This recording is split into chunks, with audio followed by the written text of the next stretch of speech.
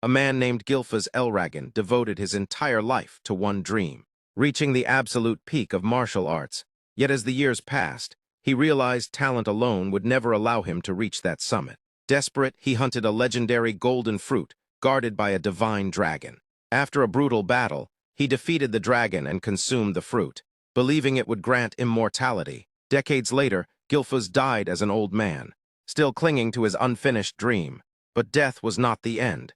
He awakened as a newborn in the same family, realizing the fruit had granted reincarnation instead. Surrounded by other infants, he witnessed maids feeding them dangerous dragon blood. When it was forced into him, he endured the unbearable power, determined to use this second life to surpass his former limits and finally reach the true peak of martial arts. Gilfas burned with fury, refusing to accept that anyone would ever look down on the name Gilfas Eldragon. As the infant reacted with such intense emotion, the maid watching over the babies questioned whether this particular child was truly any different from the others lying nearby. Meanwhile, as Gilfas drank the crimson liquid placed before him, a silent determination filled his mind. He resolved to absorb every fragment of the ancient dragon's source power contained within the blood. If he succeeded, he believed he could finally reach the ultimate peak of martial arts that had slipped through his grasp in his previous life. To his astonishment, the process was far easier than he had imagined. The power entered his body smoothly, as though it had always belonged there. To him, the outcome felt ideal. After the feeding ended, the babies were laid down again. Gilfas rested on the small bed, faint traces of the red liquid still staining his lips. Relief washed over him as he realized he had somehow managed to endure the ordeal. Looking around, he noticed that the other infants had survived as well. At that moment, he acknowledged that the instinct for survival even in newborns was not something to underestimate. His body felt unusually heavy, and the strength within him seemed extraordinary. Yet exhaustion soon claimed him, and he drifted into sleep. 7 years passed in the blink of an eye. In a training ground, a boy who appeared to be nearly 7 years old pushed his body to its limits. A heavy stone was tied to his legs as he hung upside down, repeatedly performing inverted sit-ups. He continued the motion tirelessly, eventually completing 1,000 repetitions. When he finished, he admired the strong physique he had built, convinced that the ancient dragon's blood flowing through him was the main reason for such a powerful body. That boy was none other than the former head of the Eldragon family, Gilfas himself, now reborn in this era as Sieg Eldragon. In this world, every living creature possessed something known as source power. The ancient dragon's blood that Sieg and the other babies had been forced to drink was overflowing with this energy. Any infant who managed to survive consuming it would naturally develop a body far superior to that of ordinary people.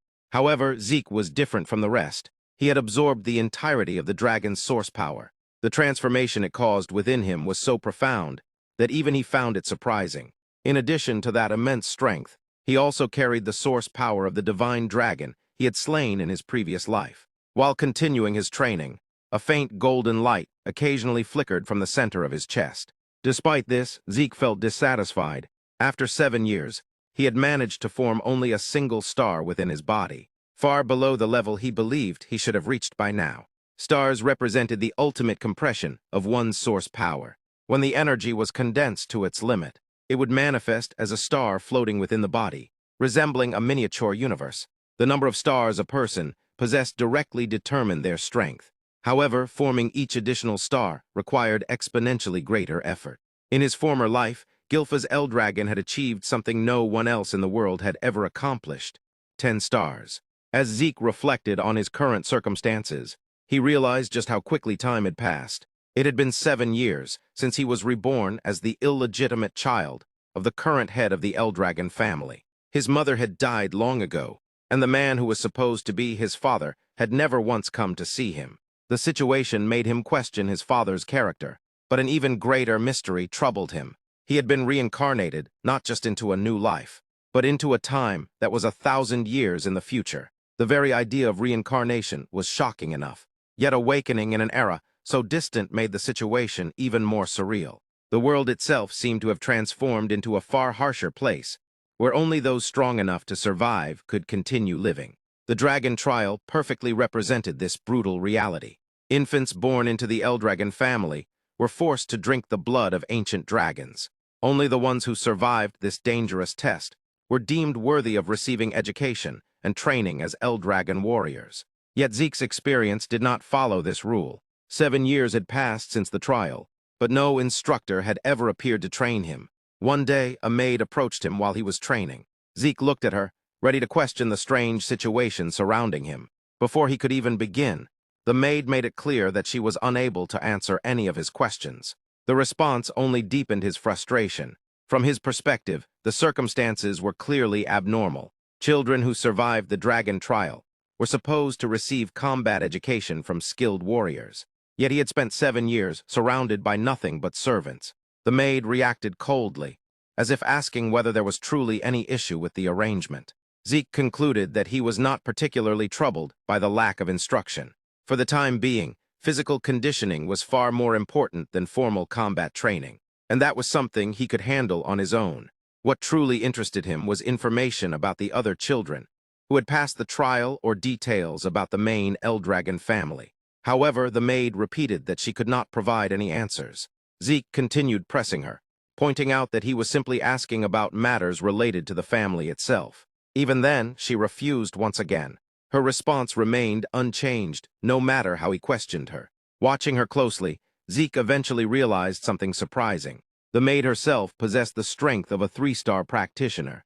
For basic combat education, someone at her level would have been more than capable of teaching him. In the end, he turned away, deciding not to dwell on it any further. Instead, he announced that he would head to the forest. Living for 7 years, with almost no meaningful interaction, was far too strange.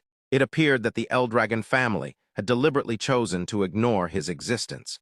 Deep within the forest, Sieg continued his training in unusual ways. One of his methods involved eating poisonous grass that grew in the area. The taste was revolting, and he could barely tolerate it, but he forced himself to swallow it anyway. To him, enduring the experience served as a form of patience training. Even during this routine, he constantly felt that someone was watching him from a hidden location. The gaze followed him wherever he went. Although it irritated him, he understood that the person observing him would never reveal themselves over something insignificant. Growing annoyed, Sieg suddenly pushed aside the surrounding bushes and released a wave of dark aura. In front of him stood an anger boar. The creature's body was surrounded by a strange black mist, something that had not existed in the world 1,000 years ago. The unfamiliar sight immediately caught Sieg's attention, making him wonder about this mysterious new phenomenon. The boar became increasingly aggressive, its body engulfed by the ominous aura as it charged directly toward him. Sieg calmly stepped aside at the last moment. As the beast passed by, he delivered a single powerful punch. The blow instantly brought the anger boar down. Observing the result, Sieg noted that even a light strike against another creature at the same 1-star level produced overwhelming power in his case. Lifting the defeated boar onto his shoulder, he reflected on how much the quality of stars influenced one's true strength. Despite his progress, the continued neglect from the Eldragon family began to weigh on him. The idea of leaving the estate and embarking on a journey crossed his mind. If he were to depart, he had already decided that his destination would be the sea. Unbeknownst to him, someone had been secretly observing everything. The hidden watcher was stunned by what he had witnessed. Sieg had manifested a star on his own, without receiving any form of training, and he had defeated an anger boar with a single strike. Even more unsettling was the fact that the boy had sensed his concealed presence.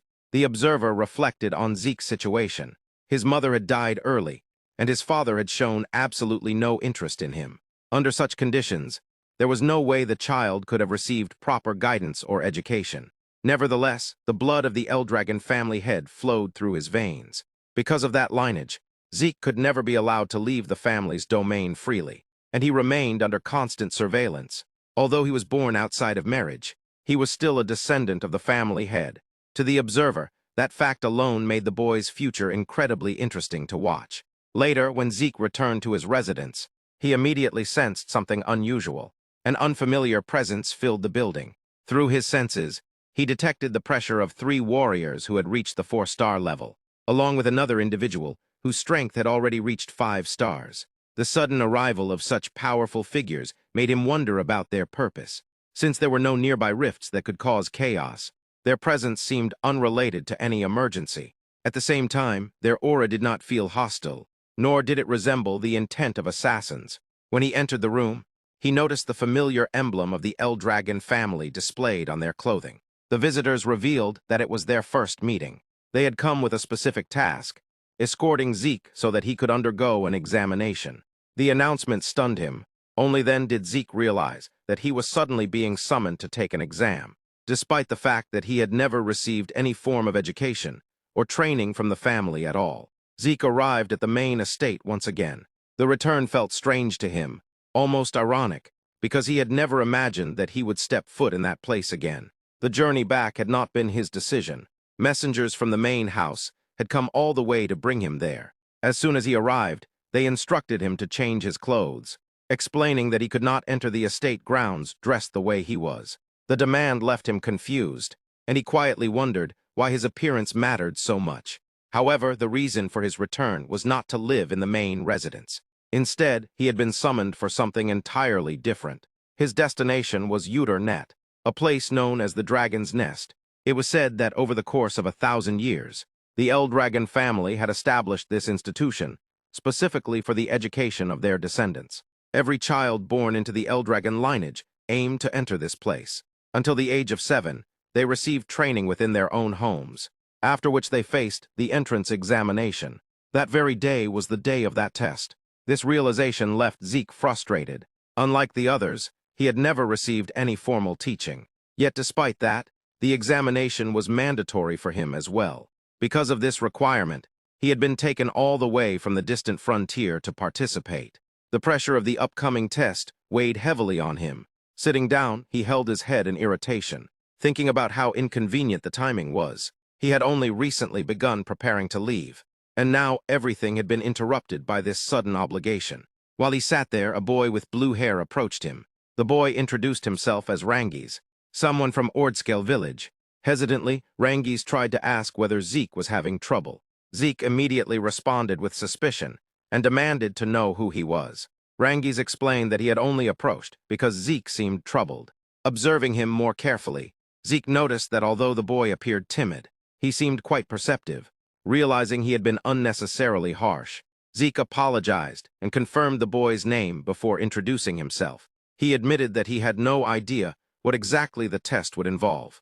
Rangis was surprised to hear that. He explained that the content of the examination did not change every year. Zeke openly admitted that he knew nothing about it at all. Since he had grown up with no proper background in the family's traditions, the details of the exam were completely unfamiliar to him. Rangis found this difficult to believe and repeated the question in disbelief. In his mind, not knowing something so important seemed incredibly reckless, and he began to worry about whether Zeke would be able to handle the situation. Trying to help, Rangis started explaining the structure of the test. However, before he could finish, someone behind them suddenly interrupted with mocking laughter. The voice called Rangis a weakling. The sudden insult startled him, causing him to freeze in place. The person responsible was Retin, another boy from the same village. Ordscale, Retin glared at Rangis and questioned why he had even come to this place. He sarcastically suggested that Rangis must have gotten lost, and advised him to go back home before he ended up getting hurt.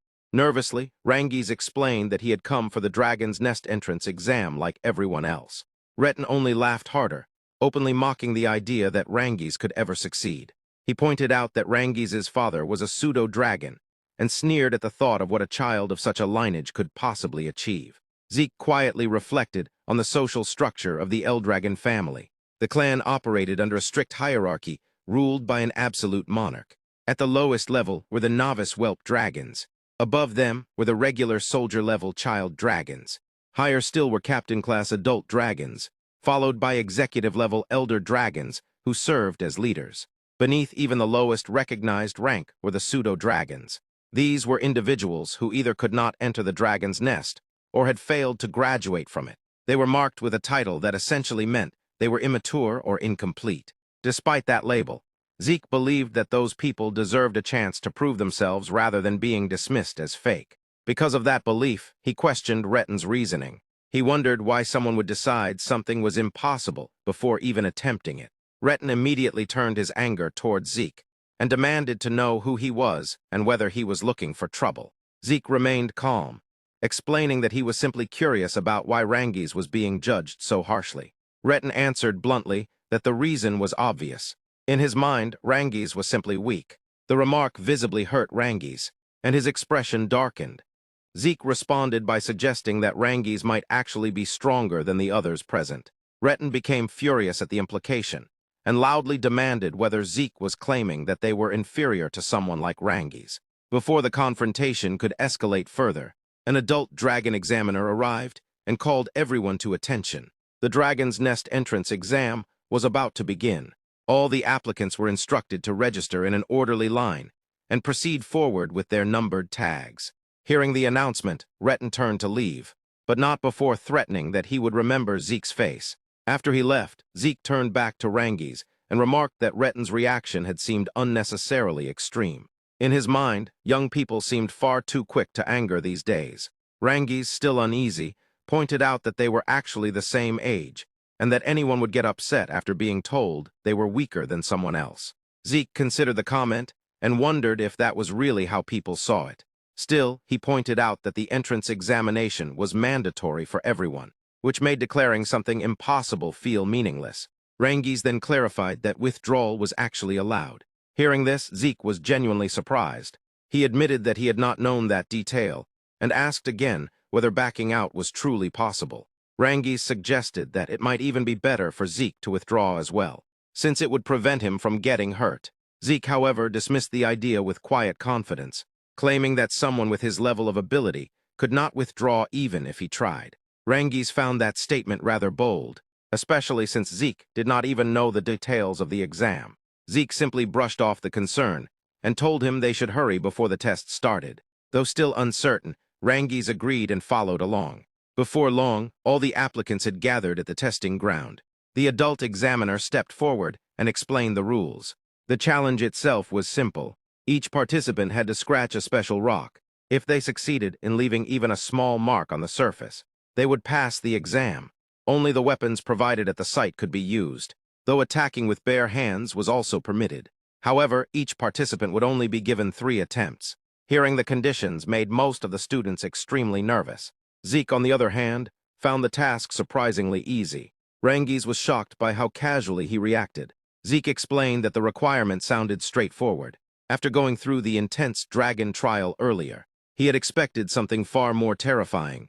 Compared to that, simply scratching a rock felt almost disappointing. The examiner signaled for the test to begin.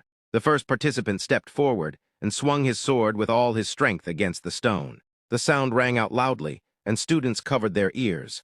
But the stone did not break. Instead, the boy's hand was cut and the sword shattered. Overcome with pain, he collapsed. The examiner announced the first attempt had failed, with 2 remaining, and asked if he would try again. But the attempt was considered abandoned. The examiner ordered it cleaned up and called the next student. Another student stepped forward. Rangis covered his ears from the noise.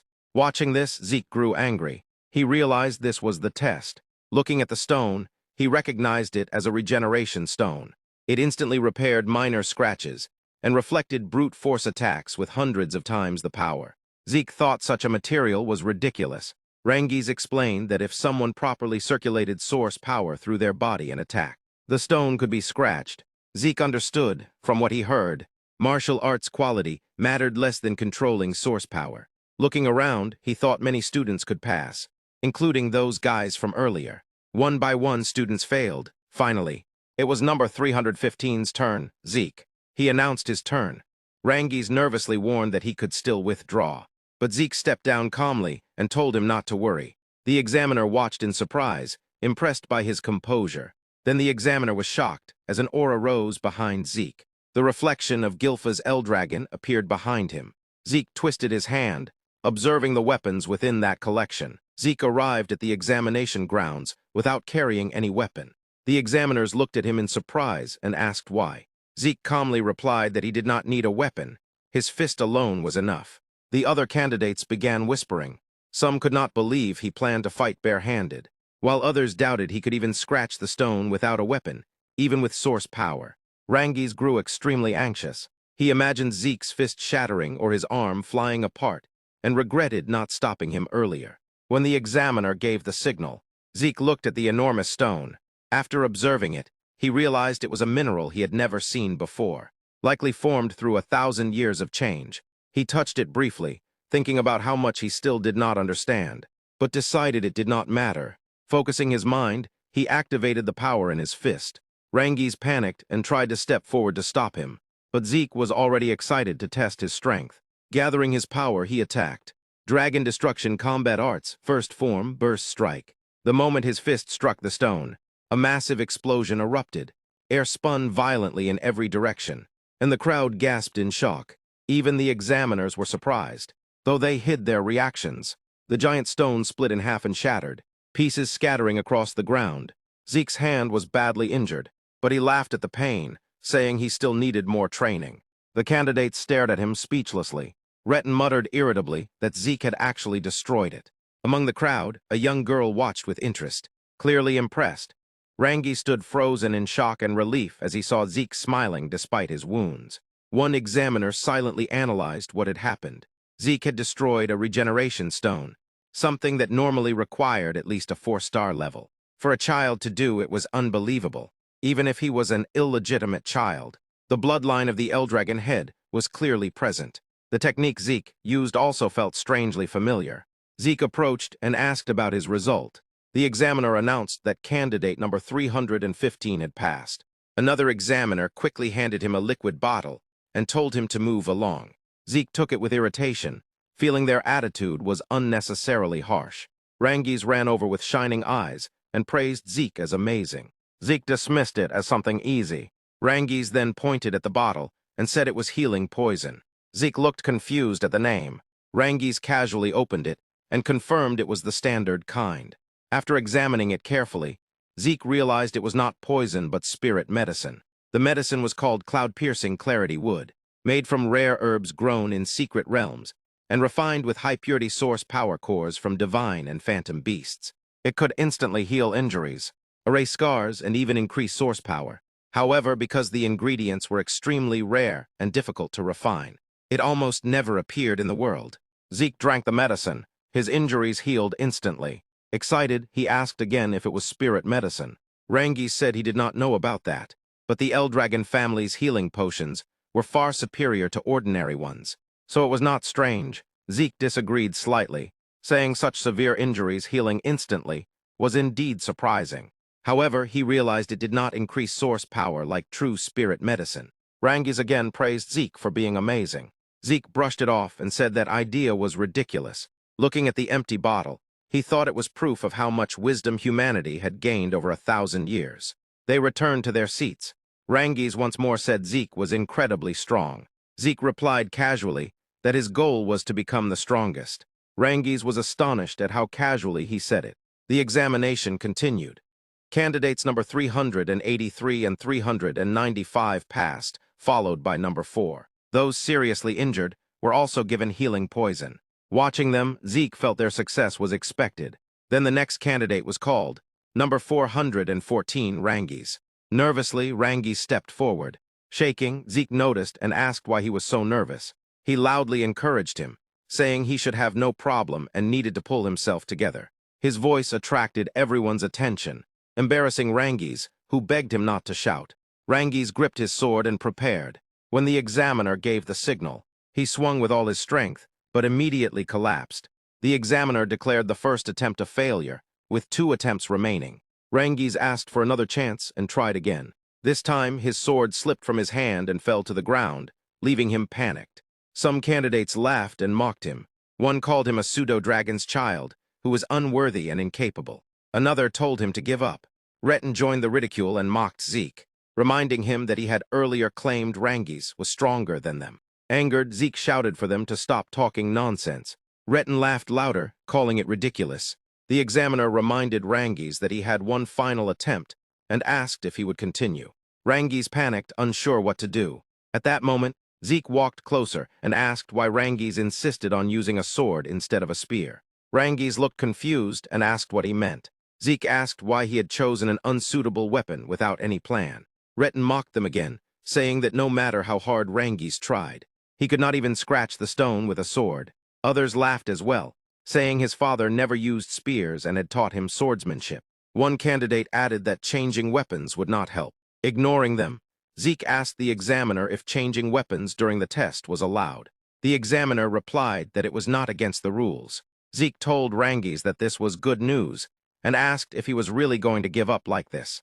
Still frightened, Rangis remembered his earlier words. Gathering his courage, he stood up and declared that he would try again, this time using a spear. The focus shifted to Rangis. His father had never been allowed into the dragon's nest and was mocked as a pseudo-dragon.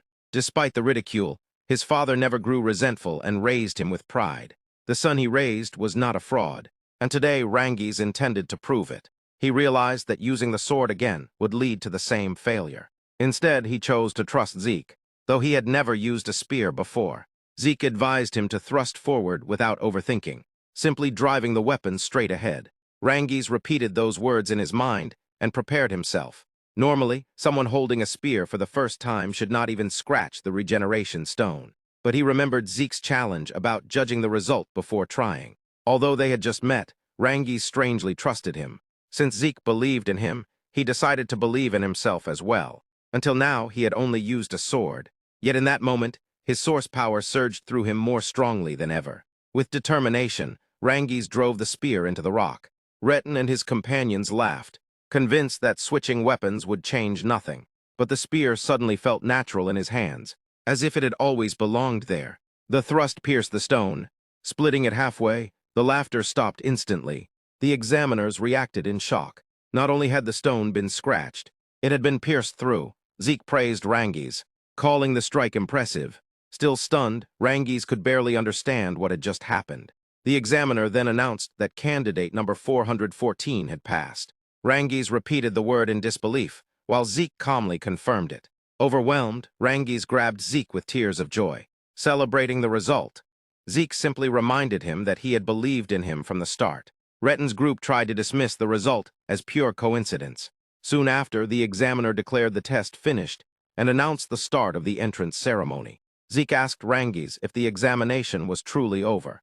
Rangis explained that more tests might follow after admission. While Zeke wondered what they would face next, the examiner announced that the leaders of the Eldragon family would now deliver congratulatory speeches. The head of the family, Sieg Eldragon, appeared before them. Zeke observed the gloomy man with curiosity, while Rangis explained that he was the family head. Zeke found his cold demeanor strange, thinking the leader could at least appear warmer. Alarmed, Rangis quickly tried to silence him and urged him to stay quiet. Baltza stood before the crowd. Zeke quietly evaluated the strength around him, several 7-star fighters, many at 6 stars, and at the center Baltza himself, who had reached 8 stars. 1,000 years ago, even the entire world had fewer than a dozen people at that level. Though unfamiliar with this era, Zeke immediately felt that he disliked him. Deep down, he recognized the man as his father. The examiners called for silence and announced Baltza's address. Baltza spoke about striving to become the flesh and blood of Eldragon. As he spoke, a dark aura spread from him. Black energy filled the area, pressing down so heavily that many students struggled to breathe. Zeke sensed the overwhelming presence. It felt as if Baltza's will alone was crushing everyone around him. He could not explain why, but an intense dislike rose within him. Beneath the power he sensed something else, deep hatred. At that moment, another man arrived, cheerful and laughing. He expressed appreciation for Baltza's words and claimed that the family head had great expectations for the students. Zeke watched him with curiosity. The man brushed aside the formal tone, saying he would leave the stiff speeches to others and simply encourage the students to keep striving forward. The examiners commented on his unusual way of speaking. He casually added that worrying about small matters would only lead to baldness. Zeke did not quite understand, but he was grateful that the oppressive atmosphere had faded. The ceremony moved on. The examiners announced that dormitory assignments would now be revealed and instructed everyone to move quickly when their names were called. Zeke wondered if everyone would stay in the same place. Rangis explained that the dragon's nest had 4 sections, and new students were assigned to the east, west, south, or north halls. Zeke nodded in understanding. Soon Zeke's name was called, number 315. He told Rangis to take care, and Rangis wished him the same.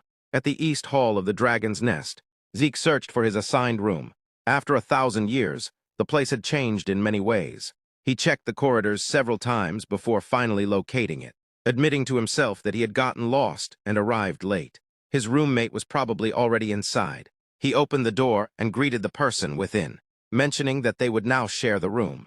But the moment their eyes met, Zeke froze in shock. Zeke immediately felt a strange sense of familiarity when he noticed his teammate. It was Rangi's. The sight brought a genuine smile to his face, and Rangi's also looked relieved. Being paired with someone familiar eased the tension both of them had been carrying. After settling down, Zeke casually wondered if there were any plans left for the day. Rangi's explained that there were none, and reminded him that training would start early the next morning. It quickly became obvious that Zeke hadn't listened to the instructor earlier, which made Rangi's sigh in frustration. Zeke admitted it without shame, while Rangi's scolded him and advised resting early before the intense training began.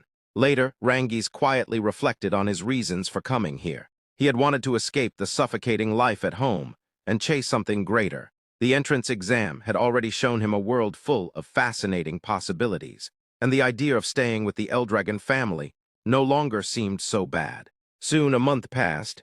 One day, the instructor gathered the trainees and introduced them to Dragon's Breath, a breathing technique created by the 15th head of the Eldragon family. It was an essential skill meant to draw in source power from the atmosphere and circulate it through the body. The hall filled with the sound of heavy breathing as the students trained while holding heavy dumbbells. Rangi struggled badly, his body trembling with exhaustion. The instructor noticed that some students were already beginning to understand the technique. Among them, Lika stood out the most, her source energy slightly overflowing as she approached the T-level. Then the instructor noticed Zeke. Unlike everyone else, Zeke was training with rocks balanced in both hands and even on his head.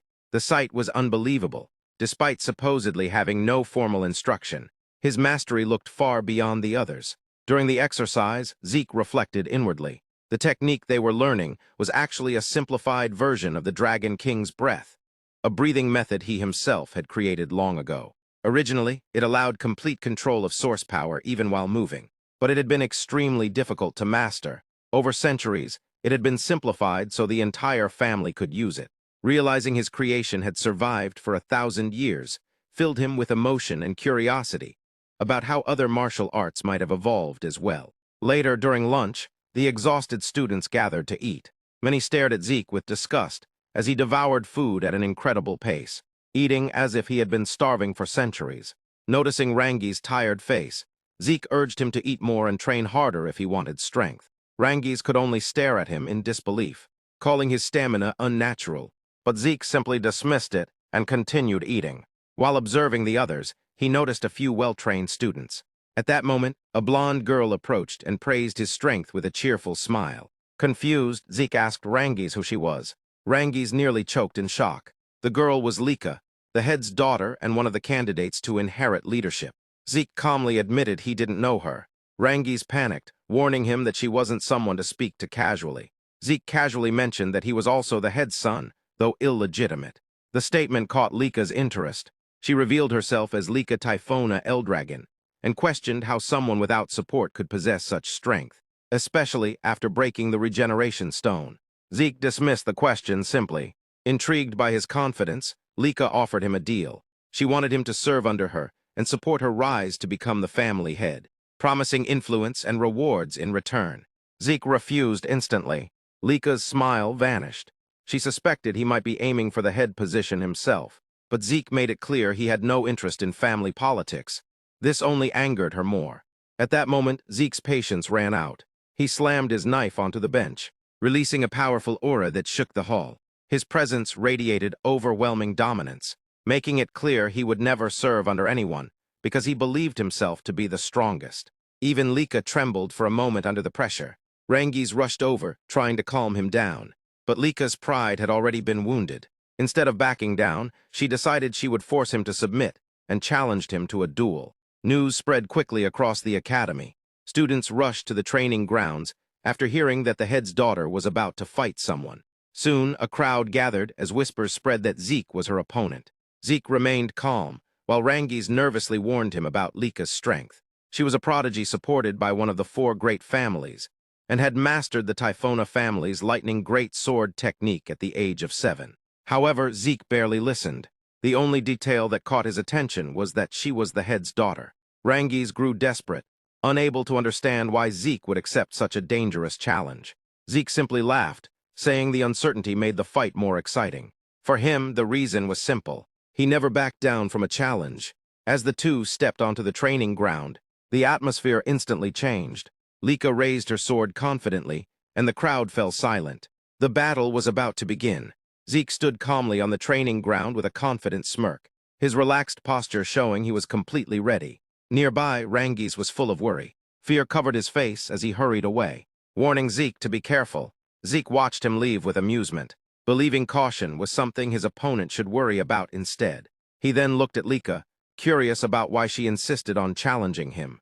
For Lika, the reason was simple. She wanted to become the future head of the Eldragon family, and to do that she needed Sieg to submit under her authority. Sieg looked irritated, unable to understand why her ambition involved him. Frustrated, Lika implied his ignorance came from being an illegitimate child. Sieg calmly replied that he might understand if someone actually explained it. Lika then clarified the situation. There were 5 candidates competing to become the next head of the Eldragon family. Except for Sieg, each candidate had support from one of the 4 powerful branch families. Their competition would decide who produced the next leader. All of them had gathered at the dragon's nest for this purpose. Lika, especially, needed more power to compete with her older brothers. Sieg realized it was simply a conflict between the branches. The complicated politics didn't interest him. Though he said he understood, it was clear he didn't truly care. Lika remained determined. As a candidate, strengthening her influence was necessary, and defeating Sieg would help achieve that. Without hesitation, she rushed forward and attacked. But Sieg moved with incredible speed. Dodging the strike easily, Lika attacked again and again, pouring more power into each swing of her weapon. Yet none of them reached him. Sieg avoided every attack effortlessly, even smiling as her frustration grew. Enraged, she pushed herself harder. The surrounding students watched in amazement. Whispers spread as they admired Lika's speed and precise control over her source power. Her attacks became faster with every moment. Many believed they were witnessing the strength expected from a branch heir. Yet Sieg remained untouched. He continued dodging, while mocking her inability to land even one hit. His words only fueled her anger. From a distance, Rangis watched in disbelief. Stunned by the difference in skill, Sieg quietly observed her movements. Her martial art was unfamiliar, and her speed was unusually high for a 1-star warrior. Furious, Lika launched another attack and demanded he stop talking. This time, Sieg clenched his fist. Power gathered around it, and with explosive force, he struck her stomach. The blow sent Lika flying backward. Blood burst from her mouth as she crashed to the ground. Shock spread across the training field. Students murmured in disbelief, wondering who this mysterious boy really was. Lika lay on the ground in pain and confusion. She couldn't understand why none of her attacks had connected. For a 1-star warrior, her speed should have been exceptional. Sieg looked down at her calmly, like a teacher observing a student. He admitted her speed was impressive compared to other 1-stars, but she was still only a 1-star. Angry, Lika argued that someone at the same level shouldn't keep up with her. Sieg simply explained that predicting attacks was easy. Breathing, eye movement, and muscle shifts revealed intentions before a strike began. With experience, everything became predictable. Reading her movements required no effort for him, a skill gained from the life he once lived as a powerful swordsman. Refusing to give up, Lika suddenly jumped back to her feet and attacked again while his attention drifted slightly. Her blade rushed toward him, but once again, the strike passed harmlessly in front of his face. Sieg calmly said he could read every movement she made. Within a second, he could already see how her next attack would come. Then he moved. His body blurred forward, and another devastating punch struck her, sending her flying across the arena.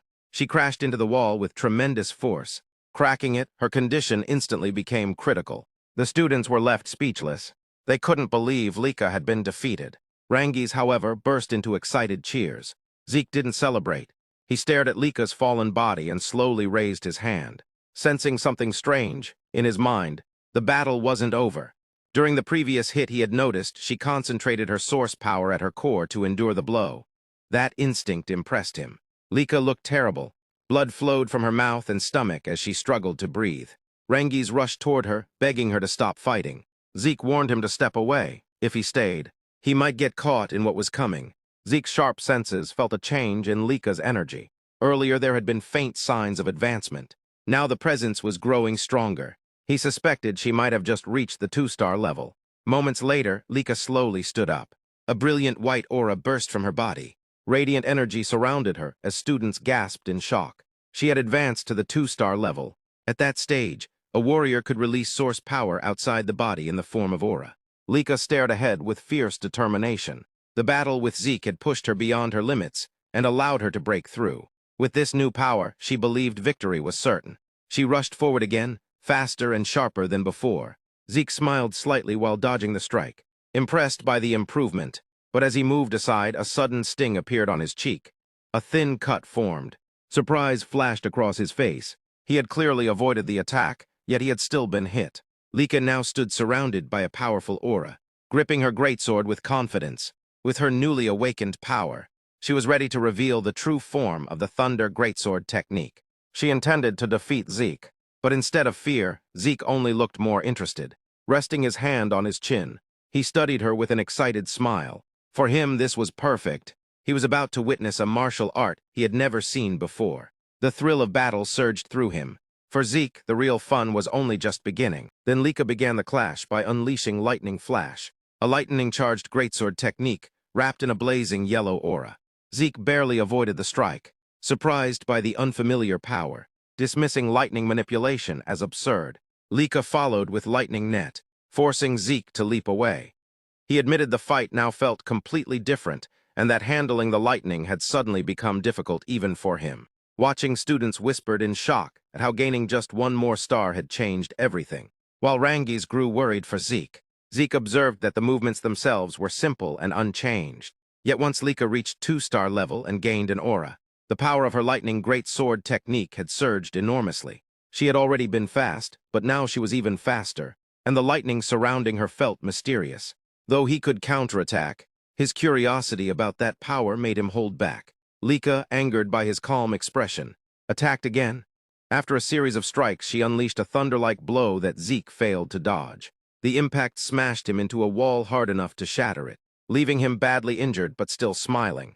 She launched another full-power lightning flash, yet Sieg avoided it and countered with a kick that cracked the ground. Rangis rushed forward, begging Lika to stop and pleading with Sieg to surrender. Lika refused, claiming stopping would insult him since he could still stand. She even offered him the chance to yield and serve under her. Sieg simply smirked, calling him a proud Eldragon even as an illegitimate child. Lika decided to end it with the Lightning Great Sword technique's first secret art, Heaven's Thunder. The strike landed, knocking Sieg unconscious. She declared the match finished and turned to leave. To everyone's shock, Sieg suddenly stood again, lightning aura spreading from his body. Lika could not believe it. Sieg casually explained that he had intentionally endured her attacks to study the power. While doing so, he continuously used Dragon King's breath, which reacted with her lightning aura. The lightning gradually accumulated inside him until he could control it himself, though he did not fully understand how. Wiping blood from his mouth, he guessed Lika possessed a rare constitution and even thanked her, saying the fight had helped him reach the 2-star level as well. Lightning crackled from his hand as he declared the battle unfinished. Lika attacked again, but Sieg now dodged easily, realizing that enhanced source power strengthened muscles and nerves. From the sidelines, Rangis watched in awe as Lika's lightning strikes no longer landed. When she angrily accused him of mocking her, Sieg insisted he truly saw her as a threat before kicking her sword away and knocking her down. Laughing, Sieg decided it was time to end the fight and announced he would create a new technique on the spot, a special form. Lika briefly wondered how he could invent techniques so easily, but her distraction cost her. Sieg warned that fighters should never lose focus, and then struck her chest with Dragon Destruction Combat Arts, special form, Lightning Peak, knocking her unconscious. Sieg declared the match over, calling it an interesting fight. Even in defeat, Lika refused to accept losing and vowed to become clan head by defeating her brothers. Acknowledging her strength, Sieg offered her his hand in friendship and suggested they spar again someday, believing their clash had been a meaningful and exciting experience. Sieg chuckled and said that he was already looking forward to it. Lika smiled as well, took Sieg's hand, and accepted his offer of friendship, admitting that Sieg was unbeatable and that the match had been her complete defeat. Then a few hours later, Balsa was deep inside a dungeon casually overwhelming monsters, using only the first form of his dragon combat arts. He wiped out wave after wave with effortless ease, moving through the dungeon as if he were taking a relaxed walk rather than fighting for survival. While he was clearing out another group of creatures, A messenger rushed in and excitedly reported that Leica had reached the 2-star rank. Balsa barely reacted, hoping to impress him. The messenger enthusiastically suggested that she might even reach 5-star before graduation. But Balsa remained completely unimpressed. In his view, talent alone meant nothing unless it produced real results, and he told the messenger not to bother reporting simple rank increases again. The messenger then hesitantly added another detail. Leica had just lost a fight. Balsa initially assumed she had been defeated by an upperclassman, but the messenger clarified that the one who beat her was Balsa's own illegitimate son, Sieg. That name finally caught Balsa's interest. He recalled Sieg's mother, a talented woman who had died before the boy was born. Now he wondered how Sieg could have grown strong enough to defeat a 2-star opponent. The messenger explained that Sieg had reached 2-star on his own, without any mentor or instructor. Hearing this, Balsa immediately decided it was time to initiate the first trial. The messenger was shocked and warned that it was too early, but Balsa dismissed the concern. In his eyes, only the strong deserved to survive, and anyone unable to pass the first trial had no future anyway. Before the messenger could argue further, Balsa issued another order to summon Freya. When the messenger questioned it in disbelief, Balsa confirmed that he wanted her personally involved. As Sieg seemed worth observing, reluctantly accepting the command, the messenger left. Once alone, Balsa allowed a faint grin to appear, clearly interested in discovering Sieg's true potential. Later at the academy's training grounds, students practiced under their instructor's guidance. While most focused on learning dragon breath techniques, Sieg trained differently, lifting enormous boulders many times his own size while maintaining controlled breathing. To him, the method was so straightforward that it seemed like something even children could understand. Langus noticed the unusual training and wondered why Sieg was not practicing with the others. Sieg calmly revealed that he had already mastered the dragon combat arts, which left Langus stunned. Doubting such a claim so early in training, Langus questioned him. To demonstrate, Sieg pointed out that Langus's ether flow was unstable. He then dropped the massive boulder from his head, moved behind Langus, and lightly tapped him while transferring a small amount of ether energy. Instantly, Langus felt the proper flow through his body and realized Sieg truly understood the technique. Grateful, he thanked him, while Sieg seemed slightly irritated at having been doubted. Langus quickly explained that his disbelief came from inexperience, since his father had been his only teacher. He acknowledged that Sieg had already defeated Leica, and assumed the dragon combat arts must feel too simple for someone at his level. Sieg disagreed. In his opinion, the art was actually refined and impressive. Though many once criticized it for being overly complex, it contained multiple powerful forms. He also mentioned that his battle with Leica had inspired him to create a new form, the technique he used to defeat her, and he was curious about how the martial art had evolved. Since there was little else for him to learn from the basics, he returned to his physical training. At that moment, Langus made an unexpected request, asking Sieg to train him. Acknowledging that the road to strength was difficult, he still wanted to pursue it seriously. To his surprise, Sieg agreed, recognizing that Langus had the right mindset. Langus was thrilled, but before he could celebrate further, another voice interrupted Leica's. Slightly nervous yet determined, she stepped forward and asked Sieg to train her as well. Losing to him had crushed her pride, but it also made her realize his strength. Now she wanted to grow stronger, not only to surpass her brothers, but eventually to overcome Sieg too. Her request caught Sieg off guard. He paused to think about it, leaving Leica anxiously waiting for his response. When Sieg didn't answer Leica's request right away, she asked if he truly had no issue training her. Rangus supported the idea, realizing that since Sieg was Balsa Eldragon's son, even as an illegitimate child, he was still technically one of the Eldragon family's successors. Sieg said he didn't mind, but questioned Leica's condition, since her injuries from their fight should have taken a month to heal. Leica explained she had used a healing potion. Rangus clarified that the basic potion from the entrance exam couldn't heal wounds that quickly, so she must have used a far stronger one reserved for the family head's daughter. Sieg was amazed by how advanced such potions were. Leica admitted she would have been bedridden without it, but what mattered was whether he would train her. Sieg agreed easily, saying he never refused someone with ambition. Leica and Rangus were surprised since they were all the same age. Sieg joked about whether Leica was comfortable learning from the person who defeated her, but she firmly stated that losing didn't matter, only becoming stronger did. If she wanted to become the next head of the Eldragon family, she couldn't afford pride. Curious about her determination, Zeke asked why the position mattered so much. Leica revealed that failure meant being forced into a political marriage, possibly even to a cousin or stranger. Zeke's expression darkened when she explained that the Eldragon bloodline was extremely valuable, causing the family to obsess over preserving its purity. A chilling aura spread from Zeke as he declared that such traditions were disgusting and swore to destroy them. The tense moment ended when several instructors arrived with a red-haired woman. An instructor announced she would personally teach them despite her busy duties. As she approached Leica instinctively jumped back, sensing danger.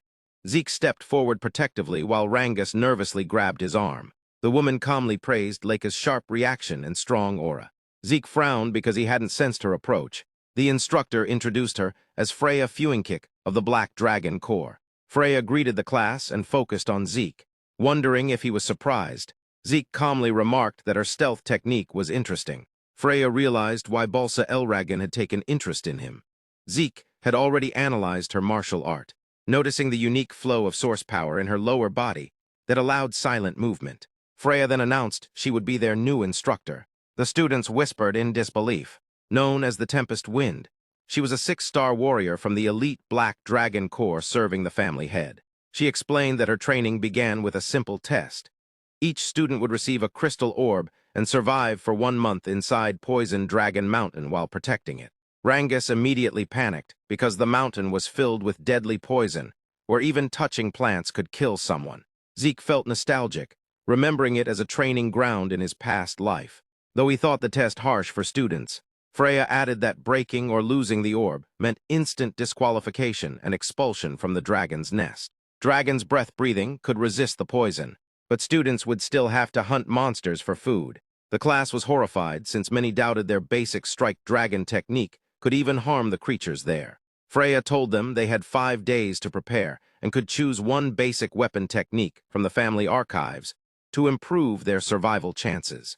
If they failed to learn it in time, she wouldn't be responsible.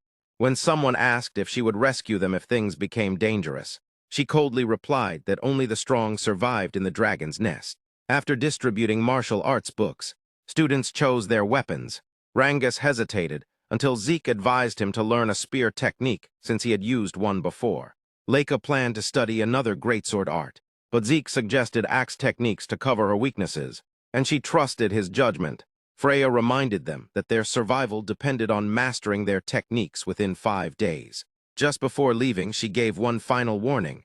During the trial, senior students 10 years older would also enter the mountain, and their task would be to hunt the younger students and steal their crystal orbs. The class was stunned. Rangus panicked at the thought of facing both poisonous monsters and stronger upperclassmen.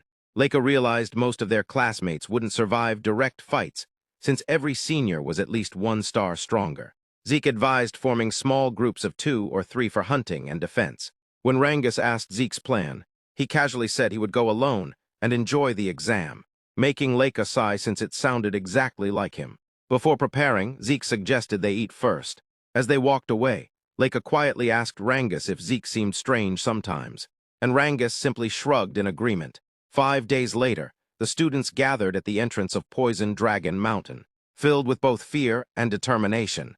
Standing before them, Freya smiled confidently and declared that the weather was perfect for the trial to begin. Agnes was, as usual, a bundle of nerves. The mere thought of teaming up with someone as fierce and formidable as Leica had his stomach doing somersaults. I mean, come on. This girl was basically royalty, and here he was, a regular Joe with no noble blood running through his veins. Did he even belong in her elite circle? But just when he thought he'd crumble under the pressure, he overheard Celine, sweet, brave Celine, chiming in that she too was joining Leica's squad. And guess what? She was just a commoner like him. Then there was Raymond, another dude in the same boat, also lacking those fancy noble ties. Leica made it crystal clear that titles were as irrelevant as yesterday's leftovers. What she cared about was raw talent, and boy, had she picked a trio with some serious potential. Feeling a surge of confidence from her unwavering belief in them, Agnes swore he'd give it his all. Celine and Raymond nodded in agreement, pledging to rise to the occasion like champions ready for battle. Then there was Zeke, the lone wolf, who decided to go it alone. But even he had to admit that Leica's team was a force to be reckoned with. He could see the incredible skill skills and boundless promise radiating from each member. And he couldn't help but admire Laika's uncanny knack for spotting talent. With a lineup like that, Zeke assured Lagnus they had nothing to sweat about. What the hell could go wrong? Freya, the overseer of this chaos, watched the students make their choices with a mix of surprise and delight. It was wild to see so many decide to band together, especially since most were still figuring out how to wield their weapons without accidentally turning themselves into a walking disaster. Once everyone got their shiny crystal orbs, Freya laid down the law. They had to survive for a whole damn month while clutching onto those orbs like their lives depended on it. Anyone who managed that would pass. But then, in a twist that had everyone's jaws dropping, she revealed the kicker. The orbs were identical, which meant they could be snatched right out of their hands. Panic spread like wildfire as the students grasped what that meant. Not only did they have to fend off the terrifying dangers lurking in the mountains, but they also had to watch their backs from each other. Freya warned them that once they stepped into the fray, senior students would be on the hunt, turning their survival test into a brutal battleground. A wave of dread washed over the recruits, especially after hearing the seniors' taunts about them barely scraping by with 1 star. What the hell were they getting themselves into? After Freya delivered her final chilling words, she dramatically signaled for the test to kick off. The students, practically tripping over themselves in their haste, bolted toward the forest like a pack of wild animals. And just before vanishing into the tangled maze of trees, Laika shot a glance back at Zeke, a silent, urgent prayer for each other's safety. Zeke, however, remained behind, as cool as a cucumber, casually watching his peers disappear into the depths of the wilderness. When Freya inquired if he wasn't going to join the chaos, he simply shrugged, saying he didn't feel that same jittery rush that had gripped the others. What the hell was up with that? Once the clearing fell silent, the head instructor couldn't help but voice his concerns about the exam's sheer insanity. I mean, come on. These students barely knew the basics and had the combat experience of a houseplant. But Freya, with her unwavering confidence, just smirked. Sure, the monsters lurking on the mountain were numerous, but weak. Like, seriously, she trusted that teamwork would be their saving grace. Yet, she casually dropped a bombshell about something peculiar she planned to unleash into the forest later, leaving the instructor's jaw practically on the floor. But she just brushed it off like it was no big deal. When the moment of truth arrived, Freya commanded the senior students to spring into action. They dashed off, practically bursting with excitement, ready to ambush the unsuspecting newcomers. Watching them scamper away, Freya couldn't help but grin to herself. Her curiosity piqued. How many of these kids would actually make it through this? Twisted Gauntlet alive? Deep within the shadowy depths of the forest, one group of seniors soon spotted a lone figure, Zeke. They figured he'd be an easy target, just standing there like a deer in headlights, and attacked without a second thought. But before that arrow could even whisper past him, Zeke caught it like it was a damn frisbee. His laughter rang through the woods, sharp and unnerving as he taunted them, claiming he'd been waiting for this moment. The seniors froze, their faces turning ghostly pale, realizing way too late that they were not the hunters. They were the prey. Zeke charged forward, his smile twisted into something straight out of a nightmare. And the game was officially on. Deep within Poison Dragon Mountain, Laika and her group were locked in a fierce battle against the mountain's monstrous creatures. After Celine skillfully brought down a massive frog-like beast, another one lunged from behind her. But before it could strike, Raymond stepped forward, shield raised high, blocking the ambush and saving her in time. With a brutal counter, he slammed the creature to the ground and drove his shield through its body, ending its life instantly. Nearby, Rangus was locked in combat with another monster, taking it down with surprising ease. Raymond looked over, satisfied by their coordination, and Laika praised their teamwork. Rangus blushed at the compliment, but froze in disbelief when he saw the mountain of corpses Laika had already piled up on her own. Celine couldn't help but admit that Laika's strength was beyond comparison, exactly as they had expected. Raymond nodded, adding that while they were struggling with a handful of monsters, Laika had already wiped out nearly all of them herself. Laika simply shrugged, saying it was natural. As a 2-star warrior, these creatures were nothing more than a warm-up to her. She added that everyone had shown huge improvement since the exam began a week ago, especially Celine and Raymond, who had both reached 1-star level. Celine thanked her sincerely, admitting they wouldn't have advanced so quickly without her help, and Raymond agreed. Rangus, however, stayed silent, staring at the ground, feeling how far behind he'd fallen. Now that both his friends had already awakened their first stars, Celine noticed the look on his face and gently reassured him that he'd get there soon too. Raymond nodded, telling him to be patient and keep working hard. Their encouragement brought a faint smile to Rangus's face. Laika then pointed out that Rangus had already defeated 3 giant frog monsters without having a star, which was no small feat. She reminded him that before the exam, he had personally trained with Zeke and perfected his spear handling, so it was only a matter of time before he awakened his own star. Touched by her words, Rangus felt a lump in his throat, struggling to hold back tears. As Laika glanced toward the sky, she noticed the sun dipping behind the peaks. Night was approaching fast. She told everyone it was time to return to base. Selene agreed immediately, warning that Poison Dragon Mountain became even more dangerous after dark. While heading back, Lika suddenly stopped mid-step. Rangus, alert, asked what was wrong, but she didn't respond. Her expression turned cold as her eyes narrowed toward the distance. Moments later, a figure emerged from the tall grass near their base. The others froze, weapons drawn. The mysterious figure stepped out with a cocky grin, weapon resting loosely at his side. Lika instantly recognized him as an upperclassman and asked if he was here to steal their crystal. The man confirmed it with a smirk, saying the current exam required upperclassmen to take crystals from first years, though he hadn't expected his first target to be Lady Lika's group. Lika warned him that he was making a mistake, saying one upperclassman stood no chance against her team. But the grin on his face only grew wider as he replied darkly, "Who said I was alone?" From the grass behind him stepped out 3 more upperclassmen, each radiating 1-star energy. Their leader sneered, saying even Lika would struggle now since her teammates were nothing but dead weight. Drawing his sword, he demanded they surrender their crystal orbs. Without hesitation, he lunged at Lika, but she easily sidestepped the strike and ordered her teammates to hold formation while she dealt with him. The battle erupted instantly. Rangus, still starless, struggled desperately to defend himself. His opponent mocked him, telling him to give up and hand over his crystal. Rangus faltered for a moment, unsure what to do, until a memory flashed through his mind, a conversation with Zeke. He had once asked Zeke how someone weaker could possibly defeat stronger enemies. Zeke's reply had been blunt, "Then you should surrender." Rangus had been stunned at the answer, but Zeke clarified. If the enemy was far beyond reach, a 3-star or higher,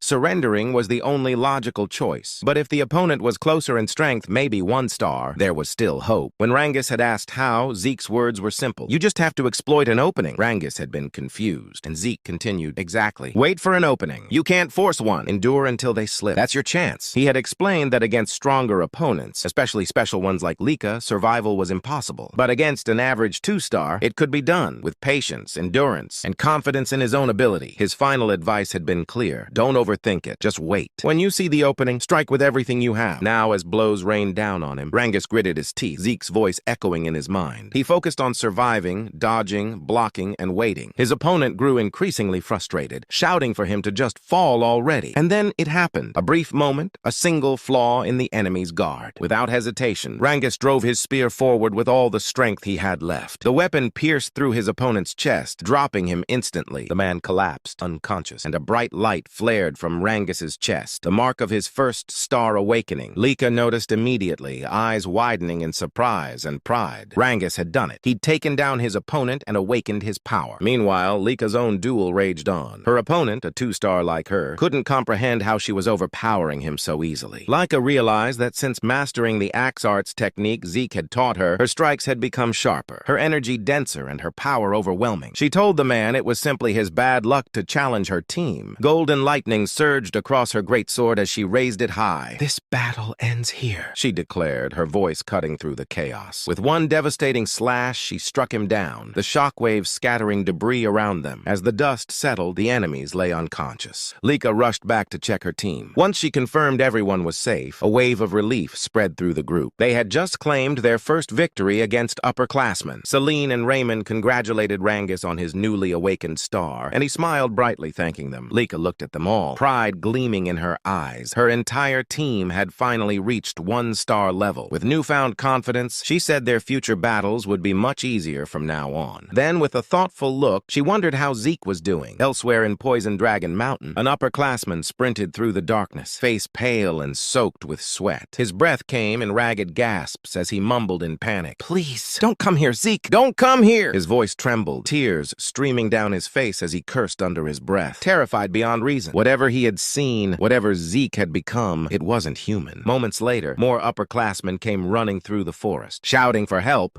praying to survive whatever monster Zeke truly was. As Zeke dragged the beaten upperclassmen across the ground, the others cursed under their breath, terrified and confused about what kind of monster he was. With the corpse of a massive snake beast dangling casually from one hand, Zeke grinned and asked mockingly what their problem was, wondering if no one else wanted to play with him anymore. The upperclassmen called him insane as they ran for their lives, panicking over how the situation had flipped so completely. The hunters had become the hunted. One of them tripped while fleeing and fell face first onto the dirt. He tried to get up, trembling, but froze when he realized Zeke was already standing in front of him. Those crimson eyes glowed faintly as Zeke sighed, saying he was getting tired of chasing him. He even stretched out a hand, calmly offering to help the guy up, only to add that once he did, they'd have to fight. The poor upperclassman's eyes went wide in pure horror, and then his body just gave up. He collapsed unconscious before Zeke could even touch him. Zeke tilted his head, genuinely confused, muttering to himself in disbelief. He looked around and wondered aloud what was wrong with everyone, why the mighty upperclassmen had suddenly become so timid. He called them pathetic, mocking how brave they'd acted earlier, only to now run like scared chickens. With a smirk, he shouted for the rest not to leave him behind, clearly enjoying every second of this twisted game. Just then, Zeke felt a faint presence nearby. Turning his head slightly, he called out to whoever was watching, asking if they wanted a better view, they could just come closer. When no one replied, he chuckled and said that since the hidden observer wasn't interfering, it must mean he wasn't doing anything wrong. With a playful grin, he announced he'd stop holding back and continue his little hunt. From the direction Zeke had been staring, a man stepped out from the shadows. It was one of the overseers observing the exam. Sweat rolled down his cheek as he whispered to himself, struggling to process what kind of creature this boy was. He had seen Zeke defeat upperclassmen who were supposed to completely outclass him. And worse, Zeke had sensed his presence despite all the concealment. Realizing how serious this was, the overseer knew he had to report everything immediately. Meanwhile, outside Poison Dragon Mountain, Freya sat at the camp when several observers arrived to give their reports. It had been a week since the exam began, and already 30% of the lower classmen had dropped out. The rest were barely adapting to the poisonous terrain and fierce beasts around them. One observer mentioned that the remaining students seemed to be managing now and probably wouldn't withdraw soon. When Freya asked about the upperclassmen, however, the observers exchanged nervous looks. Her expression hardened and she demanded they speak clearly. Finally, one of them confessed that the upperclassmen were constantly fleeing. Freya frowned, asking why they were running. There were no monsters strong enough in Poison Dragon Mountain to make them retreat. That's when one of the observers explained they weren't running from a beast. They were running from Lord Zeke. Freya blinked in surprise and asked why they would run from him of all people. Another observer took a deep breath and said that Zeke had been relentlessly hunting and attacking them. At first, they tried to fight back, but after losing repeatedly, they had no choice but to run. A second observer spoke up, his tone uneasy. He said Zeke seemed to be enjoying it, grinning while cutting them down one by one, as if it were all some grand game. To them, this wasn't training anymore. It was pure carnage. Even though Zeke was the son of the dragon family head, they said he was far from normal. He was something beyond, a true monster wearing human skin. Freya listened silently, then said in a calm but serious tone that she wasn't surprised. From the very beginning, she had sensed that Zeke was unusual. Unlike others, he chose to take the exam alone and had walked into Poison Dragon Mountain completely relaxed. That alone said everything. He hadn't planned to survive, he had planned to hunt. Remembering the cold glint in Zeke's eyes when they first met, Freya murmured that the boy truly was a monster. Just then, a low rumbling echoed in the distance. One of the observers frowned and asked what that strange sound was. Freya's lips curled into a faint smile. She said it was something she'd been waiting for. Moments later, a soldier approached, asking Lady Freya where to place the massive iron cage they had brought. She told them to leave it right there and thanked them for their effort. The observers turned to look and froze. Their eyes went wide as they saw the creature trapped inside. Some even stepped back, demanding to know if Freya was serious about releasing that thing inside the mountain. The aura alone was terrifying. It was clearly a 3-star beast, far too powerful for any student to face. But Freya only smiled, explaining that there was nothing to worry about. Adjustments had been made. The creature would only attack individuals with 2-star strength or higher. Ordinary students would be fine. When someone asked why such a dangerous beast was being added mid-exam, Freya calmly replied that it was a direct order from the dragon family head, Lord Balza himself. In her mind, however, she already knew the truth. She wanted to see Zeke's full power with her own eyes, to know whether the boy everyone called a monster could truly survive against something like that. With a sharp glint in her eyes, she ordered them to release the creature at dawn. The next morning, deep inside Poison Dragon Mountain, Rangus and his team were moving cautiously when the ground beneath them began to shake violently. Lika frowned, saying she had a really bad feeling about it. Raymond wondered if the upperclassmen had caused it somehow, but Rangus quickly dismissed the idea, saying it was probably a beast, maybe a massive anger boar. Still, Lika couldn't shake her unease, muttering that something about this tremor felt different. Then, without warning, the ground rumbled again, twice as strong. A towering tree cracked and began to fall toward them. Lika's instincts kicked in, and she yelled for everyone to move. The group leaped aside, just in time as the tree smashed, down where they had stood moments ago. When they turned around, Lika froze. Celine gasped, unable to believe what she was seeing. Rangus went pale, sweat dripping down his temples as his voice trembled. He said they had to run now, because standing before before them wasn't just any beast, it was a colossal golem, towering like a mountain, with eyes glowing like molten lava. And from that moment, everyone knew the real test inside Poison Dragon Mountain had just begun. Zeke rested atop a mound of fallen monsters and defeated upperclassmen, his posture relaxed yet restless. The examination had lost its appeal. No challengers remained willing to step forward, and even the unseen exam observers had withdrawn their presence, leaving him free to act without restraint. What should have been a tense trial had instead become dull and unfulfilling. That boredom lingered until a sudden disturbance reached his senses from beyond the opposite side of Poison Dragon Mountain. The unfamiliar aura immediately caught his attention. At first, he assumed it belonged to a two-star creature, but as he focused, the pressure of the presence revealed itself to be far greater. It was unmistakably three-star. The realization unsettled him. Poison Dragon Mountain was not supposed to harbor creatures of that level. He briefly considered the possibility that the aura belonged to some ancient being that had lived hidden within the mountain for centuries. If such a monster truly existed, none of the examinees would stand a chance against it. Even Leica, among the strongest, would be unable to face it alone. The instructors should have ensured that no such threat remained before the exam began. Yet, after a moment of reflection, another possibility surfaced. Perhaps Freya and the other instructors had deliberately allowed the three-star creature to remain as part of the examination itself. Their intentions were impossible to decipher.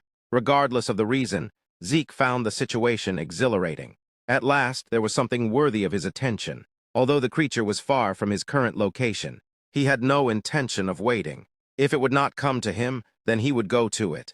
Elsewhere on Poison Dragon Mountain, a fierce battle was unfolding. Selene launched a full-force attack at the golem, blocking their path, but her strike failed to leave even the smallest mark on its hardened body. Raymond followed, slamming into the creature with his shield using all his strength, only to achieve the same futile result. Recognizing the disparity in power, Leica stepped forward and infused her attack with aura and lightning. This time, a shallow scratch appeared on the golem's arm. From that result, she immediately understood the situation. Only someone at the two-star level could damage its outer shell.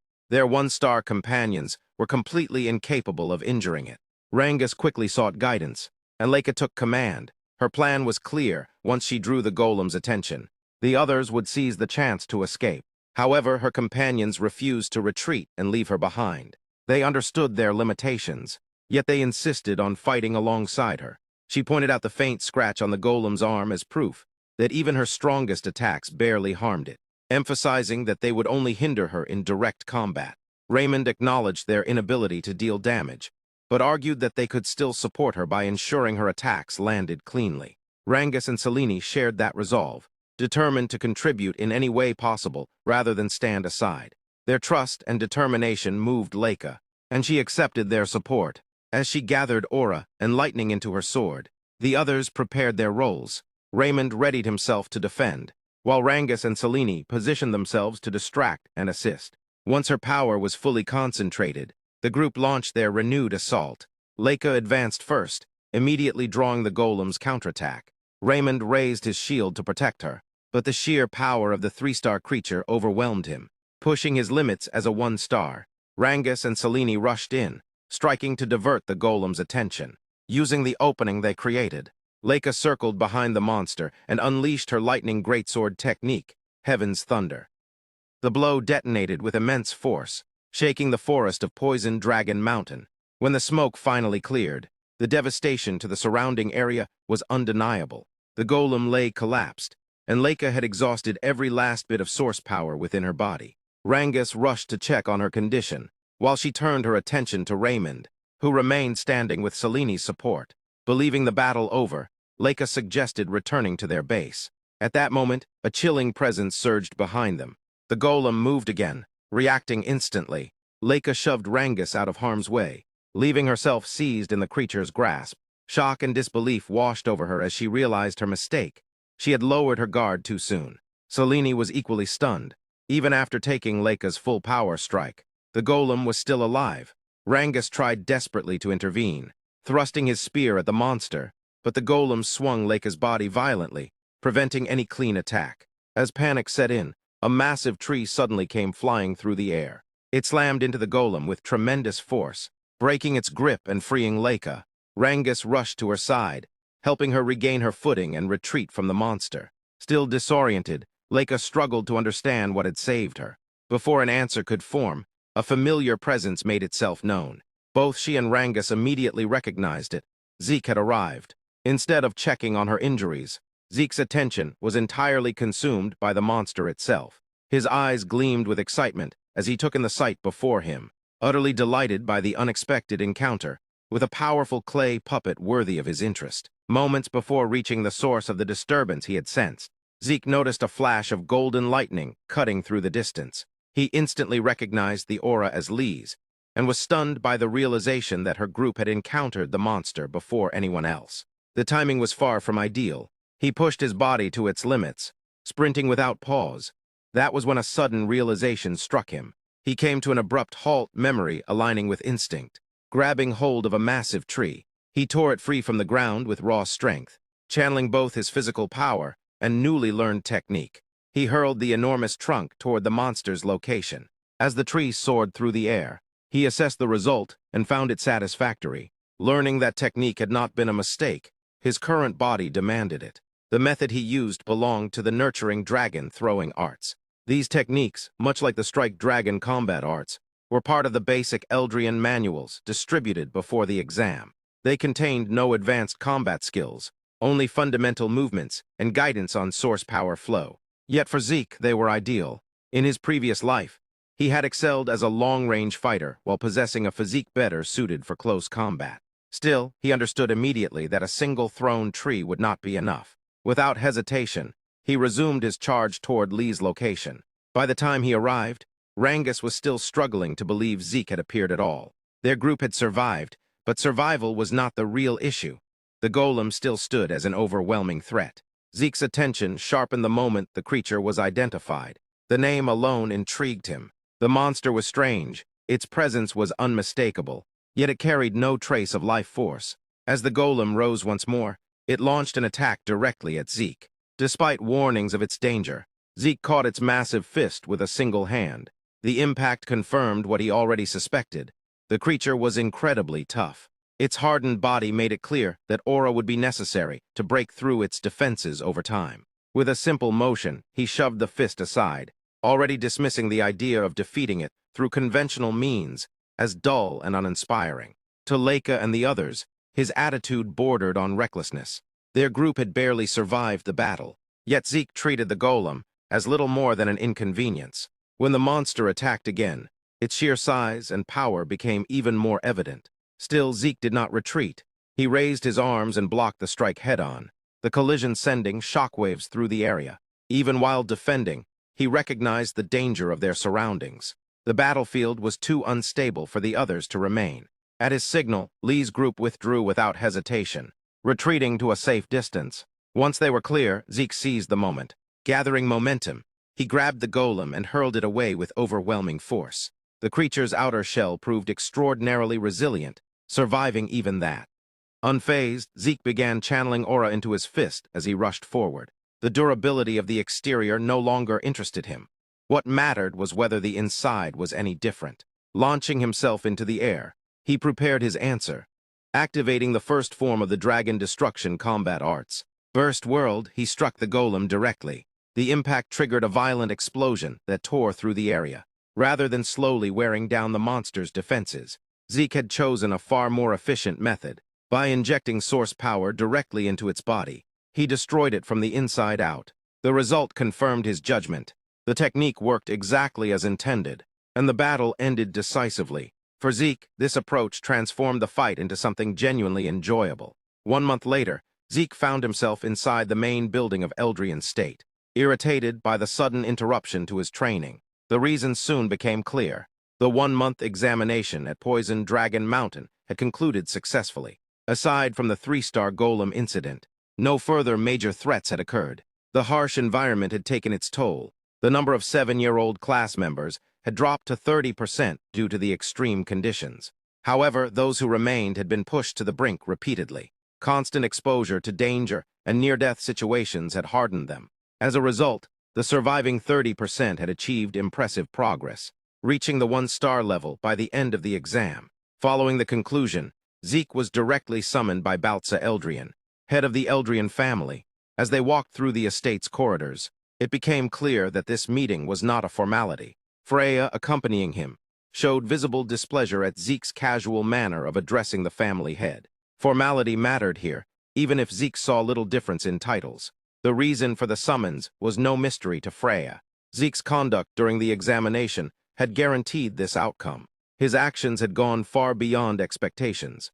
The exam's purpose had been for upperclassmen to hunt lowerclassmen and steal their crystal orbs. Instead, Zeke, a lowerclassman, had done the unthinkable. He had targeted the upperclassmen themselves. Because of him, not a single upperclassman succeeded in stealing a crystal orb. While his actions had not violated any explicit rules, they shattered every assumption the instructors held. No one ever anticipated that a lowerclassman would possess both the strength and audacity to challenge those above him. Freya could only sigh at the situation. As she turned away, one thing was clear in her mind. Before Zeke could stand before the masterhead, his attitude would need to be addressed. Once again, Freya warned Zeke about his manner of speaking, emphasizing that his attitude needed to be corrected, especially when he was in front of the masterhead. She stressed that speaking carelessly to someone of that position could have serious consequences. Zeke showed little concern for her warning, prompting Freya to explain that his reckless behavior could eventually cost him his life.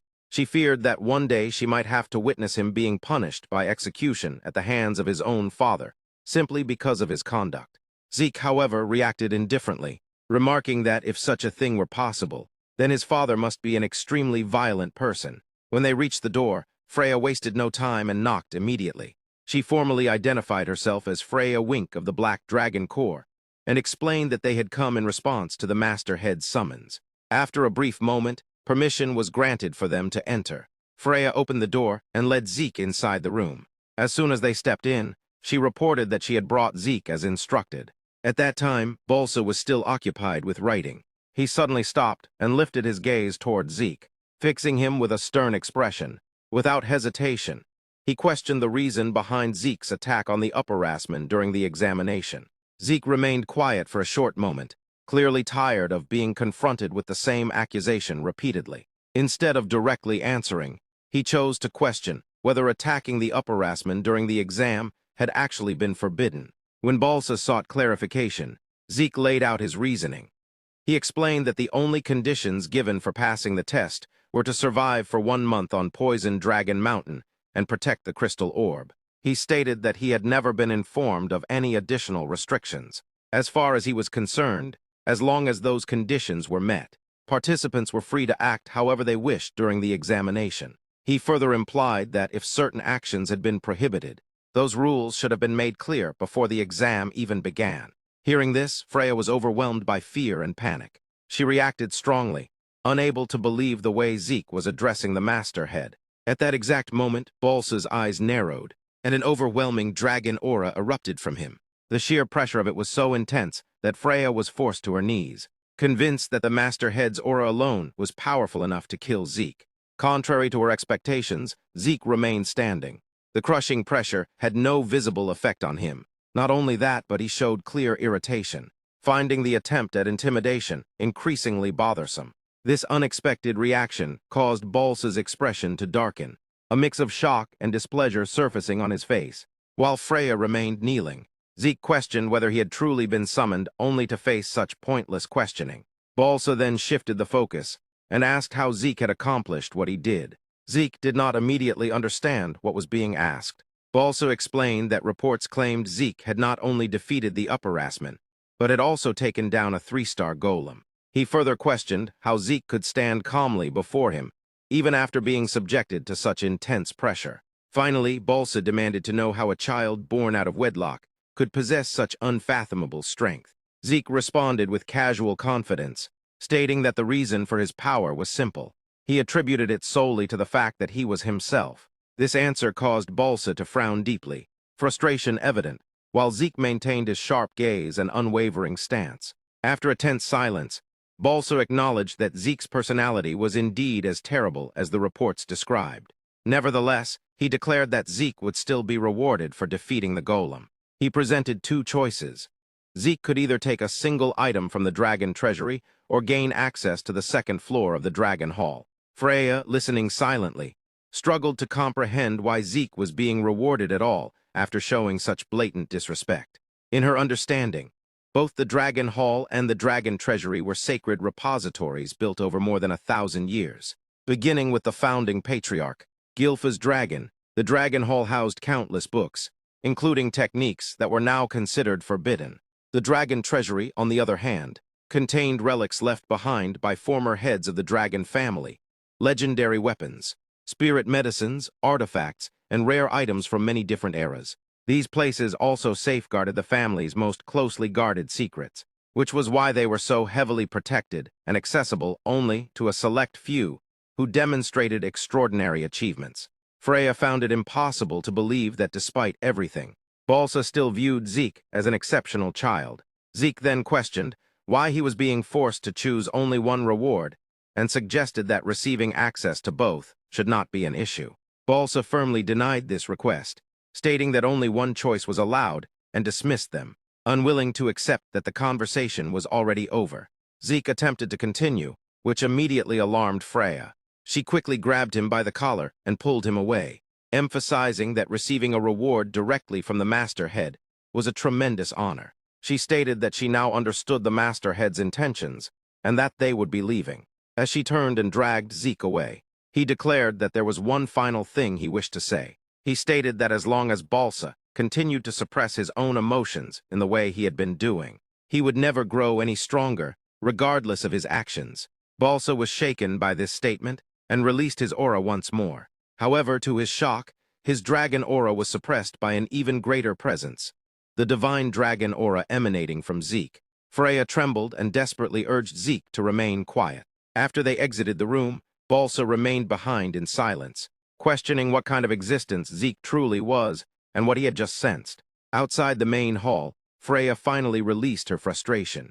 She questioned Zeke's behavior and demanded to know why he had been so disrespectful, reminding him of the warnings she had given beforehand. Zeke responded with genuine confusion, stating that he had done his best to restrain himself and behave appropriately. This only caused Freya to question whether his idea of restraint could truly be considered restraint at all. She wondered why he could speak respectfully to instructors, and even to her, yet treat the Masterhead so differently. Zeke explained that the reason was simple. Balsa was his father, and therefore the way he addressed him was naturally different. Faced with Zeke's overwhelming abilities and unconventional mindset, Freya could only conclude that he was far from an ordinary child. She questioned who he truly was. Zeke reacted as though the question itself was absurd, once again stating that he was simply Zeke. Freya was left speechless. In her understanding, all of them had consumed ancient dragon blood as infants, binding them beneath the authority of the Masterhead, who possessed the power of the Dragon King, a superior being among ancient dragons. Even Zeke should not have been capable of opposing him. This realization only deepened her confusion about Zeke's true nature. When Freya fell silent, Zeke asked if something was wrong. She denied it outwardly, but inwardly resolved to investigate Zeke's birth records thoroughly. She then brought up the matter of his reward once more, reminding him that he could either enter the Dragon Hall up to the second floor or choose a single item from the Dragon Treasury. Only one option was allowed. Zeke once again asked if he could have both and was denied. Left with no alternative, he chose the Dragon Hall, valuing knowledge above material rewards. He reasoned that he lacked understanding of the current era and wanted to learn about the medicines, tools, and advancements developed over the past 1,000 years. At that moment, Rangus arrived, visibly astonished that they had been granted access to the Dragon Hall of the Dragon family. When Zeke asked about his reaction, Rangus confirmed his excitement. He believed that the combat arts he had already learned were incredible, and the chance to access even greater martial knowledge was beyond his expectations. He found it hard to believe that such rewards were granted simply for passing the exam. Soon after, Leica arrived, equally excited. She wondered how much knowledge she could absorb before the time limit expired, and resolved to read with everything she had. When Zeke asked about the duration of their stay, she explained that although they could only access the first floor, the rules were similar to the higher levels. Each person was allowed to borrow one book, but they could read as many others as they wanted as long as their time had not run out. Proper time management would be critical, Zeke acknowledged this calmly. Leica then mentioned hearing about Zeke's reward choice and expressed surprise that he had chosen the Dragon Hall over the Dragon Treasury. As she had expected the opposite, Zeke explained that while he had considered the treasury, knowledge was more important to him at this stage. Leica added that the second floor contained significantly rarer and more advanced books, particularly in martial arts, and that the gap in quality between floors was immense. Even so, she confidently believed that her lightning great sword technique remained unmatched. Zeke, however, seemed far more focused on the Dragon Hall itself, barely reacting to her words. This prompted her to question whether he was even listening. When they finally reached the Dragon Hall, the Guardian announced that they would be granted 5 hours inside. They were instructed to remain silent and use their time wisely. Zeke briefly wondered whether 5 hours was considered long or short. Leica reassured him that it was extremely generous compared to others who were only allowed 2 or 3 hours. She suggested that their first priority should be deciding which book to borrow, after which they should spend the remaining time reading as many others as possible. Rangus mentioned that he had heard of geniuses capable of reading multiple books at once, though his own goal was simply to find a martial arts technique that suited him before time ran out. As they stepped inside the Dragon Hall, Zeke remarked that finding suitable books to borrow would likely be difficult. Rangus and Celine were still in disbelief, overwhelmed by the reality of standing inside the legendary hall. Zeke, however, was struck by the sheer number of books before him, far exceeding his expectations. A rare smile appeared on his face as excitement surged within him, eager to discover whether the knowledge contained within might hold something capable of surprising even him. Not long after the protagonist finished selecting and reading several of the books that caught his interest, he experienced a shock so intense that it felt as though lightning had struck his mind. Surrounded by towering stacks of books piled in front of him and scattered at his sides, Zeke stared blankly, struggling to accept the information he had just uncovered. The concepts of rifts, chaos, and magic were far beyond anything he had anticipated. The sheer volume of unfamiliar knowledge overwhelmed his thoughts, making it impossible for him to process everything at once. Eventually, mental exhaustion forced him to collapse onto the floor beside the books he had already finished. As he lay there, he reflected on how terrifying the last 1,000 years truly were. More than anything else, he could not believe how drastically the world had changed in such a short span of time. The most unsettling revelation was that their world was no longer isolated. It was now connected to another realm through mysterious rifts. According to the records he had read, the first tear in the dimensional wall had appeared 900 years ago. Beyond that rupture lay a chaotic land that later became known as the Chaos Realm. Within it roamed monstrous beings called chaos creatures, existing freely without restraint. However, monsters were not the only inhabitants of that world. Humans also lived there, individuals who wielded an extraordinary form of power known as source power, and who constantly fought against the chaos threatening their realm. When the Eldragon family learned of these people and their struggle, they formed an alliance with them to resist the chaos. Through countless battles and the bonds forged in war, 4 exceptionally powerful female warriors from the other world eventually married into the dragon family. These women, Tyona, Fafnir, Levias, and Bahamut, later became the founders of the 4 great Eldarin branch families that continued to exist in the present era. Zeke's thoughts gradually shifted from the past to his own experiences. His mind returned to the anger boar he had slain in the forest, the one shrouded in an unnatural black mist. He also recalled the lightning aura he had recently witnessed emanating from Lee. For the first time, he admitted to himself that he truly understood none of these phenomena. Both the strange black mist and Lee's lightning aura originated from the other world, far beyond the scope of his current knowledge. Among all these revelations, one subject captivated him more than anything else: magic. To Zeke, magic felt less like mysticism and more like a highly advanced form of technology introduced by beings from another world. Excitement sparkled in his eyes as he began searching for books related to magic, wondering where such volumes might be located. Given the usual organization, he expected them to be placed near the historical records. Yet no matter how thoroughly he searched, he could not find a single book that taught magic directly. Before he could dwell on this mystery further, a sudden warning echoed through the Dragon Hall, instructing him to remain silent. Startled, Zeke turned around and noticed a faint golden aura lingering in the darker regions of the hall. Immediately, confusion set in. He had clearly heard a voice, yet he sensed no presence nearby. This raised a new question: Had that truly been a voice? Or was it a form of magic capable of transmitting sound without revealing its source? Looking up toward the ceiling of the Dragon Hall, Zeke confirmed that he could still sense nothing aside from the faint source power he had noticed earlier. Then, without warning, the books before him began to move. One by one, they lifted into the air. Shock coursed through him as he watched the impossible unfold. Yet that surprise quickly transformed into fascination when realization dawned on him. The books were being manipulated through threads of source power. His excitement surged at the discovery of such a technique. However, the same warning rang out once more. Urging silence, unable to contain himself, Zeke reached out and grabbed one of the floating books midair. Completely captivated by what he was witnessing, he demanded that the one behind this technique reveal themselves properly. Despite this, the cloaked figure seated on the upper floor of the Dragon Hall remained motionless and silent. In the next moment, those same source power threads were activated again. Zeke froze instantly as he realized his entire body had been bound. Before he could react, he was violently hurled down toward the first floor. Just as suddenly, he was thrown out through the doors of the Dragon Hall. His time inside declared over. Zeke tumbled across the ground outside before stabilizing himself and landing properly. Even as he recovered, his thoughts were consumed by the discovery he had just made, another phenomenon he could not yet comprehend. As he stood, he found himself uncertain whether he felt anger or exhilaration. The technique he had witnessed fascinated him deeply, and he longed to understand how source power threads were used in such a refined manner. Before he could pursue that thought any further, Rangus arrived, clearly confused by the scene before him. Shortly after, Leica followed, equally bewildered, wondering what Zeke could have done inside the Dragon Hall to be forcibly expelled. Zeke brushed it off simply, explaining that he had become overly excited. He then asked how their own time inside had gone, and whether they had found the books and techniques they were seeking.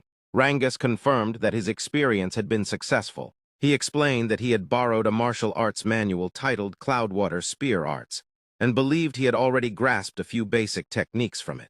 Selene also shared that she had learned some techniques, and had borrowed a sword manual called Windflower Sword Arts. Reynold added that he had studied the Dragon-style Guardian Sword Arts, and had chosen a book focused specifically on Guardian Shield Arts. Zeke greeted them awkwardly, concealing his inner shock. In his past life, every technique they mentioned had been something he had created casually, merely as personal experiments or pastimes. When he asked about Leica's choice, she responded enthusiastically, explaining that she had selected the Heavywave Great Sword Arts. This technique had originally been created by the first Dragon Patriarch, Gilfas Eldragon, and had since been revised and refined by the 15th family head. She also mentioned that her own family possessed hereditary martial arts, allowing her to use the book for research purposes. Zeke fell into silence once more. He reflected on how yet another one of his techniques had been revised by the 15th family head. Just like his Dragon's Breath and Strike Dragon combat arts, he recalled seeing numerous books in the Dragon Hall that were related to techniques he had once created, most of them now accompanied by improved versions placed neatly beside the originals. The more he thought about it, the more intriguing the 15th family head became. As Zeke glanced back at the Dragon Hall, he realized how wrong his initial expectations had been. He had assumed that the experience would quickly become dull. Instead, he now found himself eagerly anticipating the next opportunity to return. 5 years later, Lee walked quietly through a hallway before suddenly stopping. She wondered where Zeke and Rangus had gone. At that moment, several classmates appeared and greeted her respectfully, informing her that Lord Zeke and the others were currently at the training grounds, engaged in practice. Muttering to herself, Lee Typhona thanked them and continued on her way. Now 12 years old, she soon arrived at the training grounds. There she immediately spotted Rangus, Reeld and Selene, all preparing to launch an attack toward the protagonist, Zeke, who was also 12 years old by that time. At the same time, within Balsa's office, a report arrived concerning the emergence of a special rift. After questioning the reliability of the information, Balsa received immediate confirmation. The report had been delivered by Ain, the captain of the Black Dragon Corps. According to the results of their investigation, there was an estimated 80% probability that water-based magic existed within the newly discovered rift. Balsa reacted with visible concern. The location where the rift had appeared was exceptionally problematic, and he questioned why, out of every place within their territory, it had manifested in such a troublesome region. Despite his misgivings, the rift could not be ignored. The possibility that it contained magic water was simply too important. Balsa reflected on the nature of magic water. Anyone who consumed it gained a special constitution that allowed them to convert source power into an entirely different force, known as mana, effectively turning them into a mage. The introduction of mana-based magic had drastically altered the world, creating new techniques while also igniting fierce territorial conflicts over the sources of magic water, known as magic springs. In the current age, the number of mages directly determined a noble house's military strength. Unfortunately for Eldragon, not a single magic spring existed within its territory. For the Eldragon family, which possessed no natural access to magic water, there was only one method of obtaining it: conquering special rifts. Even now, the number of Eldragon mages remained extremely low, including Balsa himself. All of them were seasoned veterans who had acquired magic water through dangerous special rift conquests. Despite this, they were still vastly outnumbered by rival houses that controlled magic springs.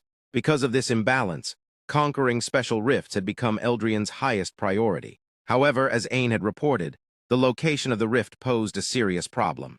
The abundant dragon forest, where it had appeared, was notoriously difficult to manage. A minor border conflict had already occurred in the surrounding region just days earlier. The forest itself was a massive woodland that lay mostly within dragon territory, but portions of it extended into the lands of another house. Those who claimed broader ownership of the forest and referred to it as the Great Abundant Forest were the Kerberos family. Ain pointed out that while the rift itself was clearly within Eldragon lands, the special domain formed around it could easily spread into Kerberos territory due to its scale and placement. Given the nature of that family, it was highly likely they would swarm toward the rift the moment they detected it. Balsa acknowledged that the Kerberos family's instincts were sharp and that they would inevitably sense the rift's presence.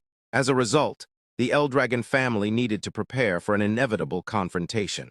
Because it was a special rift, both sides would be limited in how they could act, but speed would be crucial.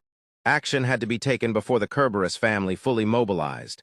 With his decision made, Balsa immediately instructed Ain to notify all dragon nests at once. He also declared that a selection exam would be held as soon as possible. Meanwhile, at the training grounds, Laker observed that Rangus and the others never held back when training against Zeke.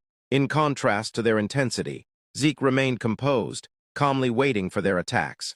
When the three launched a coordinated assault from different directions, Zeke's expression hardened as he reinforced his body and accepted all of their strikes at once. Rangus's spear struck Zeke with such force that its sharp tip pressed into his cheek. Despite this, Zeke calmly evaluated their teamwork, noting that their coordination was solid. However, he pointed out that Rangus was applying excessive force, which undermined the true effectiveness of spear techniques. At the time, Rangus was 11 years old. Zeke then turned his attention to Celine, who was 12. He observed that she relied too heavily on speed and the sheer number of strikes, sacrificing weight and impact in the process. According to him, she needed to find a better balance. As for Raymond, also 12, Zeke acknowledged that his movements and shield usage were correct and well-structured. Even so, Zeke concluded that all of them were still far too passive and needed to grow more accustomed to attacking with intent. Once again, he urged them to attack him. As Rangus charged forward yet again, Leica commented that witnessing their training was still completely unbelievable. From her perspective, Zeke allowing himself to be struck directly, without even using source power to defend himself, was pure madness. Zeke, however, treated it as nothing more than proper training. He demonstrated the results of his conditioning by flexing his muscles beneath his shirt, emphasizing that his body had become exceptionally resilient even without the aid of source power. Leica complained that Zeke should at least have the others stop attacking while they were talking. However, at that very moment, Rangus delivered a powerful spear strike from behind. He emphasized that this attack would demonstrate just how abnormal Zeke's physical defense truly was. Leica could only shut her eyes and clutch her head, concluding that every one of them was abnormal. Zeke refused to use any defensive techniques, while Rangus and the others continued attacking him with full force. Raymond then wondered how Zeke could possess such extraordinary defense without relying on source power at all. Celine added that it was far too mysterious to be explained by a normal human body. Leica immediately rejected the idea of comparing Zeke to humans, stating that he was nothing like them. She then revealed that seniors had given Zeke a particular nickname, He was known as the demon child of the Eastern Hall. At that moment, Lee arrived to observe them and considered joining the training. While she was willing to train, her arrival prompted Zeke to question the nature of the title that had just been mentioned, and whether it was meant as an insult. He also asked whether Leica had come with something specific to say. Leica then explained that it seemed they would soon encounter children from other dragon nests. Far sooner than expected, Rangus reacted with visible shock, while Raymond remarked that he had anticipated such a meeting eventually, though not so soon. To him, it felt like the moment they would finally meet those rivals had arrived. When Selene questioned whether this was related to an upcoming test, Lee admitted that even she did not know the details. Zeke then asked how Lee had learned about such information. She explained that she had simply observed the instructors, their conversations, movements, and behavior. Zeke admitted that he had never paid attention to such things. Unlike Lee, who was known for closely following rumors and subtle signs, Leica responded that regardless of how the information was obtained, they needed to remain cautious. The West Hall possessed a particular individual they needed to watch out for, one of the candidates for the next head position, alongside herself and Zeke. Zeke reacted with interest, finding the situation more entertaining than concerning. A few days later, the students of the East Dragon's Nest gathered in the arena. Among them were several students who were being introduced for the first time. Zeke noticed that everyone had been assembled together, without any separation by grade. Leica confirmed his observation and reminded him that, just as she had predicted, they would soon be meeting students from other dragon nests. Before long, the arena fell silent as Freya arrived. She immediately brought the students to order. Once they were lined up before her, Freya announced that in 3 days' time, they would be fighting against the children of the other dragon nests. Once again, Freya made a major announcement. 3 days later, the students would face opponents from the other dragon nests, commonly referred to as the Dragon Halls. The moment her words settled, unease spread through the crowd. Many students were stunned by the news, as confrontations between different dragon halls were traditionally reserved for graduation-level trials. The sudden timing left them confused and speculating about the true purpose behind such an event. Freya acknowledged their doubts, explaining that there were multiple reasons for organizing these matches, though she made it clear that the details could not yet be revealed. Before concluding, she added one final piece of information that instantly ignited excitement throughout the hall. Those who emerged victorious would be granted a special mission. Upon hearing this, Zeke's interest was immediately piqued. He began to wonder what kind of opportunity could justify such a competition, and the situation quickly became more intriguing in his mind. Freya then clarified the structure of the matches. They would follow an elimination format, with 7 representatives chosen from each of the 4 halls, East, West, South, and North.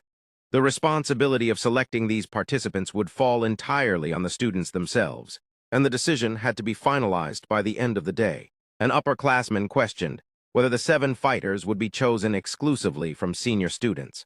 Rather than answering directly, Freya pointed out that every student in the hall had been gathered for a reason. She then confirmed that participants would be selected from all grades. This revelation visibly shocked several upperclassmen, who immediately began doubting the usefulness of involving lowerclassmen. In their view, the younger students were far too weak to compete against fighters from other dragon halls, let alone stand on equal footing with upperclassmen. Unbothered by their reactions, Freya bluntly stated that she did not care how the selection was handled, and instructed them to resolve everything among themselves before leaving. As soon as she departed, tension erupted. Rick, an upperclassman, forcefully took control of the discussion and declared that the 7 representatives would come solely from the upperclassmen. He challenged the lowerclassmen to oppose his decision if they dared. Lee immediately objected, arguing that lowerclassmen had just as much right to participate. She insisted that excluding them outright was unreasonable. Rick responded with clear disdain, dismissing her stance as a misunderstanding. From his perspective, the only factor that mattered was combat ability. He further implied that bloodline prestige held no value in a true contest of strength. In response, Leica stepped forward, releasing her aura without restraint. As her 3-star level became evident, the atmosphere shifted instantly. She questioned whether ability was truly the basis of Rick's argument. The upperclassmen were visibly shaken, as many had believed rumors claiming she had only reached 2 stars. The revelation left them struggling to comprehend how quickly she had advanced.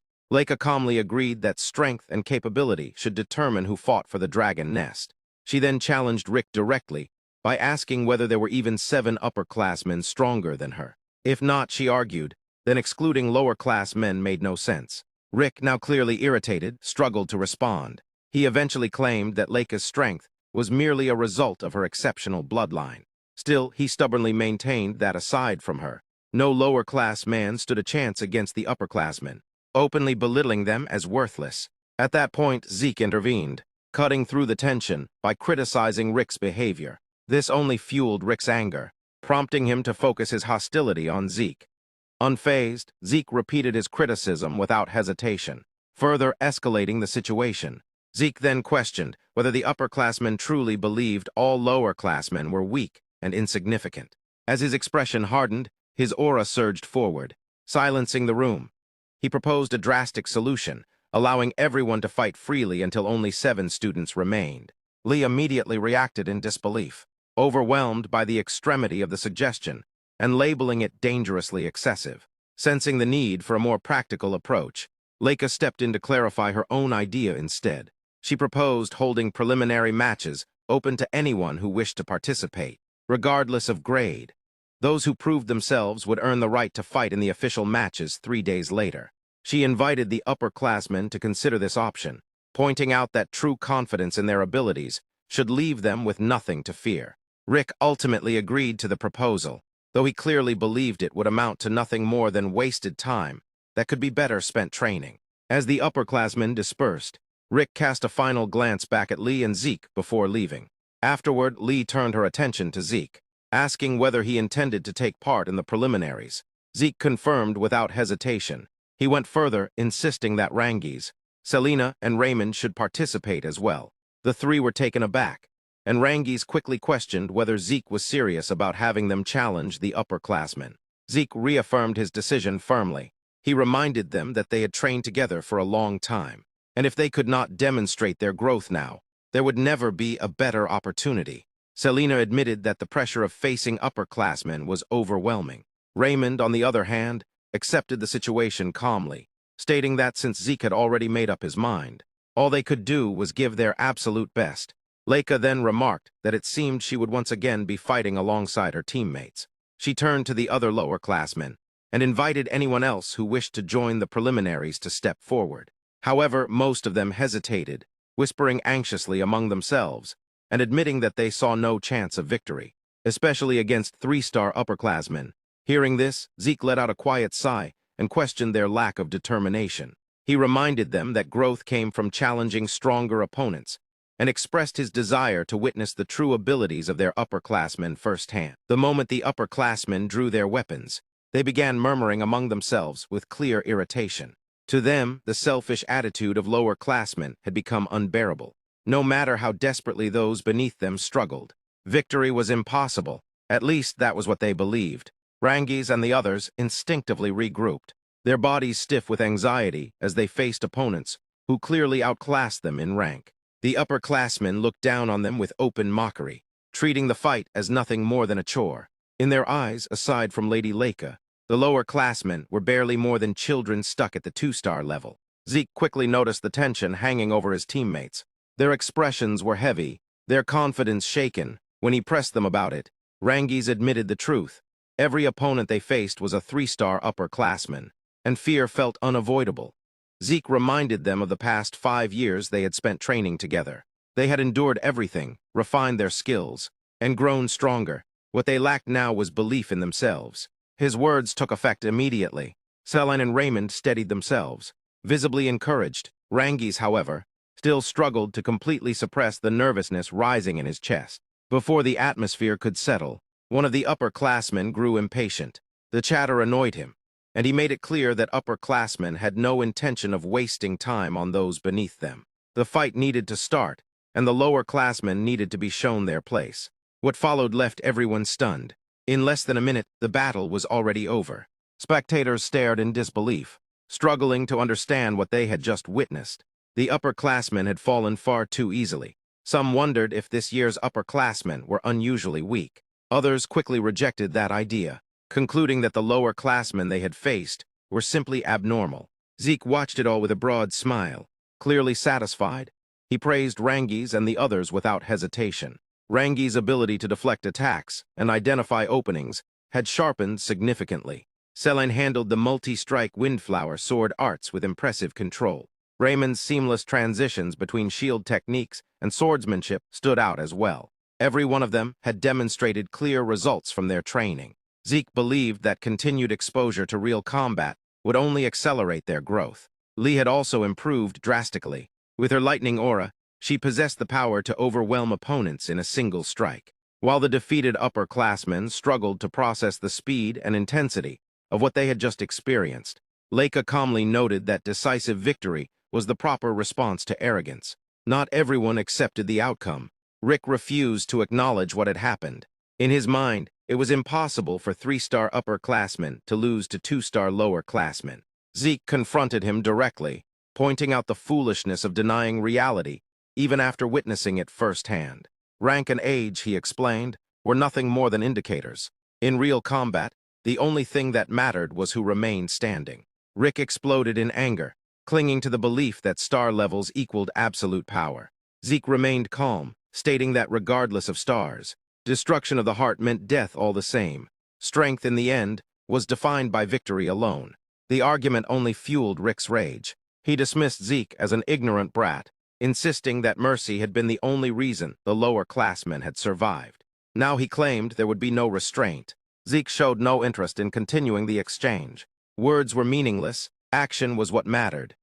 With only the two of them left in the arena, Zeke challenged Rick to demonstrate the martial arts he was so proud of. Rick charged forward, unleashing his full-strength technique without hesitation. Before the attack could land, a golden light flashed from Zeke's eyes. A single punch followed. Rick was sent flying across the arena. The silence that followed was absolute. Zeke casually acknowledged Rick's training, a remark that only deepened the shock rippling through the audience. Rick remained on his knees, stunned and unable to respond. Many students openly agreed with Leica's earlier sentiment. Praising Rick's training felt absurd when he had been defeated before showing anything at all. Far away at the West Hall training grounds, the atmosphere was equally grim. Students lay scattered across the ground, groaning and clutching their injuries. One man looked down on them with clear disdain, declaring every last one of them useless. He was Vanel Fafnald Eldragon, a candidate for the position of the next family head. Soon reinforcements arrived. Alan, Vanel's right-hand man and a 3-star, reported that the selection process had concluded. Behind him stood the other 3-star students who had passed, including Retin, a lower-classman who was only 12 years old. Vanel immediately took interest in Retin. Upon confirming that the boy had already reached 3-star level, Vanel openly praised him. He valued capable individuals and hinted that Retin could earn a place under him if he proved useful. Retin bowed deeply, thrilled by the acknowledgement. With Vanel present, he believed there was no chance the West Hall would lose to the others. Retin was confident that success in the special mission would secure Vanel's position as the next family head. When that happened, he would become a direct subordinate of immense status. As they spoke, Alan stepped closer and quietly relayed new information. Lady Leica would be participating in the East Hall selection team. The news visibly irritated Vanel. He regarded Leica as a persistent nuisance. Still, he dismissed the concern. No matter how exceptional she was, he believed victory would belong to them. Once again, Vanel declared that he would complete the special mission and prove to his older brothers that the seat of family head rightfully belonged to him. From the very instant the match was announced, the arena exploded into life. Cheers didn't merely rise, they crashed like tidal waves, rolling in from every corner of the stands. Students packed the grounds so tightly that it looked less like a tournament venue and more like a festival that had spiraled completely out of control. Voices overlapped, excitement ran wild, and the noise reached a level that made thinking feel optional. Lingus arrived alongside Leica and the rest of their group. He turned slowly, scanning the massive crowd, his expression frozen somewhere between shock and regret. The number of students present was far beyond what he had expected, and his thoughts reflected that clearly. Leica standing just behind him, she lifted her head, surveyed the arena, and noted calmly that the number of participants alone made this event anything but ordinary. Lingus responded with a quiet sigh. As the noise swelled around him, an old memory surfaced uninvited. His father's calm voice echoed faintly in his thoughts. reminding him that those who ran away were never meant to stand here in the first place. Only the real ones remained. The so-called fake dragons had already filtered themselves out. Realizing this, Lingus acknowledged inwardly that his father had been right all along. Leica, meanwhile, seemed completely untouched by the pressure. Her eyes sparkled with confidence as she observed Lingus's tension. To her, there was nothing to fear. They were already strong enough to represent the East Building. A light poke to Lingus's shoulder followed, as if physically reminding him that pride was allowed in moments like this. Lingus gave a small smile in response, resolving to give it his best effort. Behind them, the roar of the crowd continued to climb, growing louder by the second. Amid the chaos stood Sieg. His posture remained straight, calm and unmoving, like a statue that had accidentally been placed among overexcited students. While everyone else was caught up in the excitement, Sieg observed quietly, noting that the crowd was far too worked up. Leica turned toward him, curious, but Sieg showed no outward concern. His arms crossed, gaze fixed forward, as though nothing of importance was happening. Still, his composure felt strange. No matter how intense the atmosphere became, he remained unnervingly steady. In truth, Sieg wasn't ignoring the situation. He was analyzing it. He was measuring the combat ability of every student who had gathered for the competition, silently categorizing strengths and weaknesses like someone browsing items in a shop. When Leica realized what he was actually doing, she froze after thinking it through. She admitted to herself that this behavior was exactly what she should have expected from Sieg. Even so, the realization sent a faint chill through her. Suddenly, Sieg's eyes shifted. From the opposite side of the arena, two students came running toward the stage. Sieg calmly noted that they had changed significantly since the last time he had seen them. Lingus, standing nearby, agreed. The two approaching figures were senior members of the East Wing, Reek and Irene.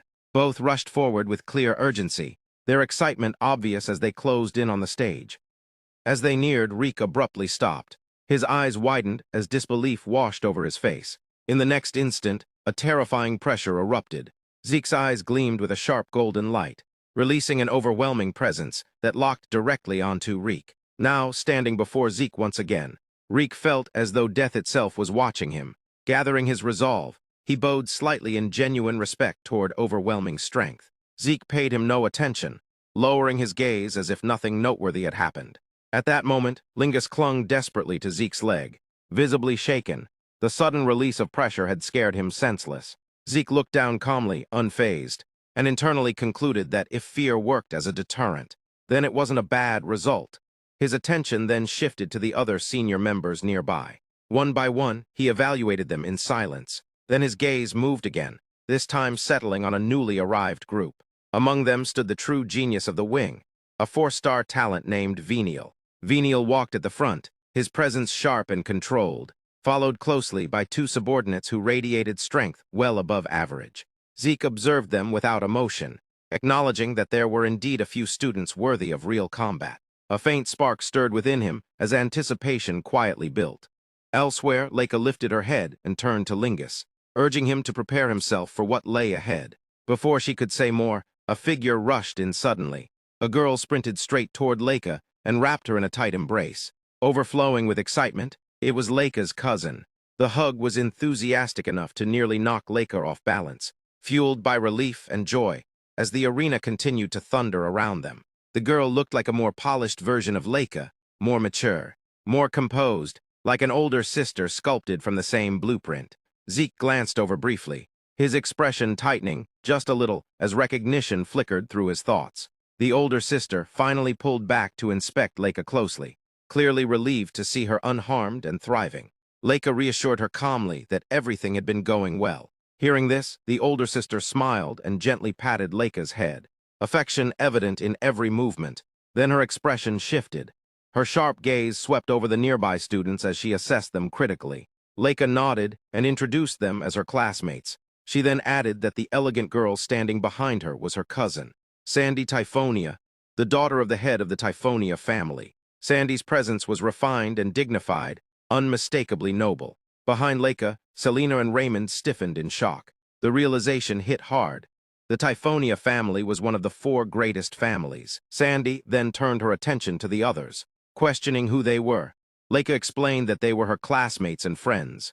Sandy's gaze narrowed slightly. While friendship was acceptable, She openly questioned whether they were far too weak to stand beside a future family head as cadets. Her words were sharp, cutting directly into Lingus, Selena, and Raymond.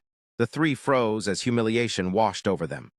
At that moment, Zeke spoke calmly, stating that such judgments would be corrected after seeing them fight.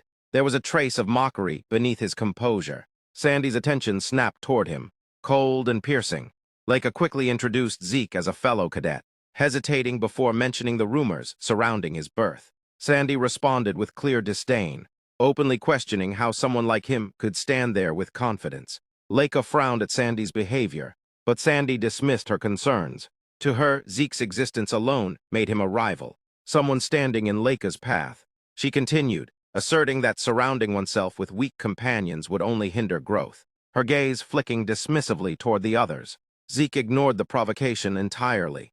His expression remained relaxed, as he calmly warned that underestimating them would lead to regret. Though spoken lightly, the words carried undeniable weight. Sandy's fury flared as she stepped forward, unleashing insults and accusations, questioning his right to speak at all. Zeke met her glare without hesitation. A smirk curved his lips as pressure quietly spread from his body. He dismissed her words as irrelevant, stating that if she truly wanted answers, she should stop posturing and see for herself. Sandy froze, rage choking her breath. Before the situation could escalate further, a senior student stepped between them and firmly shut it down. The tension lingered thickly as the arena roared on. The senior then revealed himself as Eldridge Van Blade, representative of the North Wing. Lingus recognized him instantly, noting his exceptional strength. Sandy tried to dismiss him, but Eldridge refused to ignore the disturbance. With the tournament about to begin, such chaos was unacceptable. Before she could respond, heavy footsteps echoed across the arena. An instructor arrived, and with him came overwhelming pressure. Crimson-golden energy surged outward as his presence dominated the field. The moment he spoke, the atmosphere shifted completely. He announced the official start of the selection tournament, known as the leader of the Golden Dragon Squad. His cold reputation and ruthless methods were legendary. As his authority settled over the arena, students froze in place. Lingus stiffened, Selena straightened instinctively. Leica's expression sharpened with focus. Only one person remained unaffected. Zeke. There was no fear on his face. No tension either. He grinned instead, like someone who just found a bonus stage. A quiet laugh escaped him. This wasn't pressure. It was a chance to beat up stronger seniors. And just like that, the competition finally got interesting. Menric addresses everyone and announces that the elimination rounds are about to begin. He explains that the tournament will be a survival-style showdown between the 4 pavilions. He states that the pavilions will first be divided into 2 groups, and the winners from each group will later face each other in the grand final. He clarifies that the combat format will be based on individual duels. Menric further explains that each pavilion will send its warriors one by one, strictly following the order that was already decided. From the 7 participants of each pavilion, the side that manages to defeat 4 opponents first will be declared the winner, while the rest will lose, deciding the second and first positions accordingly. He makes it clear that once the contest has begun, changing the starting order will not be allowed. He reminds everyone that the order of the combatants itself is a crucial part of the overall strategy. Menric then adds one final point, revealing that those selected through this tournament will be assigned a special mission. He emphasizes that this mission is of vital importance to the Eldragon family. Completing it would count as an immense contribution to the clan, and contributing to the Eldragon family carries only one true meaning. As this sinks in, Zeke reacts with a confident smile, clearly energized by what he has heard. At the same time, Leica listens carefully, taking in every detail. Venal, on the other hand, smirks to himself, thinking that this tournament is the very first step toward claiming the throne of the family leader. Menric then announces that the draw for the groups will now begin. The tension in the air rises as the process officially starts. He calls for the representatives of each pavilion to step forward and take a stone from the box, beginning with the representative of the West Pavilion. Venal moves first and selects a stone. Menric acknowledges him and tells him that he may leave. Seeing this, Leica is visibly shocked as she realizes who it is. Zeke notices her reaction and wonders what is wrong, asking if she knows that person. Leica confirms that she does, explaining that he is the candidate to succeed the East Warden she had mentioned before, Veniel Fafnald, the dragon. Zeke reflects on this revelation and realizes that it is not just Venial who is dangerous. In general, the West Warden Haviland commands extremely powerful warriors. While the other wardens have trained hard, everyone can clearly feel that the gap in power between them is overwhelming. His attention then shifts to another young warrior. He notes that he has not seen this kid's face in a long time. The boy had already shown great potential during the entrance exam, but reaching the 3-star level at such a young age is something completely unheard of. Zeke acknowledges that it seems the boy has been truly dedicated to his training, and concludes that the growth he is witnessing is genuinely impressive. Letton grits his teeth as he notices Rangi's among the representatives, anger rising within him as he wonders what Rangi's is doing there. Around them, the students erupt into loud shouts as they recognize Rangi's. They mock him openly, pointing him out and calling him a loser, questioning why someone like him would be standing in such a place. Rangi's becomes visibly nervous under the attention. He panics for a moment, then forces himself to calm down, reassuring himself that he is fine and that everything is okay. As the noise settles, the process continues smoothly. The next announcement is made, calling for the North Pavilion representative. The turn officially shifts to them. Edge smiles confidently, noting that it is now their turn. Menric acknowledges it and signals for the next representative to step forward. A girl with purple hair walks up and picks up a stone, completing her role as the pavilion's representative. Soon after, the final call is made for the East Pavilion representative, marking the last draw of the round. Leica nudges Zeke forward, urging him to go since he is being called. Zeke reacts with surprise, unsure if he is the one meant to step up. Leica reassures him, stating that of course it has to be him, as he is the strongest among them all.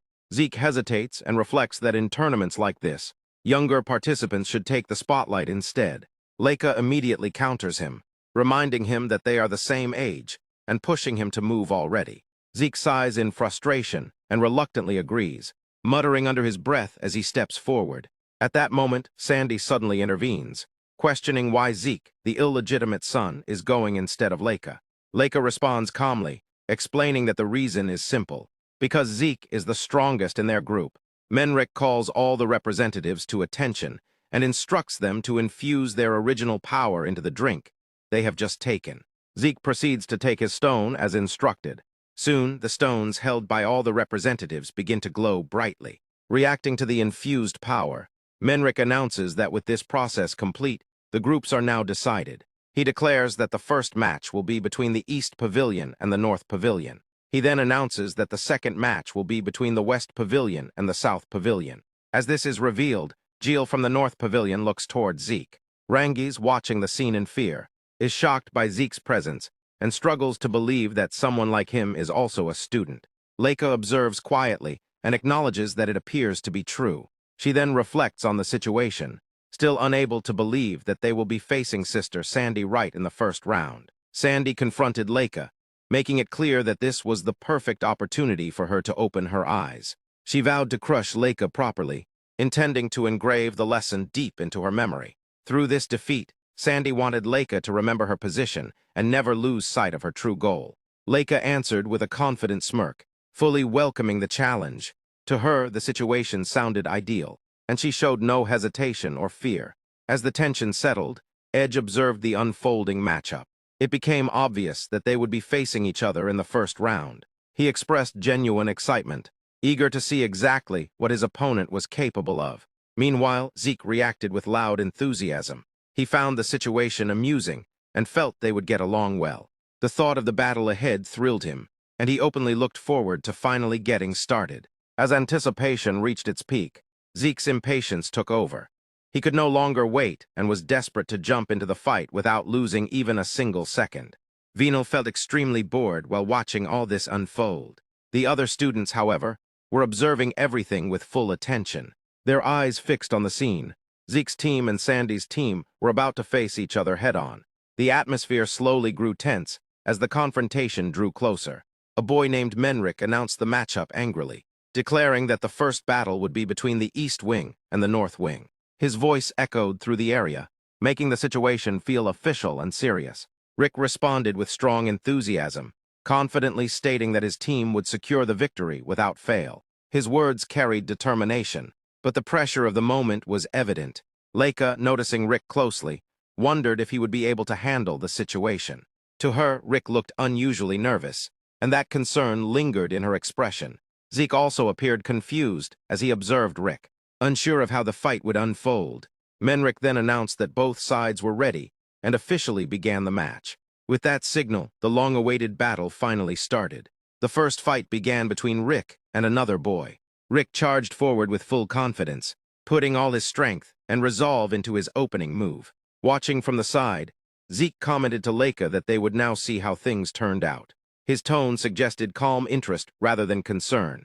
Leica, still uneasy, felt that the situation looked difficult based on how things were unfolding. The tension in the air made the outcome feel uncertain. Zeke responded by stating that in the world of competition, nothing was absolute. He made it clear that certainty rarely existed in such battles. He then added that he himself was different and that his own victory was always absolute. His confidence sharply contrasted with the uncertainty surrounding the others. Leica made it clear that she had not been asking about him. Her focus remained on Rick and the ongoing fight. Zeke shifted the topic and explained that, judging purely by skill level, the North Wing fighters were not much different from Rick. From his perspective, the gap in strength was not significant. He added that if they fought the way they usually did, the match was winnable. His analysis suggested that experience and consistency could tip the scales. Leica, however, pointed out that this was the first time they were fighting in front of such a large audience. The unfamiliar pressure of so many eyes watching could easily affect their performance. She also acknowledged that since this was a team match, everyone felt the pressure even more deeply. The weight of representing the team made the battle far more intense than usual. The scene then shows Rick gradually falling behind his opponent. He proves too weak to keep up, taking heavy damage and suffering serious injuries as the fight continues. As Zeke observes this situation, he calmly comments to Leica that this is true, but that point should be set aside for the moment. He then explains that those two fighters are exceptions. Leica reacts in a tense state, suddenly realizing that he is referring to her and that person as well. Zeke explains that those two already have 1 foot in the 4-star level. Because of that, they would not hesitate so easily in a real fight. As he thinks to himself, Zeke recalls that Sandy is Leica's cousin and believes she should be able to handle a similar fighting style. For Leica, he considers this experience to be a good stimulus for growth. Soon after, Menrick announces that it is enough and declares the first round over. With the North Wing taking the win, Rick loses the match. His opponent strikes him so brutally that Rick ends up half-bald, lying injured on the ground and unable to move properly. One of Rick's teammates, crying from frustration and pressure, resolves that she has to win no matter what. Leica encourages her, saying that as long as she does not get too nervous, everything will be fine. Despite that encouragement, the second round also ends with the North Wing winning again. Leica becomes visibly frustrated as the losses pile up. The two teammates, a boy and a girl, step forward and apologize to Zeke for losing. Zeke smiles and explains that they were completely carried away by the intense atmosphere of the place. They apologize once again, but Zeke reassures them not to worry. He explains that if this were a real battlefield where life and death were decided, the outcome would be very different. He reminds them that this is a learning place where they compete using their own skills. It is not about killing each other. He adds that bitter experiences like today's can only be accumulated in a safe environment like this. He firmly believes that this failure will one day become fuel for them on the battlefield, and he urges them to keep working hard. Hearing this, both of them shout a strong yes in response. Zeke then points out that even so, the team has suddenly suffered 2 losses in a row. He stresses that this makes the next match extremely important and directs this remark toward Rangi's. He then turns toward Rangi's with a cheerful expression.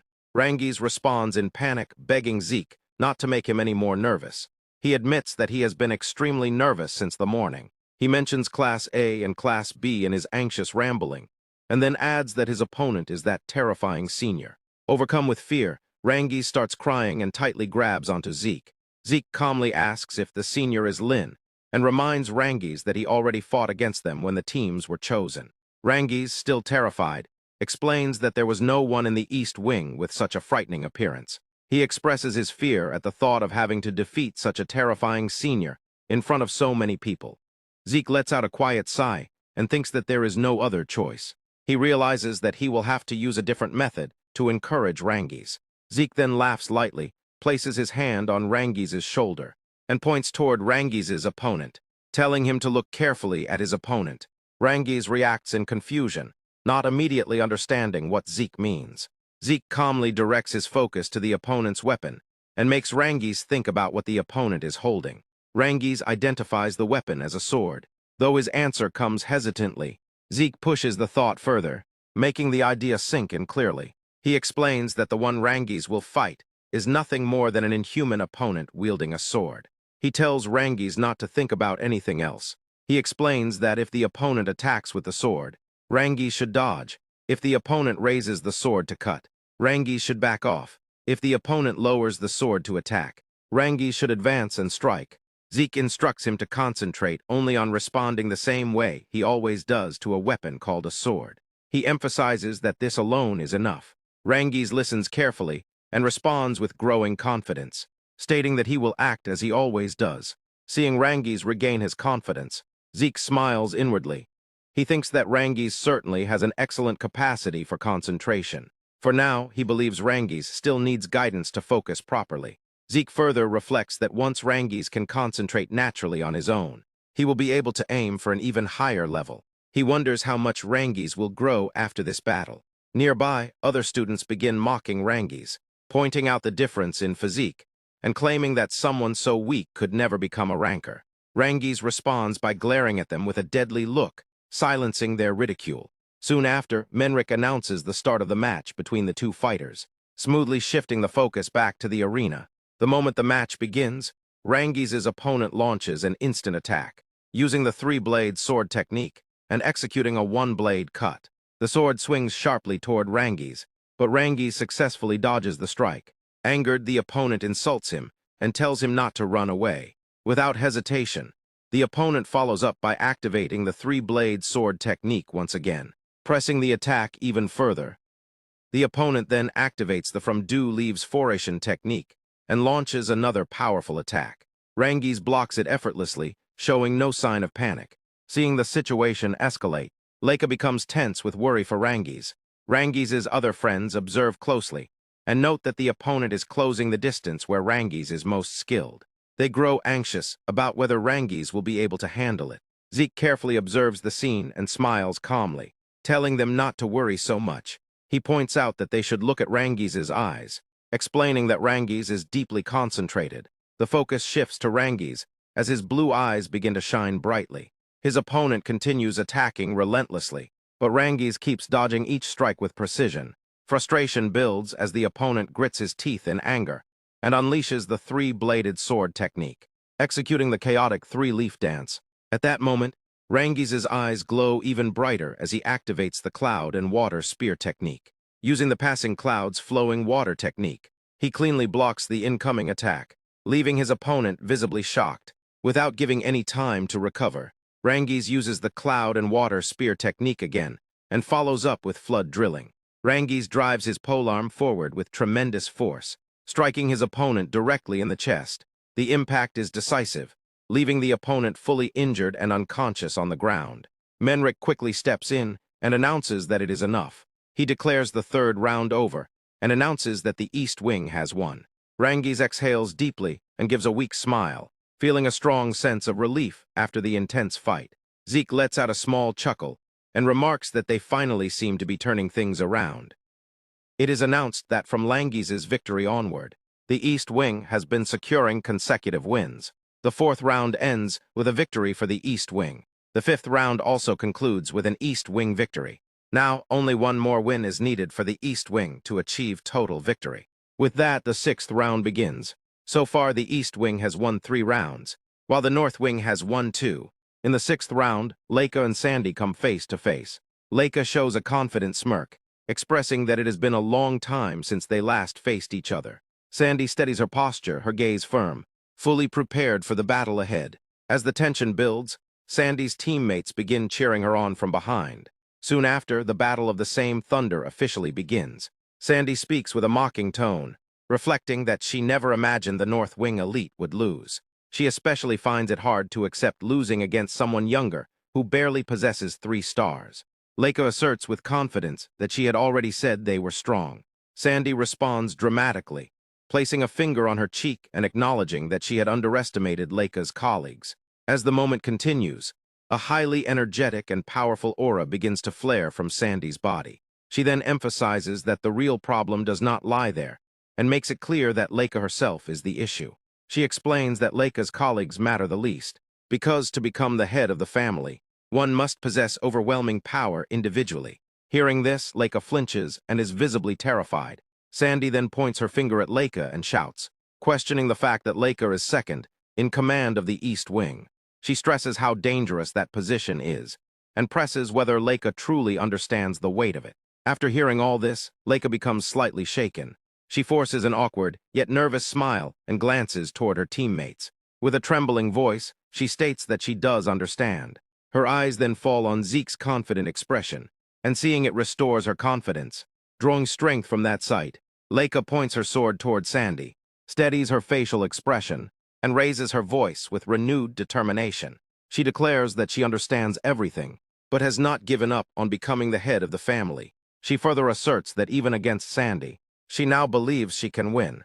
Sandy responds with a dark gaze and a sinister grin, remarking that confidence is good, but excessive confidence is not. As her words settle, an even more powerful and intense aura erupts from Sandy's body, and in the next instant, she vanishes from her position. Witnessing this, every student flinches, shocked and completely stunned. Disbelief spreads through the crowd as they cry out that Sandy has vanished, unable to comprehend how it happened, or where she disappeared within a single second. As the confusion lingers, Sandy suddenly reappears by leaping in from behind Leica, swinging her sword down to attack. The sight leaves every student stunned once again, struggling to grasp how she moved so fast. Just before striking, Sandy challenges Leica to withstand the force coming at her. Leica holds her ground with unwavering focus and urges Sandy to show her that power immediately. Sandy launches her attack, releasing an intense and explosive aura from both her body and her sword. At the same moment, an equally powerful and energetic aura bursts from Leica's body, and she manages to block Sandy's sword with her own. Without warning, Sandy shifts her position, leaving Leica confused and completely caught off guard. Lowering her stance, Sandy then propels herself upward at full speed and power, attacking Leica once again from above.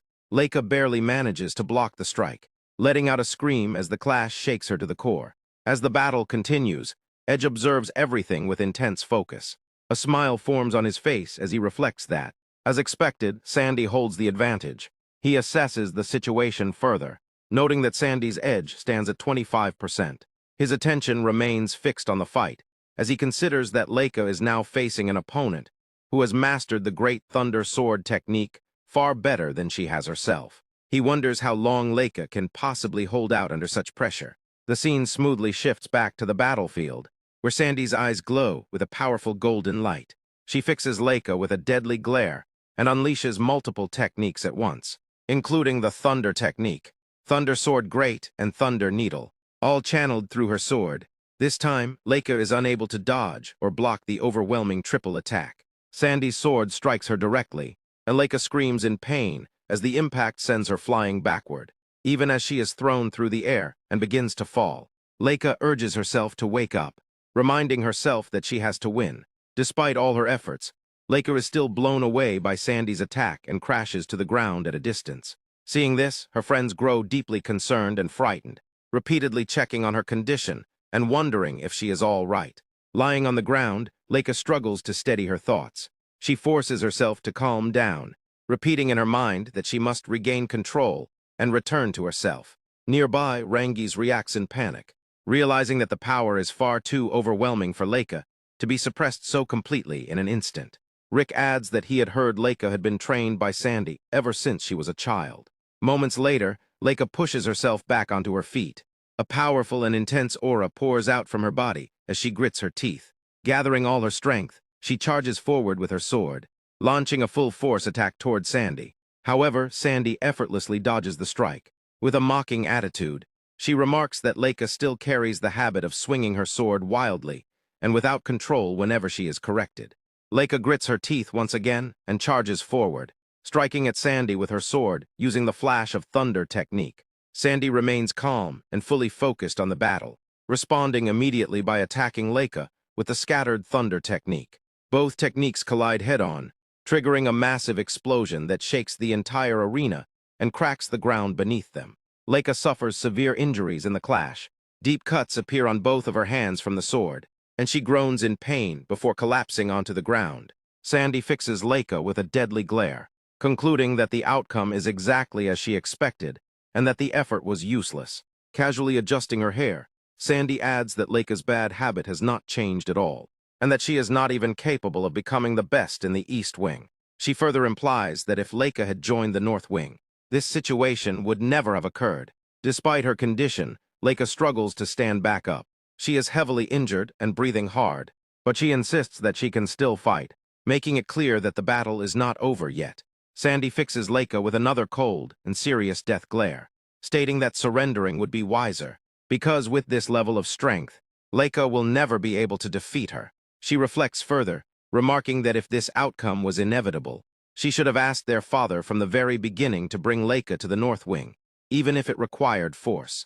At that moment, Sandy notices Leica standing up once again, gripping her sword and preparing herself to continue the fight. Sandy acknowledges Leica's stubborn nature and declares that, in that case, she will be taught a harsh lesson. For a brief instant, Sandy becomes slightly distracted. Leica immediately tries to take advantage of that opening and rushes in to attack. However, Sandy still manages to dodge the strike with ease. Leica grits her teeth once more and gathers every bit of remaining power and energy she has, launching another desperate attack toward Sandy. This time as well, Sandy blocks the assault effortlessly and counters by striking Leica hard in the stomach. Leica collapses to the ground as Sandy continues to land blow after blow without pause. In that relentless exchange, Leica is unable to strike Sandy even once, nor is she able to dodge any of Sandy's attacks. As Leica collapses onto the ground, Sandy leaps high into the air and comes down again, launching another attack toward her. Seeing Leica in such a condition, her teammates grow extremely worried. Anxiety spreads among them as they fear for her safety and wonder whether she is all right. In panic, Rangis grabs Zeke's hand and shakes it desperately, pointing out that Leica is being beaten harshly, yet still refuses to give up. Unsure of what will happen next, Zeke responds with a calm and confident smile, observing that another layer of Leica's shell is about to break. Rangis is left stunned by these words, unable to immediately grasp their meaning. Meanwhile, an even stronger and more intense aura erupts from Sandy's body. Fueled by anger, she attacks Leica again, demanding that she stop resisting and surrender. Sandy then activates another technique from the Great Sword of Thunder, unveiling the first secret technique, known as Gelestin Thunder. Leica gathers herself and braces her stance, preparing to block the incoming assault. In the next instant, Sandy unleashes all three attacks at once, triggering an enormous explosion that engulfs the arena. The shockwave leaves all the students completely stunned by the sheer power on display. The students are struck by shock once again when they realize that Leica is nowhere to be seen. A wave of disbelief spreads through the arena as they begin to think that the outcome of the fight has already been decided. Even Sandy is caught off guard by this sudden development. At that moment, Leica's voice emerges, acknowledging that she now understands what she has just faced and recognizing it as Sandy's Great Thunder Sword technique. Leica's body is covered in sword wounds. Deep cuts run across her chest, hands, and face, with blood flowing heavily from each injury. Her wounds are severe, yet despite the pain, she manages to smile widely. Seeing this unwavering confidence leaves Sandy shocked and confused. She cannot comprehend why Leica is still standing, believing that the previous attack should have been more than enough. Leica responds with a playful smile and turns her attention toward Zeke, admitting that if this had happened earlier, it truly would have ended her. Zeke returns a bright and reassuring smile, silently encouraging Leica. With renewed confidence, Leica places a hand on her chest and declares that for the past 5 years, she has been training there as well. She firmly affirms that the fight is not over yet. The scene then shifts smoothly to a moment before the fight begins. Zeke and Leica are seen talking quietly among themselves. Zeke notices something off about her and remarks that she does not seem like her usual self, sensing her nervousness.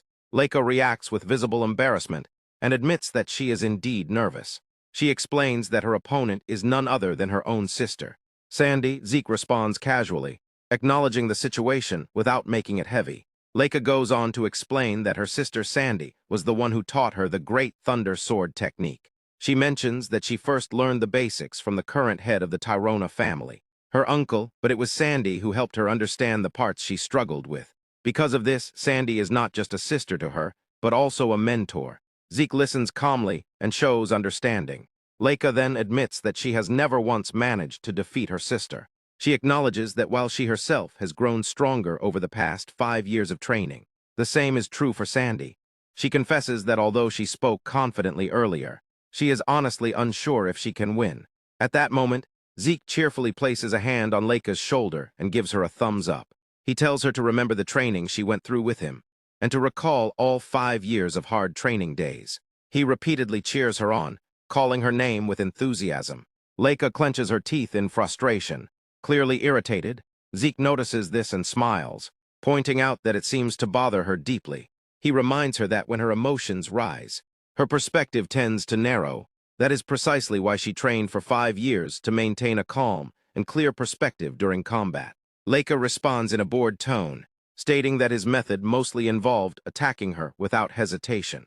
Zeke winks and smiles, explaining that this was part of the charm. Leica questions what could possibly be charming about that approach. Zeke brushes it off and states that the results of that training are now clearly visible. He explains that she should now be able to observe her opponent much more calmly. Even in the middle of battle, Leica admits that this may be true, but she still does not know how much it will help against her sister. Zeke then extends his hand forward, as if passing strength to her, and smiles brightly. He tells her that if she fights naturally, she will understand, as someone with true talent. By carefully watching her opponent's movements, she will see what kind of effect the training has had. He reminds her that she has received guidance from him, the guide of the strongest, and that she no longer needs to worry about past victories or defeats. Leica smiles and admits that even though he says it confidently, it is not that simple. Still, she thanks Zeke sincerely, saying that thanks to him, she has been able to relax a little. Zeke smiles in return and adds another point. He recalls that Leica mentioned her sister taught her the great thunder sword technique. Leica confirms this with a smile. Zeke calls it the perfect opportunity. Finally, Zeke points towards Sandy and tells Leica to do exactly what she did during training. He encourages her to carefully observe her opponent's great thunder sword technique, explaining that by doing so, she will be able to grow even stronger. The scene smoothly shifts back to the present, where the fight between Leica and Sandy continues without pause. Leica is now heavily injured, her body battered, yet she refuses to give up. Blood runs down her face, and she wipes it away as she steadies her breathing. Leica reflects that she has had the opportunity to closely see her sister, Sandy's great thunder sword technique. She recalls receiving it head-on and observing it carefully, and realizes that she can now barely see it, even if only a little. Sandy is caught off guard by this sudden realization, reacting in shock and confusion. In the very next instant, Leica launches herself forward and attacks Sandy directly. A fiery and powerful aura bursts from Leica's sword, overwhelming the space between them.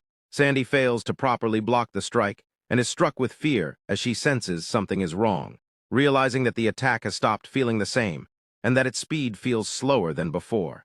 Before Sandy can recover, she is shaken once more when Leica unleashes another powerful assault. Leica activates the Thunderneath Needle technique and charges straight at Sandy. Lightning explodes violently around her. Golden electricity races across Leica's body, snapping through the air as her eyes ignite with the same blinding light. She lunges forward with her arm pulled back, lightning compressing tightly around her fist, screaming and barely contained. The instant the strike lands, thunder follows. A single thrust is released. A piercing blow erupts. Thunder Needle is unleashed. The attack surges forward in a flash of gold, tearing through everything in its path. The impact sends Sandy flying backward, her body thrown far away as she crashes to the ground from the force of the strike. Sandy groans in pain as she lies there in shock, struggling to comprehend what just happened. She demands to know why Leica's movements have suddenly changed so drastically. Without giving her any room to recover, Leica launches another attack and unleashes Thunder Flash. A sharp smirk forms on her face as she explains that this change comes from a variation in rhythm. She realizes that this rhythm was something her sister possessed, and something she herself lacked before. Now that she finally understands it, all that remains is to put it into practice. Sandy reacts in panic and desperately tries to stop her, insisting that simply understanding the technique does not mean it can be imitated immediately. On the other side of the arena, Leica's friends erupt with excitement. They cheer confidently, calling her incredible and praising how amazing she looks. They point out that Leica's movements have suddenly changed, and that her fighting style has become completely different. Sieg watches with the pride of a seasoned master, and calmly explains that fighting someone who uses the same technique can teach a tremendous amount. Rocky turns to him, trying to grasp what is happening, and asks about the true reason behind Leica's sudden transformation. Sieg explains that Leica has mastered her sister's great thunder sword technique during the battle itself. He states that this is the result of their training, which focused on receiving the opponent's technique directly while calmly observing it. Rocky is left completely shocked by this realization. Sieg continues, explaining that before this, Leica tended to become overly excited during battle. With no room for maneuver, she could only see her own sword. However, the current Leica is different. She now possesses enough calm to observe her opponent even in the middle of combat. By observing a sword technique equal to her own, she has reached an entirely new level. At that moment, Sandy screams in frustration and declares that she has not lost yet. She refuses to accept defeat, shouting that she will not give up now, especially not against such an improvised technique. Leica responds with a shout of her own and charges forward, unleashing an attack known as the Thunder is Failing. A massive explosion erupts between them. Sandy is left in shock, her anger boiling over as she realizes in disbelief that she has been overwhelmed in brute strength. Leica suddenly leaps into the air and attacks from above, declaring that, when it comes to physical training, she has pushed herself beyond limits. She reveals that she has been training with someone until she was on the verge of death. She calls out to her sister Sandy and declares that this is her own great thunder sword technique. With that resolve, Leica unleashes celestial thunder. A violent explosion erupts once again. Sandy is struck directly by the thunder, her body convulsing as she screams in pain from the overwhelming shock. Another explosion follows immediately. As the dust settles, both Leica and Sandy are shown breathing heavily. Their bodies exhausted, Sandy remains standing, but only barely. Her body is covered in bruises, and she gives Leica a weak smile. She acknowledges that Leica has grown much stronger and admits that it is over for her. Leica stands firm and steady, her posture confident and unwavering. The coach steps forward and announces the winner as the East Wing. Venial and his teammates stare in disbelief, shocked by the sheer strength and power Leica displayed during the fight. Moments later, Leica runs toward her teammates with joy. Her teammates rush to her as well, clearly overjoyed by her victory. Sieg watches with a satisfied smile and praises the match, calling it a wonderful fight. He adds that, although he did not get a chance to fight himself, the outcome was still impressive. Leica's female friends surround her and hug her tightly in celebration. Leica then smiles at Sieg and says that she is glad the match was somehow decided during her turn. She reflects that if she were to lose, even though she never intended to, then Sieg's opponent would have been that Edge's fighter. Sieg asked about that individual. Leica clarified that it was not because she knew the person personally, but because the person was extremely famous. It was widely said that she was the greatest genius since the Vanblade family began. Sieg smirked, understanding the implication. From what he observed, even among the participants this time, that person clearly stood above all the others. Leica, looking toward the Edge, told Sieg that even if it were him, she could not imagine what might happen against that person. As the tension carried forward, the coach announced that the East Wing's victory was already decided, but every match would still continue until the very end. Sieg's expression turned rigid with shock. One of his group mates, visibly saddened, remarked on how strange the situation was. The matches were supposed to end the moment all 4 members of the opposing team were taken down. Sieg reflected silently on what their true objective might be. Soon after, he broke into a smile, deciding that the reason no longer mattered. As long as they could fight, that alone was enough for him. At that moment, Edge smiled as well, sharing the same resolve.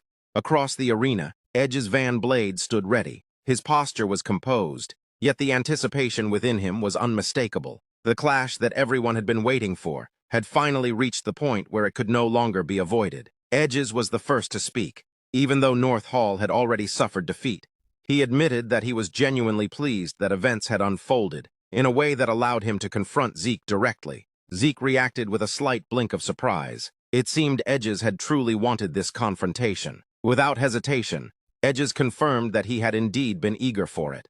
Sieg had been chosen as the representative of East Hall. Despite Leica being present, the role had been given to Sieg instead. That single decision had sparked Edge's curiosity. He wanted to see the truth with his own eyes and understand exactly who Zeke was. Rumors circulated among the others, suggesting that Zeke carried the bloodline of the family head. Yet by all visible measures, he remained only a two-star fighter. Despite that apparent limitation, he had still been chosen over Leica. The contradiction fascinated Edges deeply. With a bright and unrestrained smile, he revealed that this very mystery was what drove him to test Zeke personally. Zeke remained silent for a moment before responding. As expected, his answer carried a light tone. In his view, they would likely get along quite well. He himself had also been waiting for this battle. Edges, slightly amused, wondered whether Zeke felt any excitement. Zeke acknowledged that there were many capable fighters present. However, Edges stood apart from the rest. Being recognized as a prodigy, praised as a once-in-a-century genius of the Van Lade family,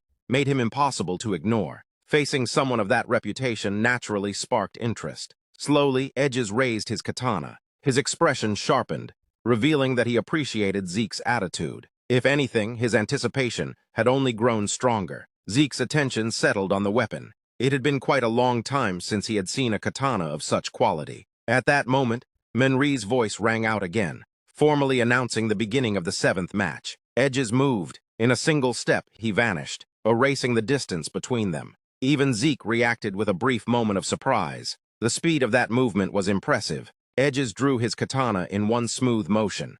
The thousand-leaf katana style, bright sheath, golden lightning burst outward from the blade, flooding the arena with radiant light as the strike descended. As the blade approached, Zeke sensed something unusual. The presence behind the attack seemed to vanish completely, as though the strike had erased its own intent. The katana hovered less than an inch away. Zeke calmly evaluated the situation. He could avoid it. The blade appeared to slice cleanly through his body. Edge's eyes widened in shock. Zeke stood beside him, completely unharmed, as if he had never occupied the space that had just been cut apart. It had been a feint. Edges realized immediately that he had been deceived. At the same moment, Zeke rotated his body smoothly. He had already confirmed that the strike had connected, just not in the place Edges believed. A faint smile formed on Zeke's lips as he acknowledged the technique's quality and urged Edges to continue. Edges showed no sign of irritation. Instead, he regarded the outcome as expected. Such skill was something he had anticipated from Zeke. Stepping forward once again, he shifted his footing and invoked another technique of the thousand-leaf katana style. Wavy leaf. The katana began to move in flowing motions, rather than rigid arcs. Each slash merged seamlessly into the next, forming an uninterrupted current. The blade no longer resembled cold steel. It moved like water given form. The assault surged forward like a rising tide. Zeke stepped back lightly, still wearing a relaxed smile.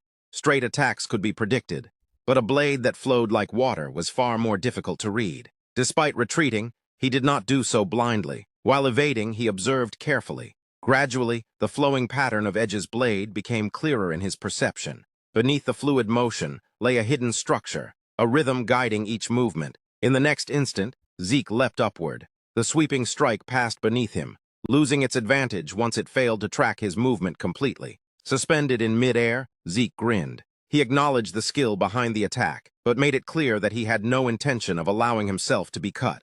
Edges did not respond verbally. Lightning gathered along the length of his katana once more. Brilliant billion lightning. The technique erupted into a storm of flashing arcs. Zeke shifted aside again, though this time his eyes narrowed with sharper focus. The blade's trajectory was extraordinarily difficult to predict. It was not simply fast. The technique disrupted the natural rhythm of combat itself. Each swing arrived slightly earlier or later than expected, constantly breaking the flow of timing. As the exchange intensified, Zeke began to recognize the truth. Edges was not relying on fixed sequences of attacks. Instead, he continuously transitioned between forms, adapting his style in real time. Even while shifting techniques, neither his speed nor his power diminished. Efficiency was the true core of the style. There was no wasted motion, no unnecessary force. Every cut was executed with precision, tuned perfectly to Zeke's breathing, stance, and even the smallest shifts in weight. A sharp sound suddenly split the air.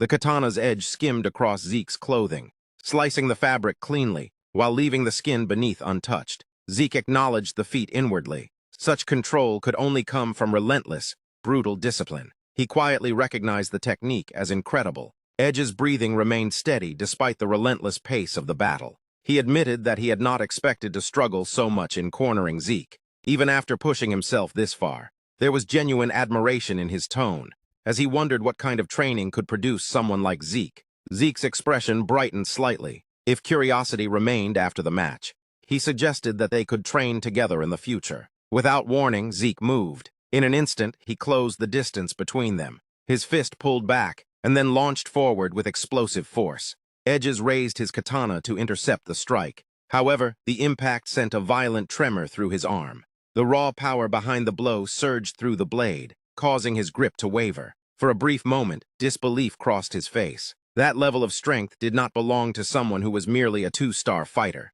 Zeke adjusted his stance, mentally replaying the exchange. He had deliberately altered his breathing patterns during the fight, yet Edges had still adapted. Internally, Zeke admitted the truth. Edges was far more refined than he had initially assumed. Edges noticed the remark and calmly asked whether Zeke had finished observing him. To some extent, Zeke had begun to counterattack. Edges' gaze sharpened immediately. He questioned whether Zeke truly believed he had already deciphered the style. Without waiting for confirmation, Edges suddenly leapt into the air. His aura intensified as he raised his katana high above him. If Zeke believed he had already understood everything, then Edges intended to reveal something further. Zeke recognized the posture instantly. It appeared identical to the earlier setup. He pivoted smoothly, avoiding the descending slash with practiced ease. But this time, Edges did not follow the expected trajectory. In that moment, his blood surged, and a residual image separated from his form. An afterimage lingered in place, disguising the true path of the strike. Before Zeke could fully process the change, a sharp impact struck his chest. His eyes widened as the katana's edge cut across him. The force pushed him backward, his shoes scraping harshly against the arena floor as he struggled to stabilize himself. Edge's expression shifted slightly as he observed the result. He wondered whether that demonstration was sufficient, or whether he should reveal even more. Zeke lowered his gaze. A thin line appeared across his chest where the blade had struck. So the attack had finally landed. Zeke murmured the realization quietly to himself. Then he smiled. It was the same calm expression he had worn before, yet now it shone brighter, carrying a clear sense of exhilaration. The battle had become far more interesting. Around the arena, the atmosphere tightened. What was unfolding was no longer just a simple exchange of techniques. Sandy crashed against the wall, collapsing to the ground after fighting Leica and ending up half dead. Blood flowed from her mouth and nose, and her entire body was covered in wounds. This time, Leica had won and had proven her power to Sandy. Severely injured, Sandy lost consciousness. After a while, she slowly opened her eyes, blinking repeatedly, groaning in pain. She weakly asked where she was. Her teammates, worried and tense, rushed to her side and urgently asked if she was okay. They helped her sit up and supported her carefully. Sandy answered that she was fine. She then admitted that she understood what had happened and that she had lost. The memory of how her sister Leica had defeated her returned to her mind, along with the image of her sister's confident expression. Instead of resentment, Sandy felt happiness for her sister's victory and smiled softly. She apologized to her teammates, saying that if she could have one, things might have been different. One of the girls with purple hair immediately encouraged her, telling her not to say that and insisting that they were the ones who should apologize for bothering her. The rest of the team also apologized to Sandy. Sandy slowly stood up and smiled again. She told them that it was not true and that they should not blame themselves. She explained that the opponent had simply been strong, and that was all. That was why she had won. She assured them not to worry and said that next time they would work together so they would not lose. She smiled warmly once more, lifting her teammates' spirits. Hearing her words, they cheered up excitedly and agreed that next time they would work together and not lose. After that, Sandy asked whether the West Wing versus South Wing match had started yet. The purple-haired girl explained that, for some reason, their fights had continued longer than expected, and that the ongoing match could be seen from where they were. Confused, Sandy tried to understand what she meant. The purple-haired girl pointed toward the edge and revealed that an incredible battle was happening at that very moment. Sandy felt terrified and shocked as she looked toward the edge. There she saw Edge, his body surging with a full, energetic, powerful, and overwhelming aura flame as he prepared to attack Zeke. Seeing this, Sandy asked her teammates what that overwhelming presence was. Concern filled her thoughts as she realized that there were 5 aura blades. That meant those edges signified that he was using all his power. On the other side, as Edge charged toward Zeke with immense speed and strength, Zeke seemed to be enjoying himself even more, wearing a playful smirk. At that moment, Sandy remembered what Leica had once told her, that he was the strongest among them. Edge unleashed the style of a 1,000-bladed katana, and immediately followed it with the 5-shaded katana technique. As he activated the move, a fierce yellow fiery aura burst from his sword. Radiating intense energy, he leapt forward and struck at Zeke with full force. Zeke calmly raised his hand to block the attack. The impact sliced through his hand, and even his cheek was slightly cut. Despite the injury, Zeke smirked as if the damage meant nothing to him. Seeing that confidence, Edge smirked as well and remarked that the gesture had not worked either. Even after such an intense exchange, Zeke's breathing had not changed at all. Edge observed this carefully and wondered what kind of body Zeke possessed. Without hesitation, Edge swung his sword again, the glowing aura erupting once more from the blade. Zeke responded with a playful smile and explained that he had also put effort into training basic endurance. He acknowledged that martial arts were important, but emphasized that fundamentals mattered just as much. Edge agreed as he stepped forward, admitting that it seemed so, and resolving to train his body more next time. Then Edge swung his sword once again. This time, an overwhelming surge of power erupted not only from the blade, but from within him as well. The intensity shocked Zeke. As he observed closely, he began analyzing the sword's blade hardness, generation speed, and range overall. He concluded that the blade's performance was still only medium to low. However, considering its age, he believed it could become something interesting in the future. In the midst of the battle, Zeke finally became certain of the difference between 1,000 years ago and today. A smirk appeared on his face once again, as he reflected on the martial arts of 1,000 years ago. Back then, the essence of combat focused on the eviction of the attack. The true essence of martial arts lay in expressing all the phenomena of the universe through technique itself. The source of true power was used only as support. But in the present era, everything had changed. By materializing the true power source, one could represent all the phenomena of the universe directly. In other words, the handling of the true power source had become the decisive factor in battle. Edge then activated the true essence of martial arts in the modern age. Instantly, numerous floating swords appeared around him. One by one, he launched all of them toward Zeke with precise control. Zeke prepared himself again to nullify every incoming attack. A faint smile formed on his face as he reflected that in the end, he had been dazzled only by martial techniques and had realized the truth quite late. He acknowledged that in 1,000 years, nothing had been this interesting up to this point. With perfect timing, Zeke shattered each sword one after another using his punches. As the blades broke apart, he even began to laugh, clearly enjoying the battle. In the next moment, Edge attacked from another direction. Watching Zeke respond flawlessly, Edge felt astonished. He realized that his attacks had been perfectly answered one after another, and that the display was truly beyond human. Observing the prolonged clash, Rangis grew anxious and noted that even though they had been fighting for 2 hours, there still did not seem to be a winner. Leica added that neither of them was normal, but it was probably about time for the battle to reach its conclusion. Edge smirked and acknowledged that his moves had been completely observed. Zeke smiled and admitted that the fight had been very fun.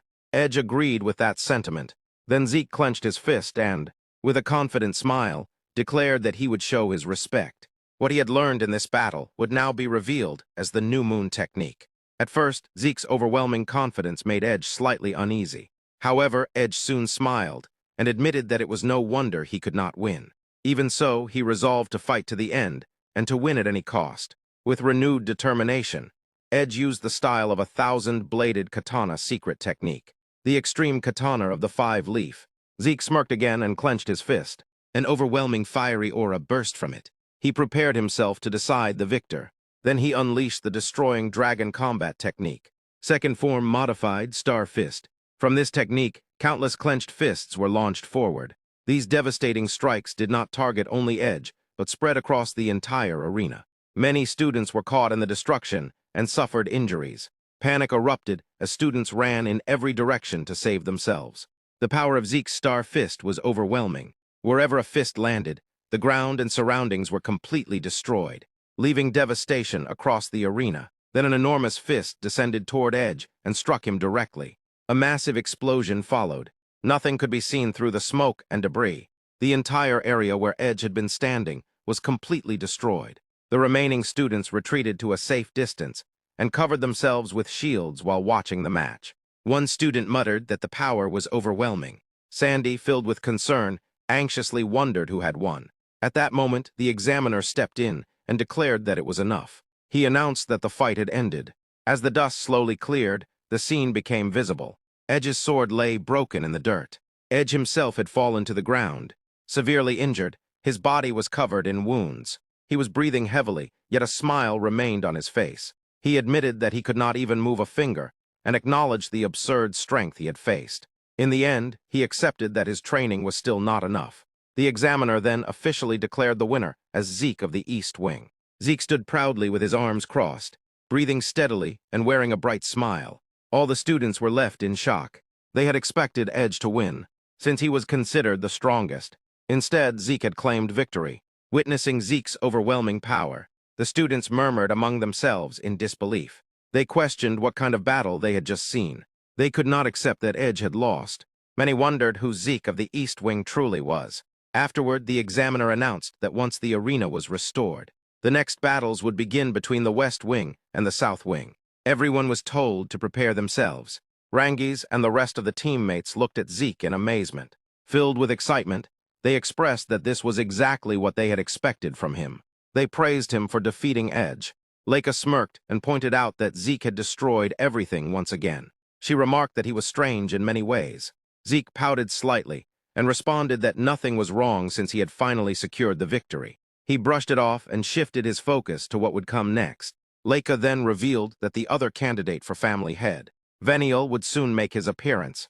The scene shifted to Veniel, who was seated like a king while his teammates stood guard around him. Observing this, Sieg crossed his arms and smiled. He noted that the West Wing seemed to have the best overall quality. However, he also observed that in the South Wing, there was someone who looked strong as well. Soon after, a fight began between Veniel and a member of the opposing team. Watching this, Sieg smiled playfully and wondered what would happen next. However, contrary to what Sieg had expected, the match between the West Wing and the South Wing turned out to be completely one-sided. The students watched in terror and shock as the battle unfolded. Because Veniel defeated his opponent with overwhelming ease, the other boy lay on the ground, badly injured, while Veniel stood over him, giving him a cold death glare. The scene then shifted to what happened after the battle with Sieg. Sieg casually pouted and admitted that maybe he had gone a little overboard.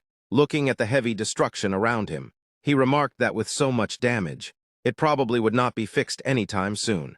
Rangis suddenly told him not to worry and urged him to look. Alarmed, Sieg shouted in confusion, asking what he was seeing. He was stunned to realize that everything had been completely restored.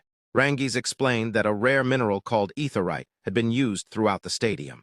If true power was channeled into it, it could restore itself to its original form like this, as if staring into the void and resetting everything. Sieg thought to himself once again that some incredible material had appeared before him. He admitted that it was impressive and truly awesome. Rangis enthusiastically agreed, saying that seeing something so valuable used in such a huge building was truly amazing. The duel came to an end, with Veniel standing victorious. As the dust settled in the arena, the examiner watched him closely. Troubled by what he had witnessed, he found it strange. Kakaso had possessed the ability to defeat Lyra Sonar in such a completely one-sided manner. Veniel responded to the silence with a dark, deathly glare, asking if he still needed to continue. His overwhelming presence made it clear that he was ready to go on if required. The examiner, sensing the intensity in the air, immediately declared the end of the match. He officially announced Veniel as the winner from the West Wing. With that, the next stage was declared. The final would be East Wing versus West Wing, and it would begin in 1 hour. As the announcement echoed through the arena, attention shifted to the defeated side. Members of the opposing team rushed to their injured teammate. The one Veniel had defeated, they carried her carefully, their faces filled with worry. Vaniel's attack had left her nearly half dead, and the damage was far beyond what anyone had expected. Leica witnessed the aftermath and stood in shock. She found it incredible that Lyre had been overwhelmed like that. Nearby, Sieg silently observed everything. He felt that something was wrong. The difference in skill between the two fighters had not seemed that vast. Yet somehow, the girl's ether flow had appeared extremely unstable. From her condition and the way the battle unfolded, it was almost certain that something was not normal. That instability had made the result so overwhelmingly one-sided. Even the judge's behavior during the match had seemed questionable, as though the count had been ended prematurely. The situation left an unsettling feeling about what was truly happening behind the scenes. Zeke's blonde teammate expressed disbelief that Lyra of the Sonar family had been left so completely defenseless. He acknowledged that a candidate for the next boss would naturally exist on an entirely different level of power. A blue-haired girl, still shaken, felt that it had all gone too far. The brutality of the outcome disturbed her. An orange-haired girl tried to reason through it, suggesting that perhaps this was simply how things were. It was her first time witnessing the ability of someone powerful from another wing, so she felt she could not fairly judge what was normal at that level. Rocky, on the other hand, smiled with excitement. Speaking of candidates for the next boss, he mentioned Leica and Zeke, and added that Vaniel must also possess incredible power. The rest of the teammates agreed with his assessment, nodding as they reflected on the overwhelming display they had just witnessed. Amid their discussion, they noticed that Rangi's looked unusually tense. Concerned, they asked him if something was wrong. Rangi's hesitated before responding. Although he admitted that Vaniel had been incredible, he also pointed out that everyone on the West Wing was extremely strong. His voice carried anxiety and self-doubt. He apologized for already sounding like a weakling, even before the upcoming fight had begun. His insecurity only added to the pressure hanging over the group. Some of his teammates grew frustrated at his lack of confidence, especially with the final match drawing closer. The atmosphere within the team became heavier, as excitement, doubt, fear, and anticipation blended together while they prepared for what was to come. The orange-haired girl let out a quiet sigh and admitted that what had been said was true. Even in the previous fight she had lost. It frustrated her deeply, but she acknowledged that she could not match the guys on the West Wing. Hearing this, Rocky's confidence surged. He clenched his fist and gritted his teeth with intensity. He admitted that if they were talking about that, then neither could he. He had not even been able to beat them, despite them having fewer stars. Yet that did not mean he intended to lose, just as they had defeated superior opponents before. He believed they could win too. That was all that mattered. His determination spread quickly through the group. The other teammates agreed with his words. Their spirits rising, Zeke watched their excitement, confidence, and renewed courage with quiet satisfaction. Like a master observing his students grow stronger. He felt proud. He praised their fighting spirit in his heart, thinking it was very good. He also noticed that Rick and Aaron seemed to be praying that they would improve and become stronger. However, Zeke understood that the real problem lay elsewhere. His attention shifted toward Leica. She looked extremely tense. Zeke realized that Leica did not seem to have noticed the anomaly in that girl's ether. If she had seen the entire previous fight, simply as a demonstration of Veniel's overwhelming power, then her inner turmoil made sense. But since he himself did not know all the details, he could not offer hasty advice. He was left uncertain about what he should do next. Rangi's also noticed how tense Leica appeared. He gently asked if she was okay. Leica responded that she was fine and thanked him. She explained that she just needed to organize her thoughts. After that, she said goodbye to the group and left the area. Rangi's watched her go, growing tense himself. Elsewhere, Leica sat quietly on the edge of a circular stone fountain. Her posture was slightly slouched, reflecting the weight of her thoughts. She could not believe that Veniel had reached a level capable of defeating Lyra in such a unilateral way. Even edges would not have been able to overwhelm Lyra like that without taking damage. And yet that Veniel guy had done exactly that. She lowered her hand into the water of the fountain and reflected further. The last time she had fought him was when she was 5 years old. At that time, she had only reached 10% of her strength, and she had lost. Since then, she had been striving to get revenge on him. Just when she believed she had finally caught up, the situation had turned out like this. According to the order, Veniel's next opponent would probably be Zeke. She felt a slight sense of relief because she would not have to fight him herself. But she hated that feeling of relief. To her, it was practically the same as admitting defeat. Clenching her fist tightly, Leica reignited her resolve. She decided that she would defeat that guy. After some time, Veniel arrived at the fountain along with his subordinate. He noticed Leica sitting there alone. A mocking smirk formed on his face as he approached her and casually asked what was wrong. Commenting that she seemed very serious, Leica lifted her eyes and gave him a sharp death glare. She demanded to know what he wanted, and made it clear that she had nothing to say to him. Veniel continued teasing her, telling her not to be so cold. He arrogantly suggested that if he became the boss, perhaps she would become his wife. His tone was playful, but it carried clear provocation. Leica immediately stood up, her anger exploding. She shouted for him to shut up and declared that she would be the one to become the boss. Veniel remained relaxed, maintaining a casual posture. He pointed out that she had thought she could not win, and claimed that it was no wonder she had never been able to beat him before. He reminded her of the fight that had just taken place, and implied that it proved his superiority. Refusing to listen any further, Leica ignored his words and began to walk away. Veniel's grin widened. He reached out and placed his hand on her shoulder. Stopping her, he taunted her again, insisting that she was certain she could not win. Leica, furious, told him to shut up. His expression darkened, with a dirty look. He tightened his grip on her shoulder and pressured her to admit the truth. He declared that in the past and now, she would never be able to defeat him. He told her to surrender and submit to him, adding that if she did, he would treat her with kindness. Enraged, Leica forcefully removed his hand from her shoulder and shouted at him to stop talking nonsense. Without looking back, she stormed away in anger, leaving Veniel standing behind her. Watching Leica walk away with such defiance, Veniel smirked. He clenched his teeth in irritation and muttered that she was not pretty at all. Yet he believed that, with what had already been set in motion, it was over. He implied that the rest was already understood. His subordinate stepped forward calmly and told him to leave it to her. She then asked what they were going to do about that bastard, Sieg. Veniel responded casually, saying that Sieg should not be a problem even during the fight.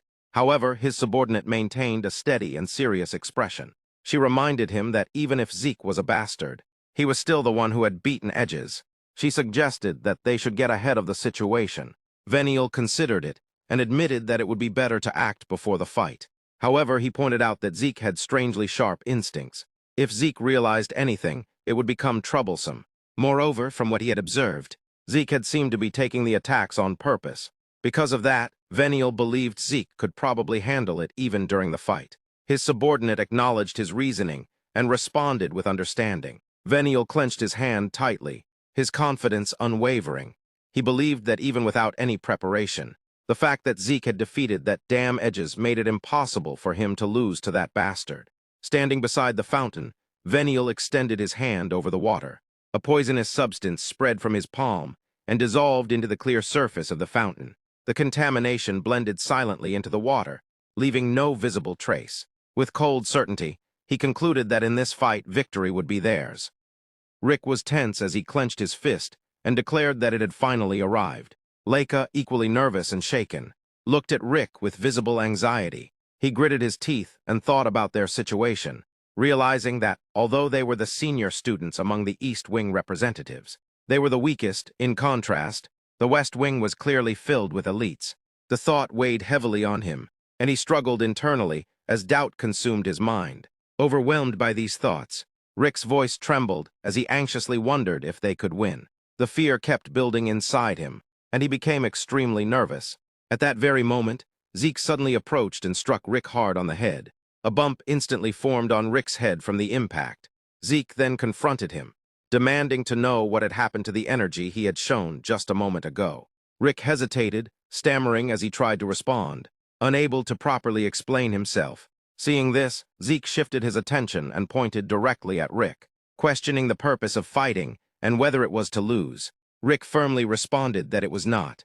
Sieg reminded him that when one fights, it must always be with the intention of winning, regardless of any difference in skills. He emphasized that this mindset was what truly mattered. Hearing these words, Rick felt motivation rising from within. Confidence slowly replaced his fear, and he declared with determination that they would win. Sieg, pleased with his response, placed a hand on Rick's shoulder and smiled, praising him for training very well and encouraging him to maintain his confidence. Feeling both confident and slightly amused, Rick respectfully thanked him. Sieg then decided to offer a small but important tip. He advised Rick to relax his shoulders more. Confused, Rick sought clarity. Sieg carefully explained that the high-strength fist technique concentrates all force onto a single point of impact. If too much effort is applied in the wrong way, the force that should be concentrated becomes dispersed. To demonstrate, Sieg placed both hands on Rick's shoulders and encouraged him to relax. Following the guidance, Rick felt a renewed surge of confidence. He expressed that he now felt capable of winning and sincerely thanked Zeke, praising his relaxation technique as the best. Zeke felt proud upon hearing this. With firm confidence and satisfaction, he encouraged Rick to go forward and win. After being motivated by Zeke, Rick headed toward the duel like a happy kitten, cheerfully chanting that they would definitely win. His earlier fear had completely transformed into excitement and determination.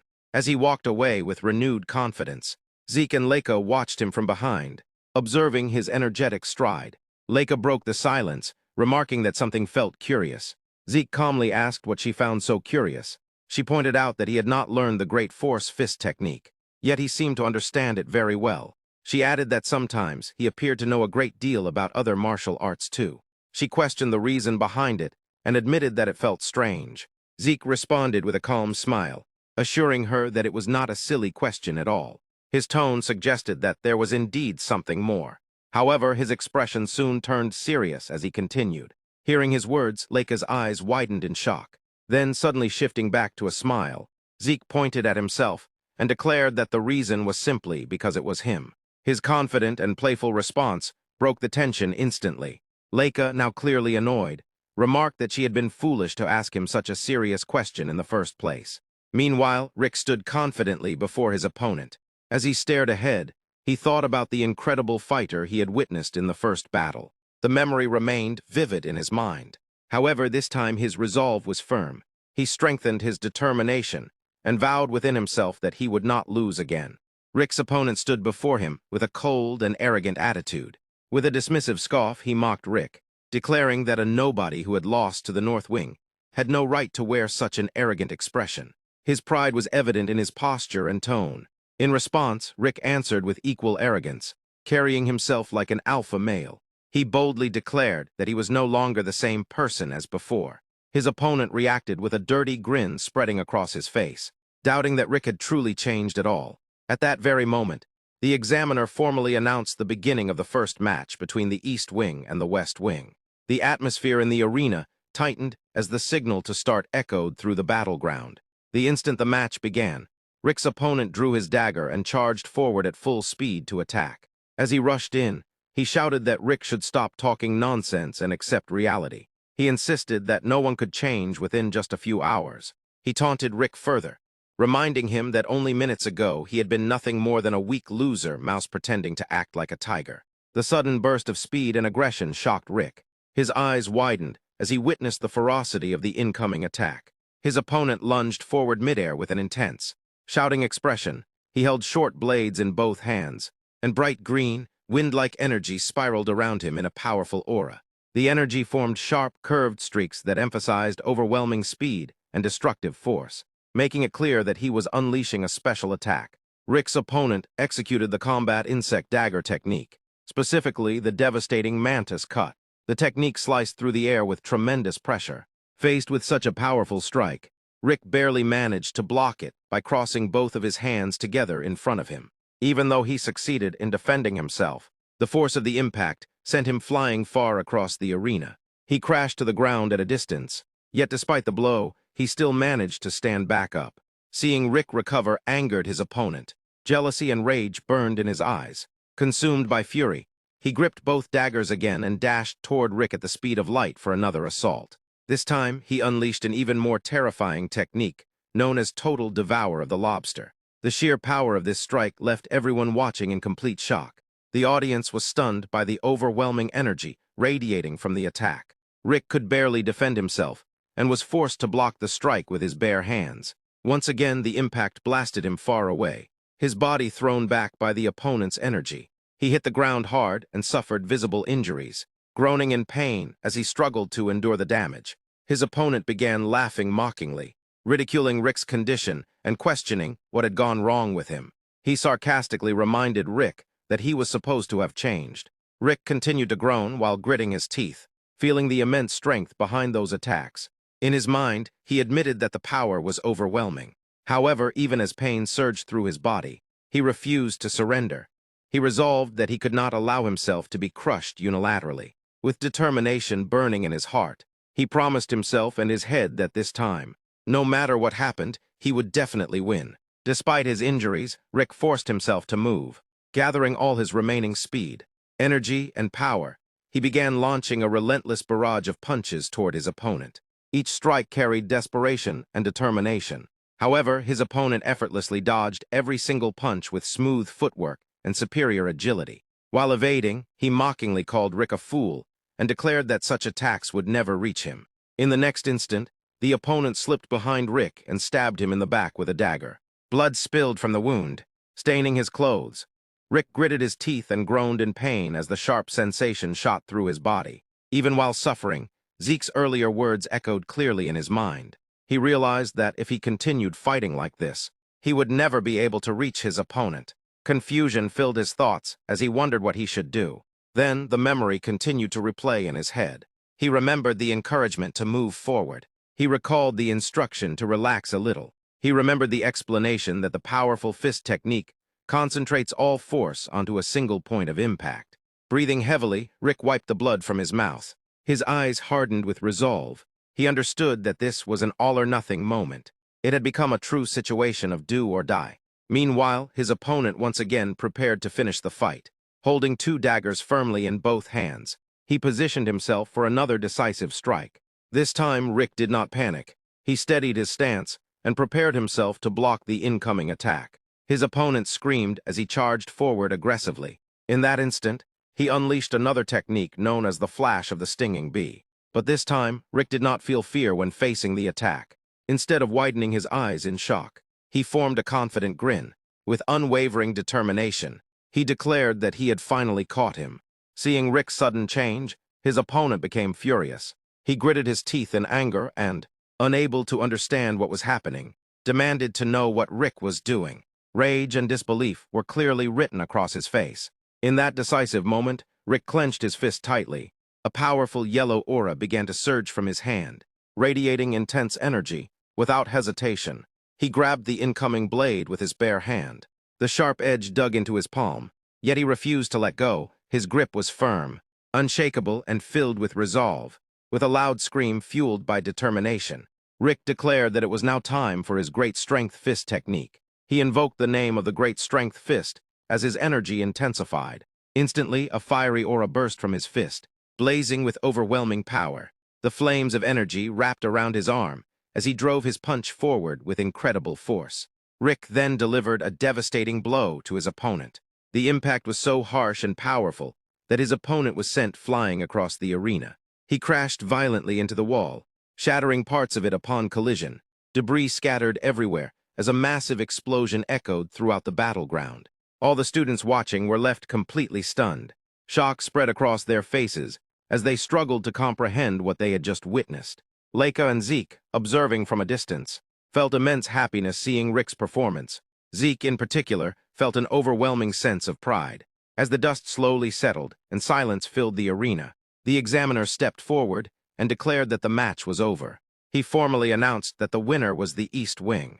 Moments after the announcement, the scene shifted toward Rick's defeated opponent. He was slumped helplessly against a cracked wall. The surface behind him had shattered outward in a deep, crater-like pattern, clearly showing that he had been violently thrown into it. Seeing this devastating result, Rick stood frozen in shock. For a brief moment, he could not believe what he was witnessing. He struggled to accept that he had truly won the fight. The realization slowly sank in, and disbelief transformed into overwhelming joy. Excitement burst out of him as he raised his hand high into the air and began cheering in celebration. However, the moment did not end there. Rick's defeated opponent suddenly opened his eyes. Shock filled his expression as he tried to process what had happened. He could not comprehend that he had lost, especially not to someone he had considered weak. Elsewhere in the arena, Veniel sat upon his throne like a king observing his domain. His presence carried authority and dominance. With a simple gesture, he summoned the defeated fighter to come closer. The injured opponent dragged himself forward and knelt down in front of Veniel's feet. Trembling and ashamed, he apologized sincerely. Veniel's expression darkened ominously as he looked down at him.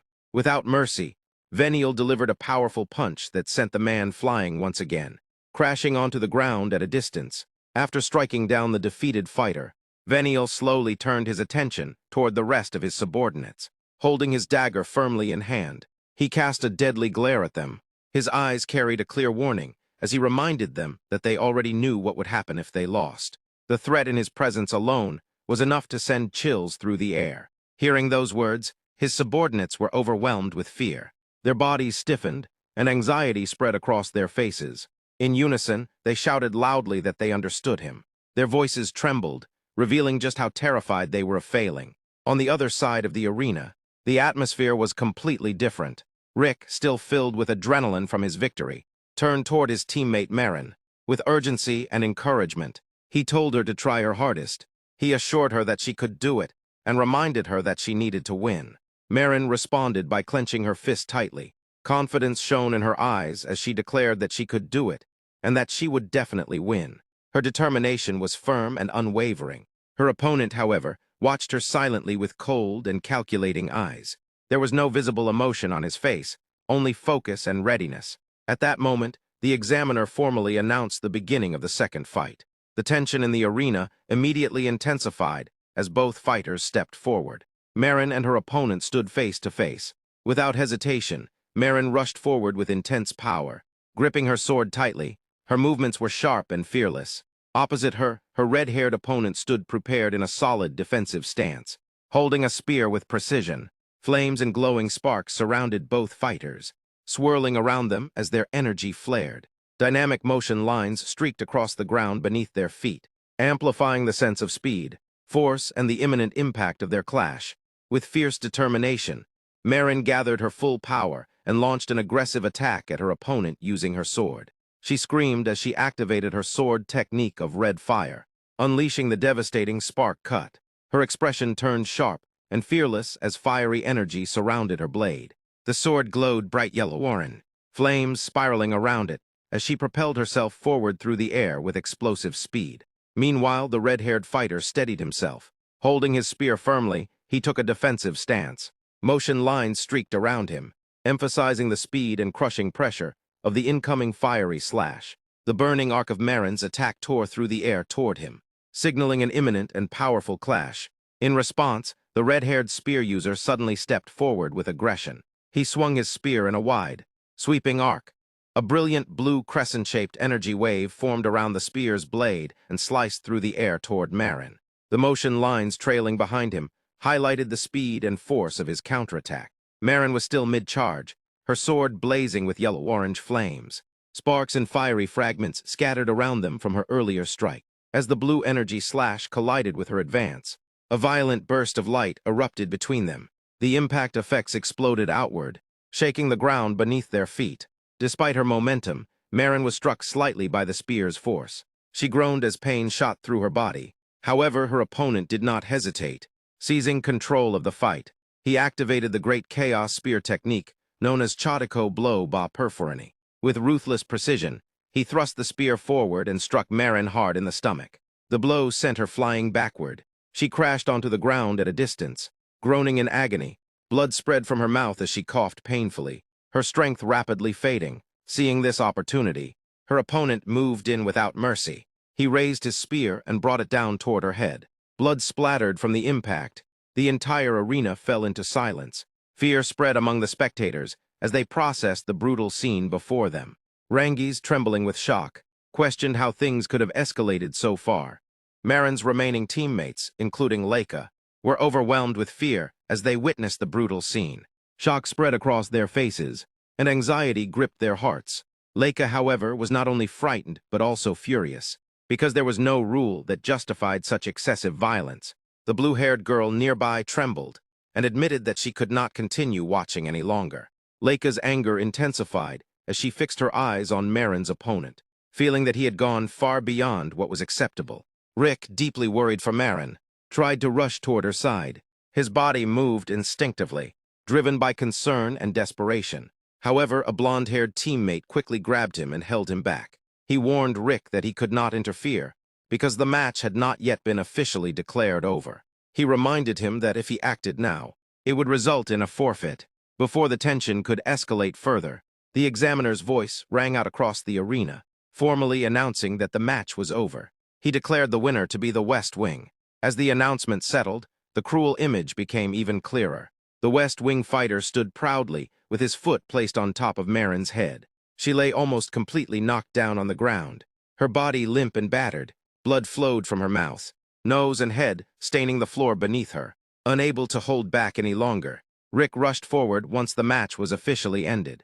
He knelt beside Marin and gently lifted her into his arms, trying desperately to help her up. His face was filled with panic and guilt. Leica hurried to her side as well, her expression tense and shaken. She repeatedly called out to Marin, asking if she was okay and begging her to wake up. Throughout all of this, Zeke stood silently at a distance. He observed everything with a steady, unreadable expression, his gaze calm yet deeply focused. Marin's teammates rushed to her side, desperately trying to bring her back to consciousness. They shouted her name repeatedly and kept shaking her, hoping she would wake up, but none of their efforts worked. After being defeated by her opponent, Marin had been injured so badly that she was almost half dead. As they looked at her broken condition, her teammates began questioning the situation among themselves, wondering if what had happened was really acceptable. They kept calling out to Marin loudly, urging her to snap out of it and wake up. Meanwhile, Zeke silently observed everything from the side, carefully watching the entire situation without saying a word. Rick, however, could not hold back his anger. Furious at what had been done, he confronted Marin's opponent and demanded to know if there had really been any need to take the fight to such an extreme point. Marin's opponent responded with clear arrogance, acting as if there was nothing wrong with what had happened. Hearing that, Rick reacted sharply, clearly stunned by the attitude. The opponent then justified his actions by explaining that it had been a real fight. According to him, he had simply acted carefully and methodically to guarantee victory. Rick and the others grew even more furious after hearing this explanation. They argued that even if it had been a fight, the level of damage inflicted on Marin was far too excessive. In their view, the battle should never have needed to go this far. Instead of backing down, the opponent only smirked and mocked their reaction. He claimed that they were being naive. According to him, fighters of the West Wing never showed mercy to their enemies during combat. Their approach was simple: crush the enemy completely. At that moment, Leica stepped forward. Her expression darkened as she confronted the opponent and questioned whether such brutality was actually an official order. The opponent showed no concern and dismissed her challenge, stating that it did not matter. He suggested that if they disliked it, they were free to leave. He then pointed out that the referee had never stopped the fight, implying that everyone should already understand what that meant. He continued explaining that Marin had shown the will to keep fighting, and because of that, he had simply broken her. From his perspective, it was the most logical outcome of a real battle. Hearing this cold justification filled Leica with intense anger as the tension around the arena grew heavier. Marin's opponent turned around with an arrogant attitude. As he walked away from the spot, he coldly remarked that continuing to talk to them was very annoying. He added that they should worry about themselves before worrying about their colleagues, because all of them were going to go through the same thing now. At that moment, Letton arrived there and calmly declared that that was simply the way things were. He then mockingly added that if Rangi's wanted, he could retire right there. Hearing Letton's sudden appearance and words, Rangi's became frightened. Letton gave a slow, confident smirk and looked directly at Rangi's. With clear arrogance, he reminded him that people like Rangi's could not say his name casually. After that, he challenged him further, asking if he was not going to back down. Hearing those words, Rangi's became even more nervous and uneasy. Letton maintained his mocking smile. He then pointed directly at Rangi's while continuing his humiliation. He stated that he was not going to stop Rangi's if he wanted to be beaten just like that woman. He then paused for a moment, as if remembering something from the past. Letton continued with an even more insulting tone, suggesting another possibility. He asked whether Rangi's wanted him to do the same thing he had done back when they were in the village. After recalling that incident, Letton belittled him again by calling him insignificant Rangi's. Those harsh words deeply affected Rangi's. Disappointed and humiliated, he lowered his head and silently endured the insults. His expression darkened as he tried to tolerate everything without reacting. Suddenly, Leica could not hold back his anger anymore. He stepped forward aggressively and shouted at Letton, demanding to know what nonsense he was talking about. However, Rangi's quickly tried to calm him down and told Leica that it was okay. Rangi's then continued by explaining that before Adlam, he was not going to run away. Hearing this unexpected statement, Leica became confused, but then Rangi's slowly lifted his head. His expression changed completely, and confidence appeared in his eyes. He raised his hand and pointed directly toward Letten.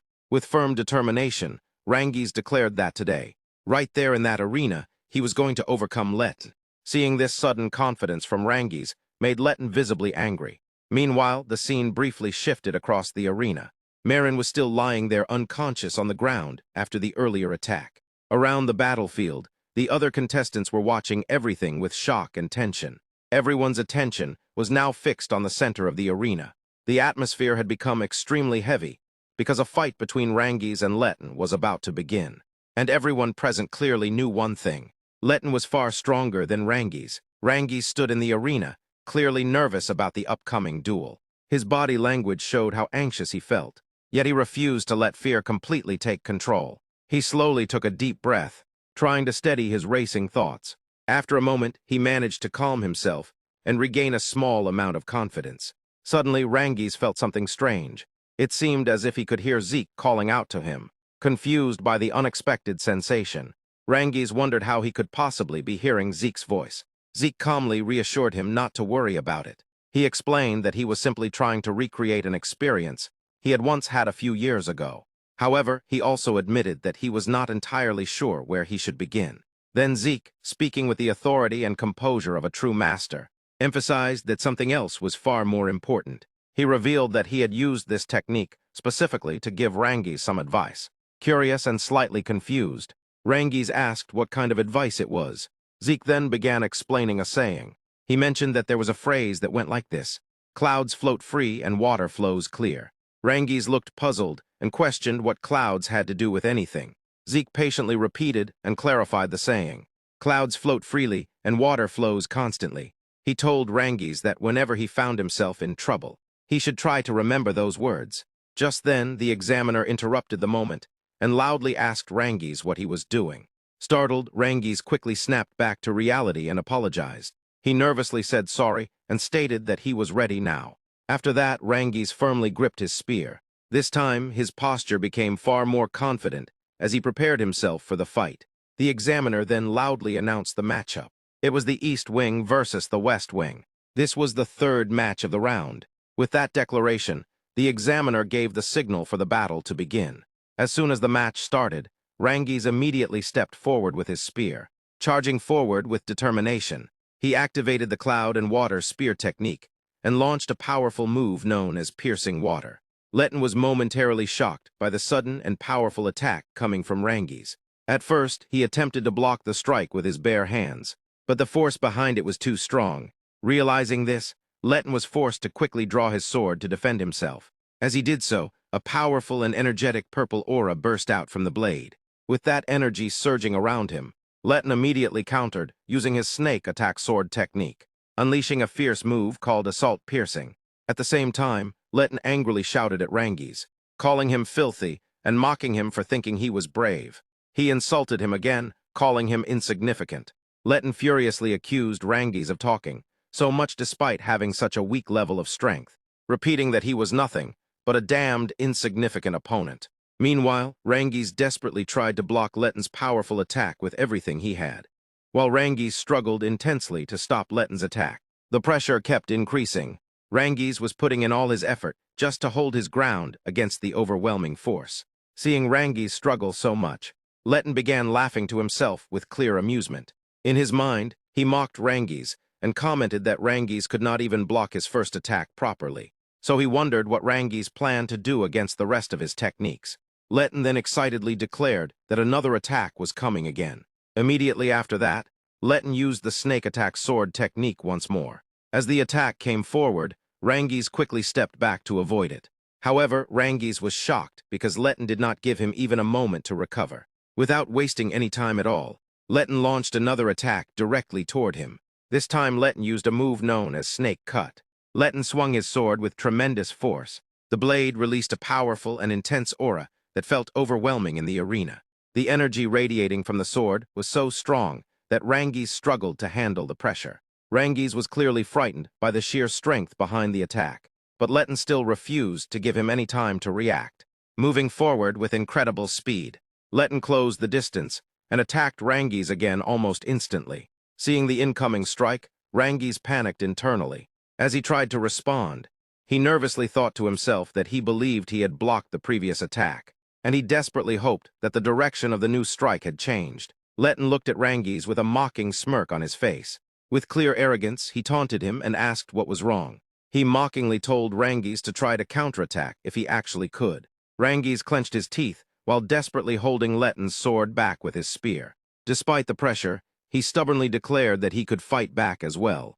Gathering his remaining strength, Rangiz once again activated the cloud and water spear technique. This time he performed the move known as passing clouds flowing water.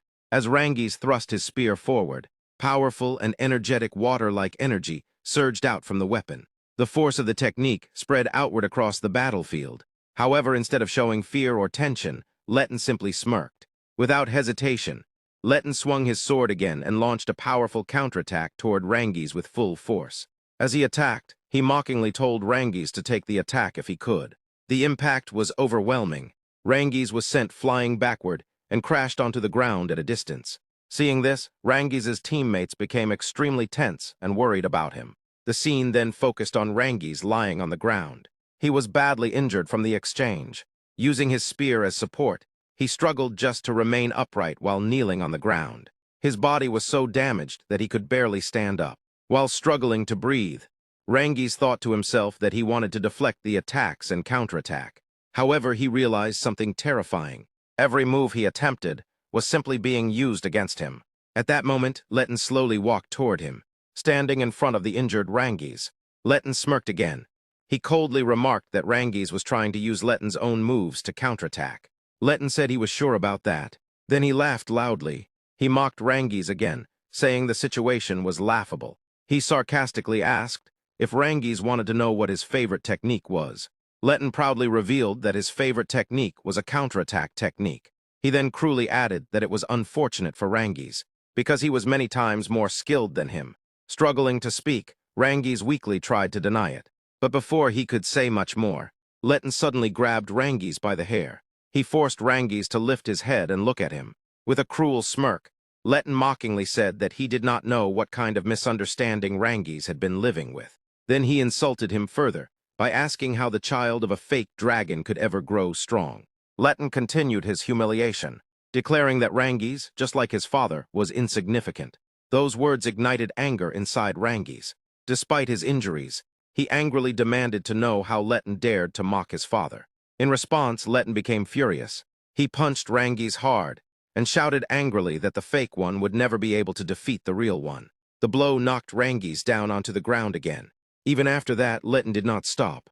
He continued kicking Rangiz repeatedly while he lay helpless on the ground. As the painful assault continued, Rangiz felt his hope collapsing. With deep sadness, he thought to himself that in the end, he had failed. He had believed that he had become stronger. But now he realized he had been wrong. He bitterly accepted the painful truth in his heart. In the end, he was still weak. In the end, he was nothing but a fake. As these thoughts filled his mind, tears slowly began to flow from Rangiz's eyes. As Rangiz lay there in pain, memories from the past slowly surfaced in his mind. The scene shifted to a peaceful moment from years ago. Rangiz was spending time with his father near a river while they were fishing together. The calm environment was completely different from the brutal arena he was currently fighting in. While holding the fishing rod, his father gently asked Rangiz whether he liked fishing. Rangiz answered with excitement and happiness, saying that he really liked it. Hearing that response made his father smile warmly. He said that he understood and that Rangiz was just like his father. He explained that Rangiz's father also liked fishing in the same quiet way, while calmly contemplating the clouds above and the flowing water of the river. Curious about what his father meant, Rangiz asked whether he liked the clouds and the water. His father softly patted Rangiz on the head and answered calmly. He explained that the clouds always floated peacefully in the sky, and the river water continued to flow endlessly without stopping. He then explained something deeper. Whenever someone looked at those things, they slowly realized that the problems humans worried about were actually very small. His father gently added that perhaps one day Rangiz would also come to understand this truth. With that final thought, the memory slowly faded. The scene returned to the present moment inside the arena. Rangiz was lying there unconscious on the ground after the brutal beating. Even in that unconscious state, he quietly murmured the words floating and flowing. From the side of the arena, The examiner carefully observed Rangis's condition. Meanwhile, Letten stepped forward again. Grabbing Rangis by the collar, he lifted him slightly from the ground while preparing to deliver a powerful finishing punch. A cruel smirk appeared on Letten's face as he declared that he would end everything with this final blow. He continued insulting Rangis, claiming that in the end, Rangis was just like his father. Letten shouted that a fake would always remain a fake, and that Rangis would spend his life crawling in weakness. At that moment, Rangis suddenly remembered the words his father had told him long ago. The clouds float freely, the water flows constantly. Those words echoed clearly inside his mind. Then something unexpected happened. Just as Letten's punch came forward, Rangis suddenly moved. With surprising speed, Rangis dodged the attack and stepped away from Letten. Letten froze in shock, clearly not expecting that movement. The examiner carefully watched Rangis's new posture and presence. Seeing the sudden change in his spirit, the examiner smirked slightly and acknowledged that this was the right spirit. The scene continues as Letten witnesses Rangis's power, leaving him both shocked and furious. His teeth clenched tightly as he refuses to accept the reality before him, unable to acknowledge that someone he considers a fake could ever stand on equal ground with him. The denial burns inside him as he becomes consumed by anger. Driven by rage, Letten unleashes the snake attack sword technique, executing the move known as snake cut. He shouts as he charges forward, launching a fierce attack at Rangis. His assault comes with full force, combining both strikes simultaneously. His emotions spiral out of control, and a vivid purple aura begins to surge from his sword, radiating intense energy. Rangis notices everything clearly. Despite his weakened state, he maintains sharp focus. Moving swiftly, he dodges each incoming strike with precise movements, shifting from side to side with remarkable speed. Even though his condition is critical, he continues to evade every attack through pure concentration. Watching this, Letten is left stunned. His anger deepens, his teeth grinding as disbelief fills his mind. He recalls that he had just landed a hit earlier, yet Rangis now moves as if he can read every attack in advance. The thought unsettles him, but he refuses to accept it as possible. Still unwilling to back down, Letten once again channels his fury and activates another technique. This time, he uses the snake attack sword technique, known as the disturbing attack of the chaotic snake. His blade erupts with even more intense energy, releasing a powerful aura as he combines multiple attacks and directs them toward Rangis. At the same time, he mocks Rangis, convinced that this overwhelming assault would finally break him. However, Rangis responds the same way as before. With incredible speed, he avoids every single strike. Moving fluidly and effortlessly, his movements appear almost natural, as if he is simply flowing around the attacks rather than resisting them. This leaves Letten completely shocked. His jaw drops as disbelief takes over. Fear begins to mix with his shock, and he struggles to understand how Rangis is achieving this. From a distance, Leica and Sieg witness the entire scene. Both are stunned by Rangis's sudden display of power. Leica finds it hard to believe what she is seeing, unable to comprehend how Rangis is fighting at such a level. Sieg, however, begins to explain the situation to Leica and the rest of the team. He observes that Rangis has now moved closer to something deeper, something fundamental. Leica, confused, tries to understand what he means. Sieg elaborates by describing a natural principle. He explains how clouds drift peacefully and water flows endlessly, never stopping regardless of circumstances. He describes it as something soft and flexible, constantly changing shape, absorbing force and letting it pass through without resistance. He adds that he himself had demonstrated a small part of this concept in a previous battle, but Rangis has now surpassed that level magnificently during this fight. Hearing this, Leica is left shocked. She cannot understand how someone could achieve such progress in such a short time. Sieg continues, noting that Rangis himself does not seem aware of it. Yet his level of concentration is extraordinary. At that moment, Rangis shifts from defense to offense. He begins advancing toward Letten with determination. Seeing him approach, Letten is overwhelmed with fear and confusion. He cannot comprehend what is happening, and instinctively tries to stop Rangis from coming closer. But Rangis does not hesitate. He continues forward and launches his attack. Their weapons collide, sword meeting spear in a powerful clash. As this happens, Sieg watches with a slight smirk and reflects on the situation, recognizing that water does not always flow calmly. The momentum of the battle shifts as Rangis swings his spear and leaps into the air. A vivid blue aura flows from the weapon as he grips it tightly and launches himself toward Retin, closing the distance with a decisive attack. Retin, overwhelmed by shock and fear, reacts in panic, unable to understand why Rangiz is advancing toward him with such force. At that moment, Rangiz expresses the principle he has reached, embodying the nature of raging water, where once it surges, nothing can resist its current. With that understanding, Rangiz drives his spear forward and lands a powerful strike directly into Retin's abdomen. The impact sends Retin flying backward, and he crashes onto the ground at a distance, losing consciousness completely. The battlefield falls silent as the outcome becomes clear. The examiner steps forward and declares the match over, announcing the East Wing as the winner. Immediately after, Rangiz stands in shock, struggling to process what has just happened. His teammates rush toward him and begin cheering loudly, celebrating his victory with excitement. Leica expresses her amazement, praising his performance as incredible and congratulating him on reaching 3 stars, as well as achieving such a remarkable win. Rangiz, still confused, tries to process the situation, realizing that he has reached 3 stars and secured a victory. The thought slowly sinks in as he begins to question whether he truly won. One of his friends confirms it with enthusiasm, describing the match as incredible and acknowledging Rangiz's achievement. Rangiz continues to process everything, trying to comprehend that he actually defeated his opponent. Rick placed his hand on a Rangiz soldier and asked about the powerful technique that had just been used. Leica also showed interest in learning about that technique. Seeing this, Rangiz began to blush and pretended to be unaware, avoiding explaining the technique. Leica continued by describing the move as an incredible technique, resembling a water dragon ascending a waterfall. Rick agreed with her observation. Rangiz was left shocked as he saw his friends being so impressed by something he had done suddenly. He found it hard to believe that his friends were praising him so much.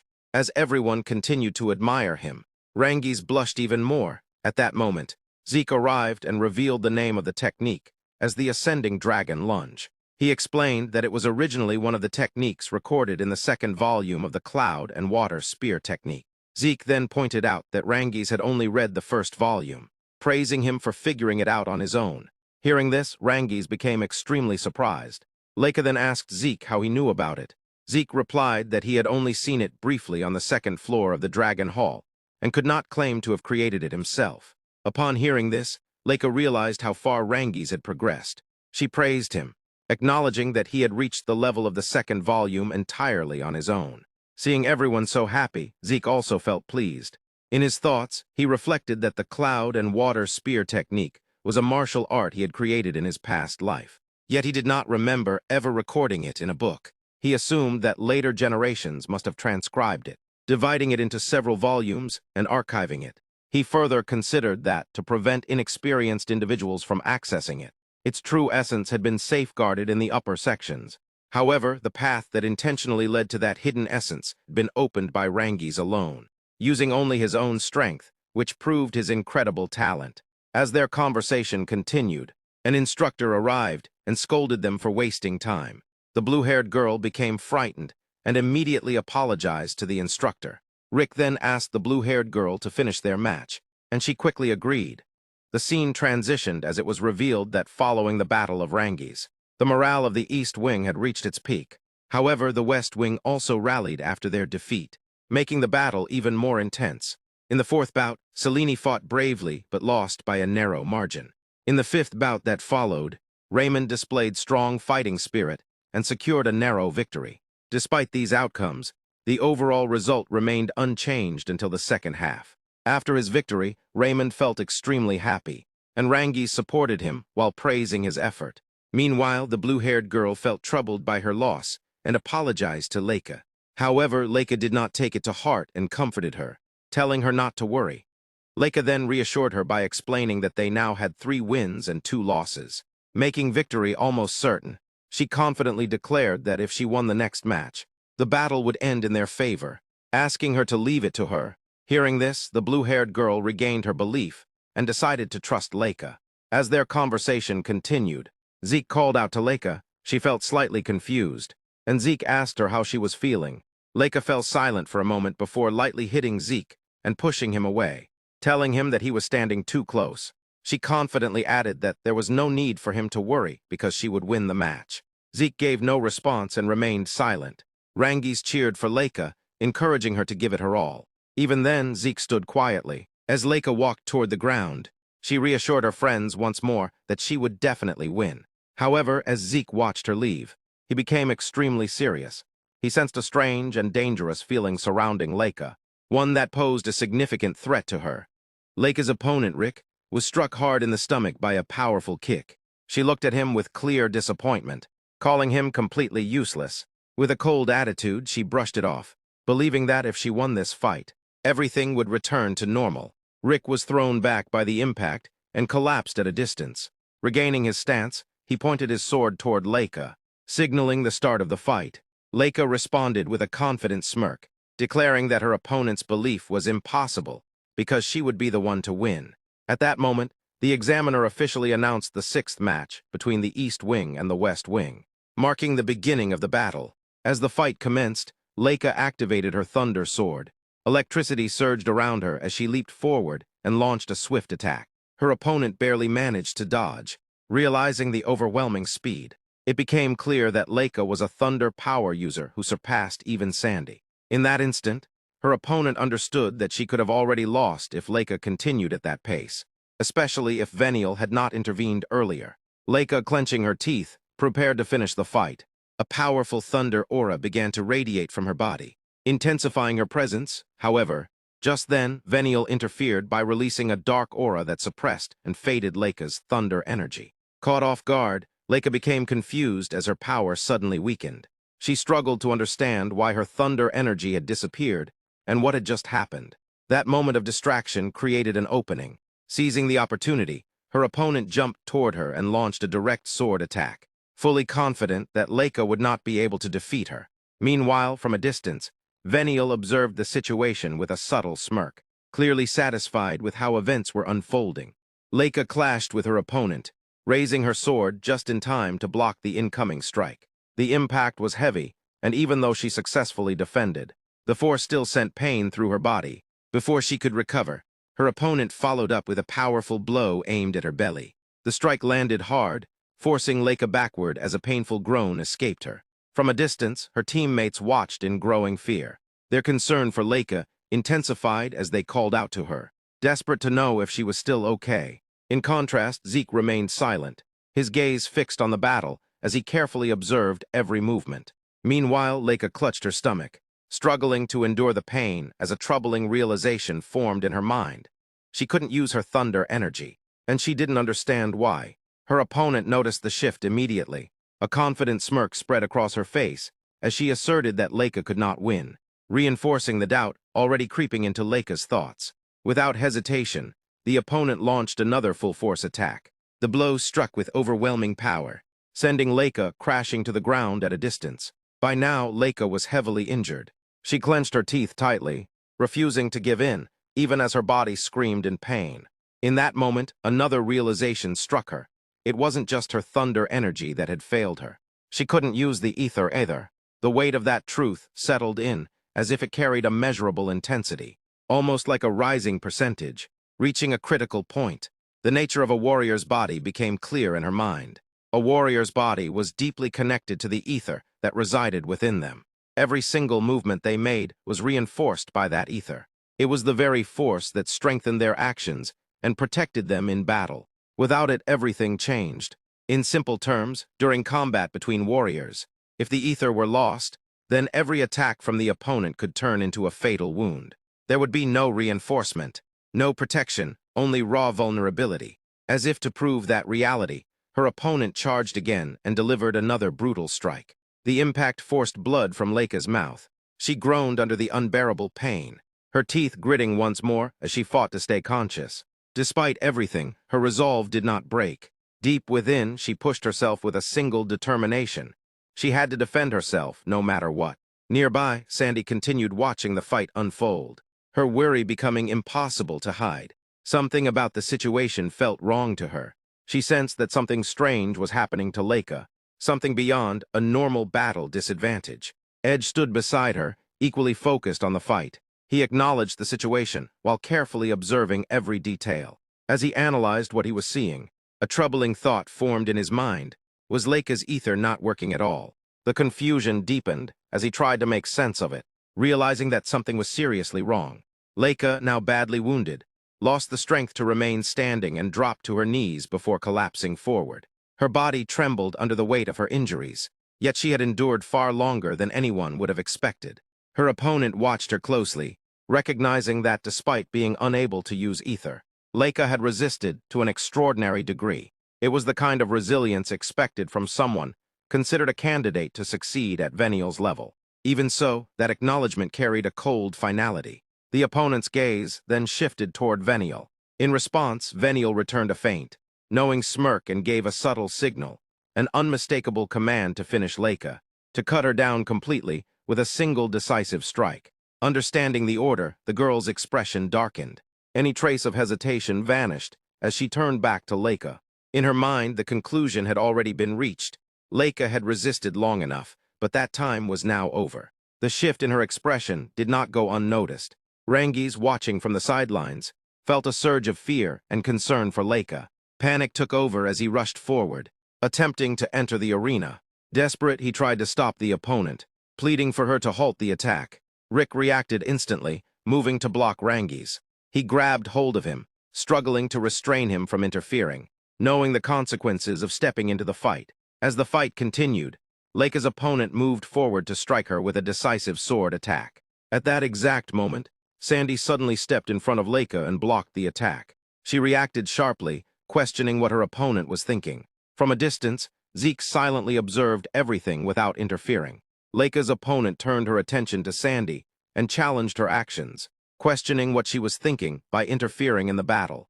Sandy, while holding Leica back for safety, shouted angrily at her opponent, accusing her of pretending to be clueless and pointing out that she had just attempted to kill Leica. The entire scene left the surrounding students stunned as they witnessed the sudden escalation. In response, Leica's opponent gave a sly smile and dismissed the accusation, describing those claims as dangerous words, while denying any intention of doing something like that. At the same time, Edge stepped in and expressed his doubt, stating that even from his perspective, that attack had been extremely dangerous. Hearing this, she reacted defensively and questioned why they were doubting her. Edge expressed dissatisfaction and pointed out that such behavior required more caution in both words and actions. He emphasized that it was obvious to everyone that Leica was unable to handle ether at that moment, and attacking someone in that condition using aura was clearly excessive. At that point, Venial stepped forward with a smirk and addressed Edge. He criticized the interference, stating that they had interrupted the fight and were now blaming others for their own actions. He insisted that in real combat, an opponent's condition did not matter and that the enemy had to be completely crushed. According to him, the West Wing was simply simulating real battle conditions. Sandy, unable to hold back, argued that there should still be limits, as a fight was not meant to be to the death. Venial responded with another smirk, dismissing them as weaklings and claiming that weakness was the reason they lost. Edge chose to remain silent as the tension continued to rise. Venial continued, explaining that they were not playing at war like the others but treating it as a real battle. He added that even though it was not truly a fight to the death, they were still controlling their strength. He then casually remarked that he had no intention of killing her, though perhaps something might have been broken in the process. Hearing this, Sandy became furious and lashed out in anger. Suddenly, a dark aura spread across the area. The overwhelming energy shook all the students, leaving them frightened and tense. This immense dark energy was coming from the examiner. His body radiated a powerful and oppressive aura. His eyes darkened and gleamed as he coldly questioned why they had come forward to speak nonsense. Sandy tried to argue, pointing out that Jalin had launched a dangerous attack on Leica. The examiner immediately silenced her, stating that anyone who did not belong there had no right to speak. He ordered them not to interfere in the fight, and declared that the authority to stop or continue the battle belonged solely to him. Realizing their mistake, both Edge and Sandy apologized. Without further delay, the examiner announced that the fight was over and declared victory for the West Wing. He then ordered all those not participating in the next match to withdraw immediately. After the match ended, Venial and his teammates celebrated with a confident high five, showing their satisfaction with the outcome. Meanwhile, Edge carefully lifted Leica into his arms and instructed Sandy to bring Leica's sword along with them. Sandy immediately agreed and followed his instruction. Edge then carried Leica toward her teammates. Rangis was visibly worried, and the rest of the team looked frightened by her condition. Edge reassured them that she would be fine, explaining that he had already given her recovery medicine. However, he made it clear that she would need time to recover, so he decided to take her straight to the first aid station. Rangis, still anxious, asked about her condition. At the same time, Zeke acknowledged Edge's effort, recognizing that he had gone through considerable trouble. Edge brushed it off and told him not to worry. He also pointed out that Zeke had tried to stop the situation as well. Zeke responded calmly, stating that what happened had been inevitable. As the tension settled, the situation began to feel unusual. It was acknowledged that Alan was certainly strong, but the way Leica had been defeated so easily did not seem normal. Reflecting on the earlier fight, the concern deepened. Edge then explained that something had felt off since the first match involving Lyra. He suspected that the opposing side was hiding something. With that warning, he advised Zeke to stay cautious moving forward. Leica remained unconscious in Edge's arms, while Zeke quietly looked at her, lost in thought. Zeke acknowledged the concern shown to him and expressed his appreciation. At the same time, he remarked that the situation was unfortunate. Nearby, Veniel smirked with confidence and declared that Zeke had no chance of defeating him, making it clear that he believed Zeke's defeat was already certain. Ignoring those words completely, Zeke focused on warming up for the fight. His calm indifference only irritated Veniel further. Soon after, the examiner officially announced the 7th match between the East Wing and the West Wing, signaling the beginning of the battle. As the fight started, Veniel shouted in frustration, questioning how long Zeke could maintain such an irritating attitude. However, before he could even finish his words, Zeke suddenly moved. In a single instant, Zeke delivered a powerful punch that landed directly on Veniel, causing blood to spill from his mouth. The impact sent him flying far across the arena, where he crashed to the ground. The unexpected attack left everyone in shock, including the examiner. Their eyes widened as they stood stunned by what had just happened.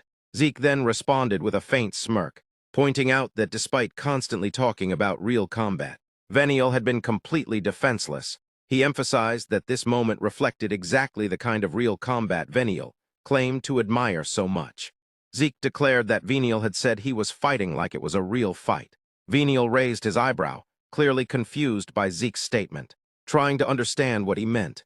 Zeke pointed his finger straight at him and declared that in that case, he would fight like it was a real fight too, questioning whether Veniel would truly not regret that decision. Veniel responded with a mocking attitude, implying that Zeke would be the one to regret it instead. Zeke reacted with disbelief at that statement. He then clenched his fist and firmly stated that they would soon see who would actually regret it. In the next moment, Zeke launched a powerful punch at Veniel with full force, sending him flying backward as he crashed into the distance. Veniel's teammates screamed in concern upon witnessing the impact. Meanwhile, Zeke casually observed the entire situation without any tension. The focus then shifted to Veniel, who had slammed into a wall due to the punch. The impact was so strong that the wall itself cracked. Veniel suffered heavy injuries, his body covered in wounds, with blood flowing from his nose and mouth. Struggling through the pain, he somehow managed to stand up. Groaning as he clenched his teeth, he was overwhelmed, unable to comprehend how such a thing was even possible. A realization struck him as he considered that even if he launched a counterattack as quickly as possible, Zeke still remained completely unharmed. Zeke then stood right in front of him with confidence and identified that Veniel was using ether with wind properties. Understanding the situation, he concluded that Veniel must belong to one of the 4 great families of the moon. Recognizing it as the special ether possessed by his lineage, Veniel gritted his teeth in rage and cursed at Zeke in frustration. Remaining calm, Zeke remarked about real combat, explaining that he had only slightly adjusted his strength to match Veniel's level. Enraged once again, Veniel lashed out, hurling insults at Zeke in anger. In the very next instant, Zeke moved at the speed of light and appeared right behind Veniel. He fixed him with a deadly glare and declared that this was the 2nd time. At that same moment, Aster delivered a powerful strike to Veniel's back. Veniel was sent flying once again, crashing to the ground as he groaned in pain. He clenched his teeth and was overwhelmed with confusion, unable to understand what was happening and why he was being defeated so easily. Before he could recover, Zeke rushed toward him again with incredible speed. Standing close, he gave him another death glare and criticized his mindset during a real fight, pointing out Venial's overconfidence. Immediately after, Zeke struck him hard in the stomach. Venial coughed violently as blood came out of his mouth, and he collapsed onto the ground. Zeke observed him casually and mockingly noted that this was the third time. Venial, shocked and coughing, struggled to comprehend Zeke's words. Zeke glared at him and pointed his finger, making it clear that Venial failed to understand the situation. He then explained that he was referring to how many times Venial had already died. Venial stood there terrified, confused, and completely shaken. Zeke continued, explaining that the first time was when his face was exposed. He then moved to the second instance, referring to Venial's neck. Finally, he pointed out the third moment, which was his heart. He clarified that in a real fight, Venial would have already died 3 times by now, and the only reason he was still alive was because Zeke had held back. Hearing this, Venial became extremely frightened and even more shocked. Without hesitation, Zeke kicked him in the face again and casually remarked that this had been a real fight, adding that the break was now over. Venial rolled across the ground from the impact, tumbling far away before coming to a stop. Nearby, Sandy watched Zeke's overwhelming power in shock. She gulped, unable to believe what she was witnessing, realizing that this situation could not even be called a fight. Edge was also stunned, sweat dripping down his face as he tried to process the situation. From his perspective, he realized that his own fight with Zeke had merely been a friendly and goodwill exchange. He understood that in a real fight, Zeke was completely irrational and far beyond normal comprehension. Finally, Zeke stood confidently in front of Venial, a faint smile on his face, as he made it clear that Venial should now have at least some understanding of what a real fight truly meant. Meanwhile, Venial lay on the ground, severely injured and trembling in the dirt. Zeke continued by acknowledging that on the battlefield, as Venial had said, it was indeed important to eliminate the enemy completely. He added that Venial and everyone on the West Wing would surely become exceptional warriors. With a light laugh, Zeke pointed out that this was not a battlefield. He reminded them that they were under the supervision of an instructor and had access to recovery potions. He explained that when it came to real combat, this environment was far too indulgent. Venial, unable to tolerate it, angrily told him to shut up. Zeke, now more determined, clarified that the kind of real combat Venial was talking about was far from an actual battle. He accused Venial of simply wanting to look away from his own weakness. Enraged, Venial shouted repeatedly for Zeke to stop talking.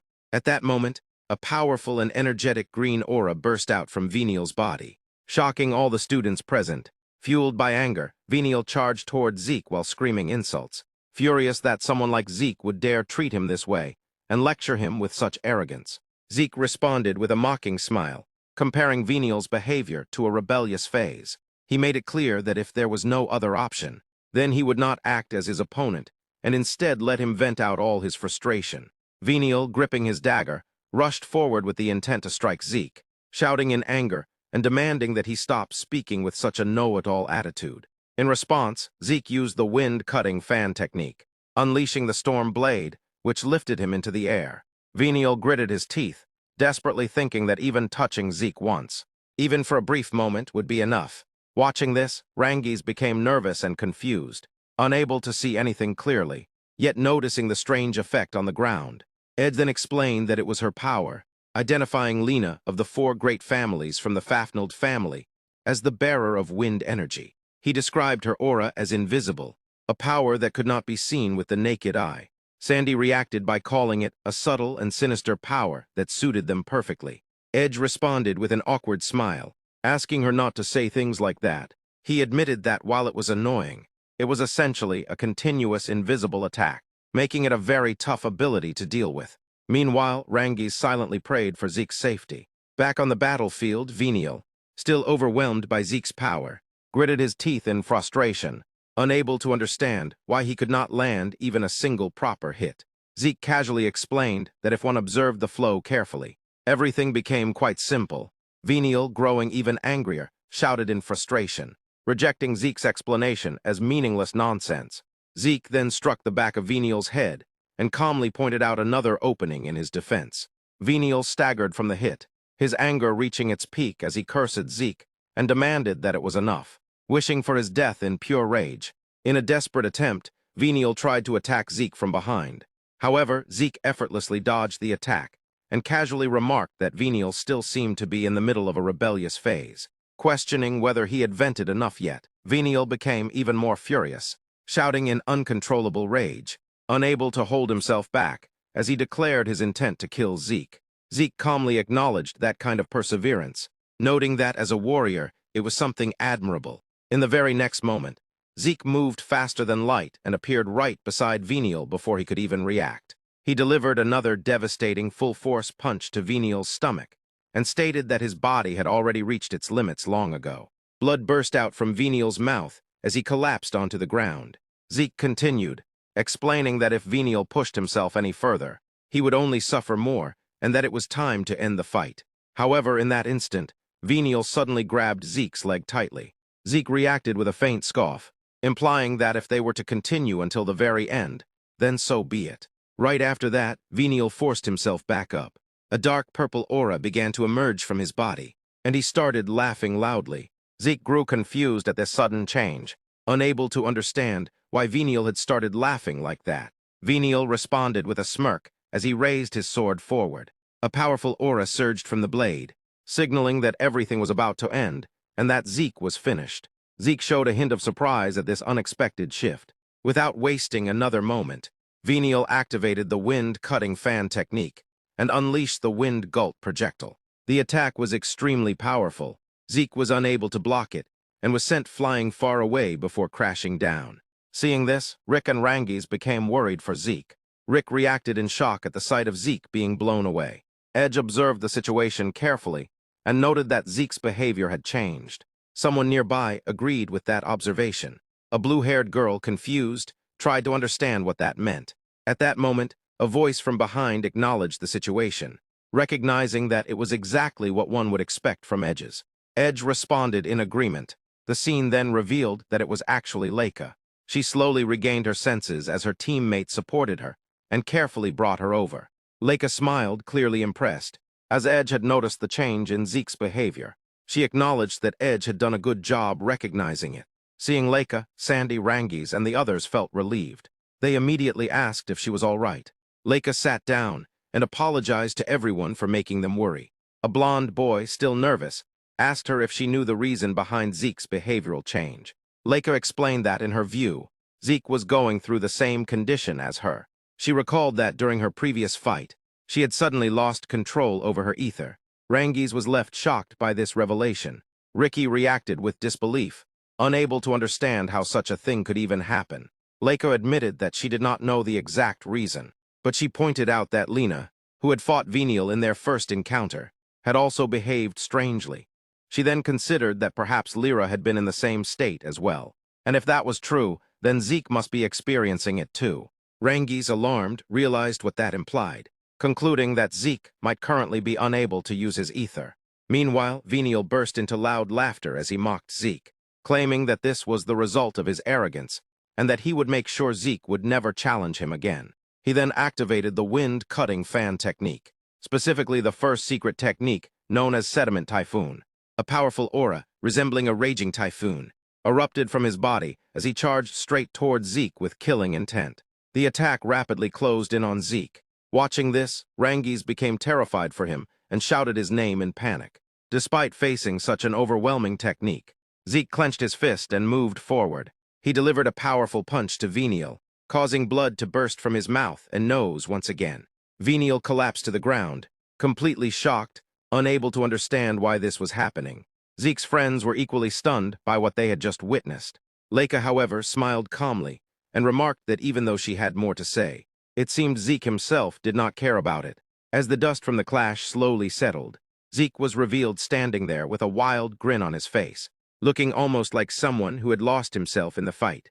Venial clenched his teeth in anger, overwhelmed by confusion over the situation. At that moment, a strange poisonous aura began forming around Zeke's hand. He appeared confused at first, but soon tightened his fist as realization struck him about the nature of the poison. Venial, filled with rage, clenched his teeth again and found it impossible to believe that Zeke had identified the poison, especially when it was designed to be completely undetectable. Zeke then came to a clear understanding of the situation. He realized that the reason all previous opponents had been defeated so decisively was due to a unique poison that only activated when ether was used. Until he himself activated his ether, even he had failed to notice its presence. He acknowledged Veniel's skill with a playful smirk.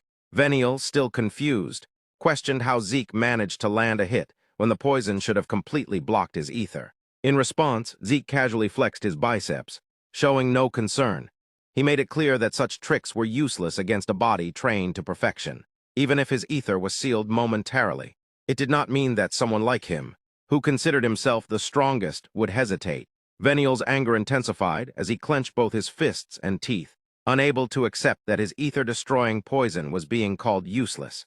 Zeke then mockingly pointed out that the poison seemed harmless to its own creator. He recognized it as a revolutionary creation, one that worked by channeling through ether into others. He even admitted that creating such a poison was admirable. However, despite all its uniqueness, it had no effect on him. Soon after, the poison began leaving Zeke's body through his nose and mouth. As he expelled it completely, Veniel stood shocked, realizing that Zeke had somehow detoxified himself. Zeke treated the unknown poison as nothing more than an interesting experience. In the end, he believed that everything came down to one's own strength. Relying entirely on poison only proved that Veniel still had a long way to go. Veniel, still in shock, reacted strongly to those words. Zeke then calmly moved forward, believing that Veniel should be satisfied by now, and that it was time to finish the fight. Once again, Veniel clenched his teeth in anger, overwhelmed by rage and helplessness. Deep down, he felt that the world itself was cruel. Veniel was suddenly pulled back into the memories of his childhood, where the voice of his mother echoed harshly in his mind. She had always told him to do whatever it takes and become the head of the family, drilling into him the belief that anyone who failed to reach that position was completely worthless. Those words had carved deep scars into his sense of self, shaping the way he viewed his own existence.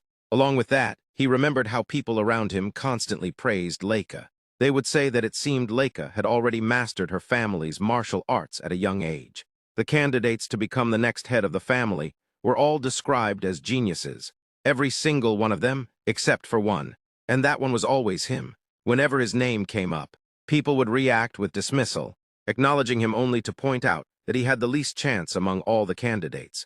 To them, Veniel was nothing more than a failure drifting among prodigies. As those memories lingered, Veniel reflected on himself, realizing that he had always been somewhat average.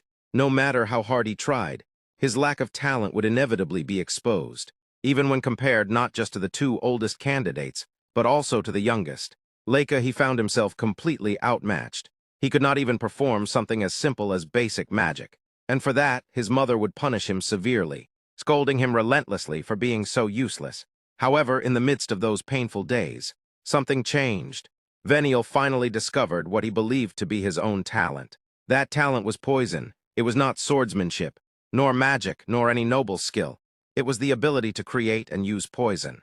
And in his mind, that was enough. With poison, even he could fight. With poison, he believed he could rise. He became convinced that through this ability, he would become the head of the family. And if he achieved that, his mother would finally recognize him. Yet despite that determination, something inside him twisted further. A dark aura began to pour out from within him, growing heavier and more violent, overwhelmed by anger and years of resentment. He lashed out, screaming uncontrollably. He shouted that no one understood him, that everyone around him constantly compared him to geniuses every single day. No matter how hard he tried, he was nothing compared to their talent. And still, they kept comparing him to Lunar again and again. The pressure suffocated him. The frustration consumed him. He declared that no matter what, he had to fight with everything he had, and no one had the right to speak as if they understood his struggles. Driven into a frenzy, Veniel attacked Zeke like a mad dog, his movements reckless and fueled by rage. But Zeke remained calm. He blocked the attack effortlessly by grabbing Veniel's hand, stopping him in place. The dagger slipped from Veniel's grip and fell to the ground. At that moment, something even more shocking happened. A massive amount of poison began to flow out from Zeke's body, the very poison that Veniel himself had created. Veniel was stunned. It was not just him.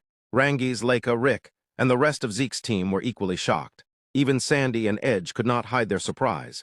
Sandy questioned what Zeke was doing, unable to comprehend the situation, while Edge remained silent, carefully observing Zeke's actions without interruption.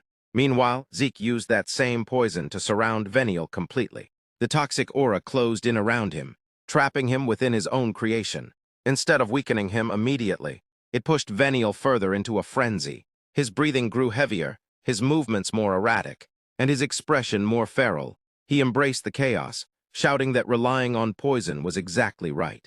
To him, as long as he won, nothing else mattered. He admitted that he had no talent for combat, but with poison, he finally had something he could call his own. With poison, he believed he could never lose. Then suddenly, a smirk appeared on his face. Despite the danger, he declared that he had not wanted to use this particular poison. But in order to win, he had no other choice. He revealed that the poison needles hidden within the deadly smoke were so dangerous that even he, who created them, would struggle to counteract their effects. He admitted that he himself had already inhaled some of the smoke, yet he still believed that this would secure his victory. At that moment, Zeke looked at him with a cold, piercing glare, questioning what was going through Veniel's mind and why he was smiling in such a situation. Then came the turning point. Veniel noticed something that shattered his confidence entirely. Zeke was holding one of the poisonous needles between his teeth, completely unfazed. Zeke smirked calmly and indicated that it had been the last attack. The realization hit Veniel like a blow. Shock and disbelief overwhelmed him as his body gave out, and he collapsed onto the ground. Zeke then casually spat out the poisonous needle, as if it had been nothing more than a trivial inconvenience. After that, Zeke stepped forward and extended his hand toward Veniel. The gesture itself was enough to terrify him. Veniel could not comprehend what kind of person stood before him. Zeke then grabbed his shoulder firmly and told him to listen carefully. He pointed out that Veniel was wrong about one thing. Veniel, still confused and shaken, waited for an explanation. Zeke explained that becoming strong did not require talent in martial arts, nor did it require talent in manipulating ether. What truly mattered was the will to win, the burning thirst for victory. That relentless desire was what drove a person toward true strength. Hearing this, Veniel was left stunned, unable to immediately process the words. Zeke then shifted his tone, becoming stricter, almost like a teacher scolding a student. He addressed what Veniel had said earlier about having no talent in martial arts, and rejected it outright. He explained that the issue was not a lack of talent, but rather the choice of weapon. The iron fan simply was not suitable for him. After considering for a moment, Zeke suggested that something with a slightly longer handle would suit him better. He gave an unusual example, an umbrella. Veniel was confused by this suggestion and questioned it internally, unable to understand how an umbrella could be a weapon. Zeke clarified that he was not joking. While it might sound unusual, an umbrella like the iron fan had history and tradition as a weapon. From his perspective, almost anything in the world could be turned into a weapon if used correctly. Veniel remained silent, processing everything, still confused but beginning to question his own assumptions. He wondered if perhaps the problem was not himself, but whether the tools he had been using were unsuitable from the start. His mother's words echoed once again in his mind, repeating the belief that anyone who could not become the head of the family had no value. The pressure of those expectations clashed with what Zeke was now telling him. Zeke then gently patted his head and observed that Veniel seemed to lament his lack of combat talent. He reframed the situation entirely, stating that if viewed from a battlefield perspective, Veniel was actually more of a warrior than anyone else. This statement left Veniel even more confused. Zeke continued to explain that on the battlefield, as Veniel himself had said, winning was all that mattered. However, focusing only on warrior pride would prevent someone from protecting anything truly important. In order to win and protect what mattered, one had to use every possible means available. From that perspective, Veniel's way of thinking was not wrong. What was wrong was where and how he chose to apply that thinking. Veniel remained silent, absorbing every word. Zeke then stood up, a faint smile appearing on his face, and invited Veniel to come with him. That simple invitation shocked Veniel. Zeke extended his hand again, offering him a path forward. He promised that if Veniel chose to follow him, he would make him as strong as he wanted to be. Veniel, still irritated and uncertain, questioned whether Zeke was really going to make him stronger. Zeke responded confidently, pointing out that he was already stronger than Veniel. He laughed lightly, telling him to relax. Under his training, Veniel would not have time to worry about trivial things like talent.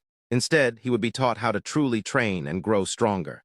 As Veniel looked at him, He could not help but think that this man spoke with overwhelming confidence, as if everything he said would undoubtedly become reality.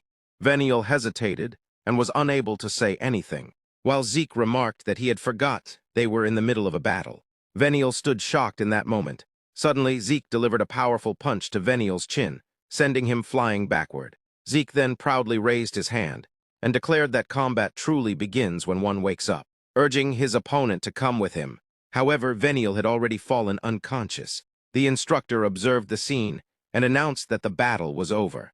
At the same time, the instructor reflected internally, managing to tune everything out at that note. Shortly after, the instructor declared the winner to be the East Wing. Zeke stood proudly with his arms crossed as the members of the East Wing celebrated joyfully. Edge Sandy also shared in their happiness, while the rest of the students remained shocked. Veniel, having lost, was filled with intense anger. With this, the selection round came to a conclusion. Following the match, the instructor treated the East Wing candidates to a delicious meal, leaving them pleasantly surprised. The instructor then clapped, congratulated them, and proceeded to introduce the details of the special mission.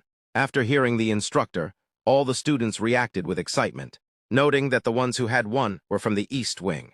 At the same time, Sandy expressed confusion about why their group was also being called together. Edge responded with a light chuckle, suggesting that perhaps they were about to receive some kind of explanation. Around them, most of the students stopped eating their delicious food and stared ahead in concern. In contrast, Zeke remained completely at ease, calmly continuing his meal. Noticing their reactions, Zeke pointed out that if they did not eat quickly, their food would get cold. His relaxed attitude left everyone stunned, though some began to chuckle at the situation. Leica then questioned how he could stay so calm in such a moment, and wondered about his lack of curiosity regarding what the instructor was about to explain. In response, Zeke loudly and confidently admitted that he was indeed curious. Hearing that, Leica smiled awkwardly, feeling slightly embarrassed as she acknowledged his answer. Shortly after, the instructor apologized for the delay and allowed everyone to continue eating, while also pointing out that someone had already started ahead of the rest. He encouraged the others to eat as well, explaining that the feast had been prepared as a reward for the strength shown by those who participated in the 66-lesson trials, specifically highlighting the achievement of reaching 86 strength. Upon hearing this praise, the students from the West team felt both happy and slightly shy. Then the instructor announced that the time had come to explain the details of a special mission. At that moment, Edge respectfully asked if their group could also listen. The instructor responded with a smile, allowing it and mentioning that there was a possibility they might participate as well. The moment the announcement was heard, Edge was left completely stunned, the weight of the information settling heavily across the room. The instructor stood firmly, maintaining authority, and began explaining the situation referred to as does, drawing everyone's full attention. A few days earlier, a special crack had been discovered deep within the lands of the Eldragon family, a discovery that immediately caused shock and tension among those who heard it. As the word spread, everyone reacted with visible surprise, and even Zeke, who had been casually eating, stopped midway, abandoning his meal to listen carefully to the instructor's explanation. As he focused, Zeke recalled something from his past studies, thinking about how he had once read about cracks in a book stored within the Dragon Hall, and the memory now seemed far more relevant than ever before. The instructor continued speaking with calm seriousness, explaining that everyone present would already have some level of knowledge about cracks, as they were not entirely unfamiliar phenomena. However, he clarified that what they were dealing with now was something entirely different, something far more unusual, as they were probably not familiar with special cracks. He went on to explain that, in simple terms, these special cracks could not be conquered using normal methods, making them extremely dangerous and unpredictable compared to ordinary ones. This clarification deepened the tension among the students. Leica, unable to fully grasp the meaning, reacted with confusion, trying to understand what exactly made these cracks so different and why they could not be handled in the usual way. The instructor responded by elaborating further, stating that the special crack discovered this time came with strict limitations, and those limitations were highly specific and unavoidable. Only 7 individuals with a 3-star level or lower were allowed to enter this crack, and this restriction was absolute. He emphasized that there was a 97% certainty that if anyone with 4 stars or more attempted to enter, or if the number of permitted individuals was exceeded, they would immediately be forced out by the crack itself. Hearing this, students from all directions, west, east, north, and south teams, listened intently, absorbing every word with serious expressions, fully aware of the gravity of the situation. The instructor continued, reinforcing the importance of these conditions, explaining that if the requirements were not met, not even the head of the family himself would be able to enter the special rift. This made it clear that no exceptions existed, regardless of status or power. Because of this, he stressed that accessing the crack required strict respect for these conditions, and any attempt to bypass them would be futile. Although there were indeed 3-star warriors among the Eldragon soldiers who could potentially qualify, the instructor explained that, due to the recent increase in the appearance of cracks, the family, unfortunately, did not have enough personnel to handle everything at once. It was precisely for this reason that their attention had turned toward the students, placing unexpected responsibility upon them. As the explanation deepened, the instructor revealed something even more significant, stating that within this special crack, there was a very high possibility that the magic water necessary to awaken magical power existed. The moment this was heard, shock spread once again through the group, the importance of the mission suddenly escalating to an entirely new level. Rick, confused yet curious, struggled to understand what exactly this magic water was. Zeke, however, reacted instantly, his thoughts aligning with what he already knew, realizing with certainty what the instructor was referring to. The instructor then clarified the concept, explaining that AGI was the key, and that by drinking the magic water, a person would gain the ability to convert ether into magic power. This transformation was essential, as it allowed the human body to properly handle and utilize magic. Upon hearing this, Zeke became overwhelmingly excited, unable to contain his joy. His eyes sparkled brightly with enthusiasm as he imagined the possibilities, his earlier seriousness replaced by pure excitement as he celebrated the idea of magic. The instructor continued, shifting the focus to the broader world, explaining that, as everyone already knew, the world was governed by the 8 families, known collectively as the 8 gates of the hegemonial, and among them was their own Eldragon family. However, despite being one of these powerful families, there was a crucial disadvantage that set Eldragon apart. While the other families possessed Lena, the magical fountain from which magic originates, the Eldragon family was the only one that did not possess such a source. Because of this absence, magic water held immense importance for them, representing a rare and valuable opportunity. Summarizing everything, the instructor clarified that the current mission was straightforward in its objective yet extremely critical in execution. They had to conquer the special crack and recover the magic water. It was a mission of utmost importance, one that carried immense weight and responsibility, and failure was not an option. However, there was an additional complication. The location where the crack had appeared was dangerously close to the territory of the Cerberus family, another of the 8 gates of the hegemonial. This meant that it was highly likely that the Cerberus family would also attempt to claim the crack for themselves, turning the situation into a potential conflict. Taking all these factors into account, the instructor concluded by explaining the purpose behind the selection tests. These tests were being conducted to identify and choose those individuals who were 3 stars or lower, yet possessed sufficient ability and strength to undertake this dangerous mission. The room remained heavy with anticipation as the full scope of the challenge settled in, connecting every detail into a single, high-stakes objective that now rested on the shoulders of the chosen few.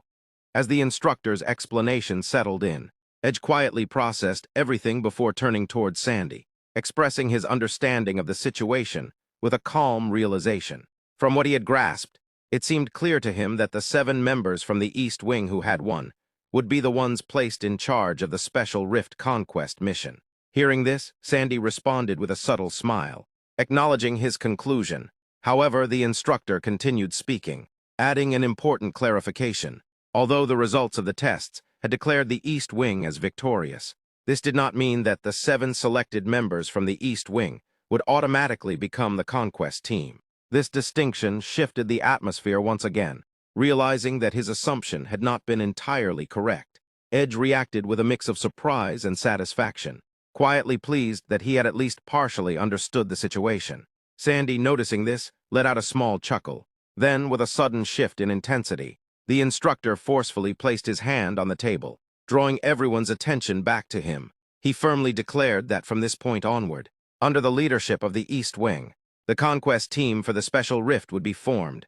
However, instead of being limited to a single group, the team would be chosen from among everyone present there. This announcement sent a wave of shock and unease through the room, leaving many students both terrified and confused about what was to come. The instructor continued, explaining the reasoning behind the earlier battles, the purpose of making everyone fight until the very end, regardless of victory or defeat, had been to observe and share the skills and characteristics of each individual's martial arts. Through this process, they were able to establish proper evaluation criteria for forming the most suitable conquest team. Still, he admitted that there were some individuals who had not been able to fully demonstrate their true potential. After saying this, his gaze shifted directly toward Sieg, singling him out in front of everyone. With deliberate authority, he declared that Sieg would be the one to choose the members of the conquest team. The sudden responsibility hit Sieg completely off guard, causing him to choke in surprise, with food nearly falling from his mouth as he struggled to process what had just been assigned to him. The instructor questioned his reaction, pointing out that there was no reason for such surprise, since Sieg was the representative of the East Wing. Sieg hesitated, trying to explain that it had not been something he had intended or expected. Feeling the pressure, he quickly turned toward Leica, attempting to push the responsibility onto her, and insisting that she should be the one to decide instead.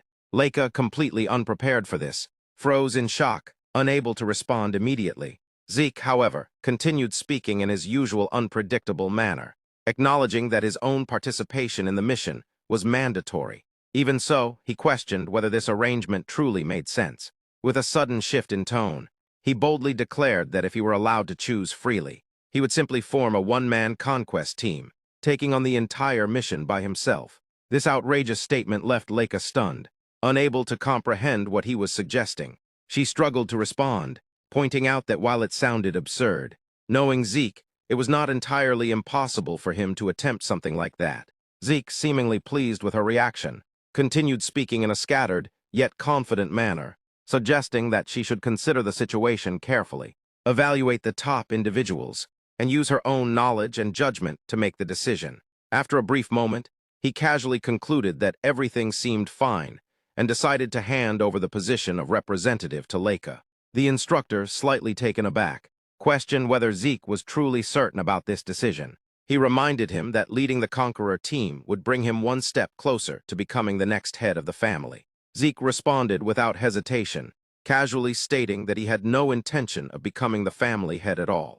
This declaration shocked everyone in the room, with Veniel being particularly affected, unable to hide the surprise. Edge immediately questioned this statement, struggling to understand how someone could reject such a powerful position. Sandy also reacted with disbelief, wondering whether Sieg was actually serious.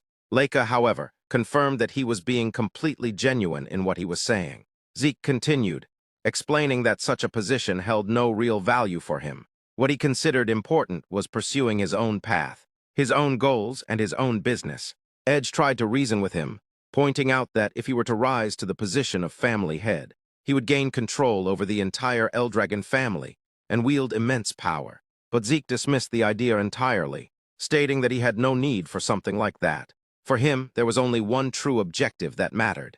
He declared that the only thing he sought was the ultimate end of martial arts, the absolute pinnacle of strength and mastery. Hearing this, the entire room fell into stunned silence, as everyone turned their gaze toward Sieg, unable to ignore the intensity and conviction behind his words. Sieg's expression softened into a confident smile as he turned toward Leica, reassuring her not to worry about him.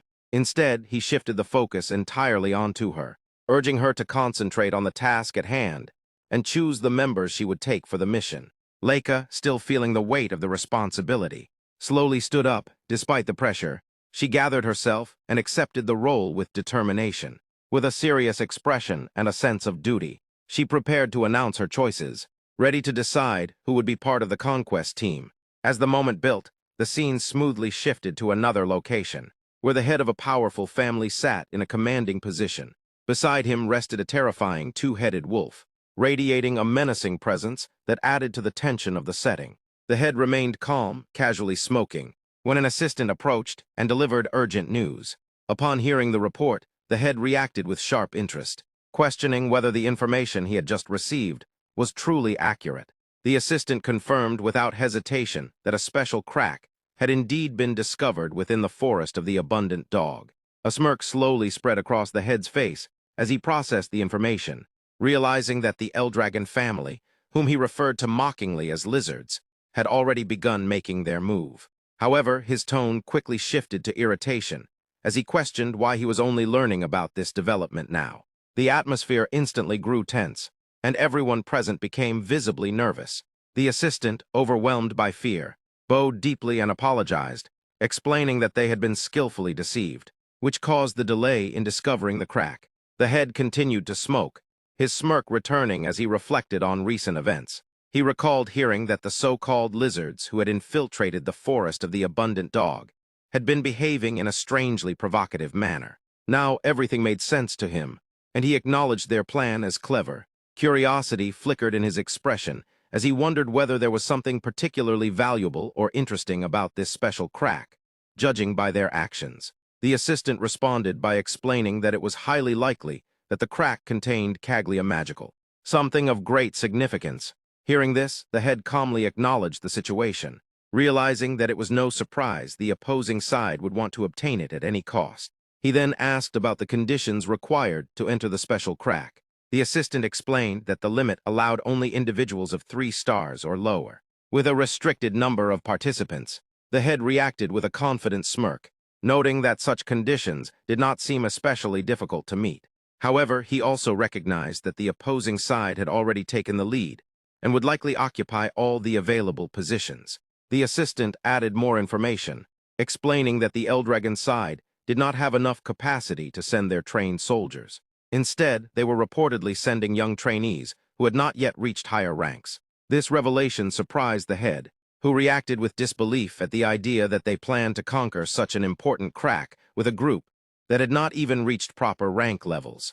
The assistant, uncertain, asked what course of action they should take, suggesting whether they should immediately form a team of 3 stars or lower. The head considered the situation carefully, acknowledging that it was already too late to start forming such a team from scratch.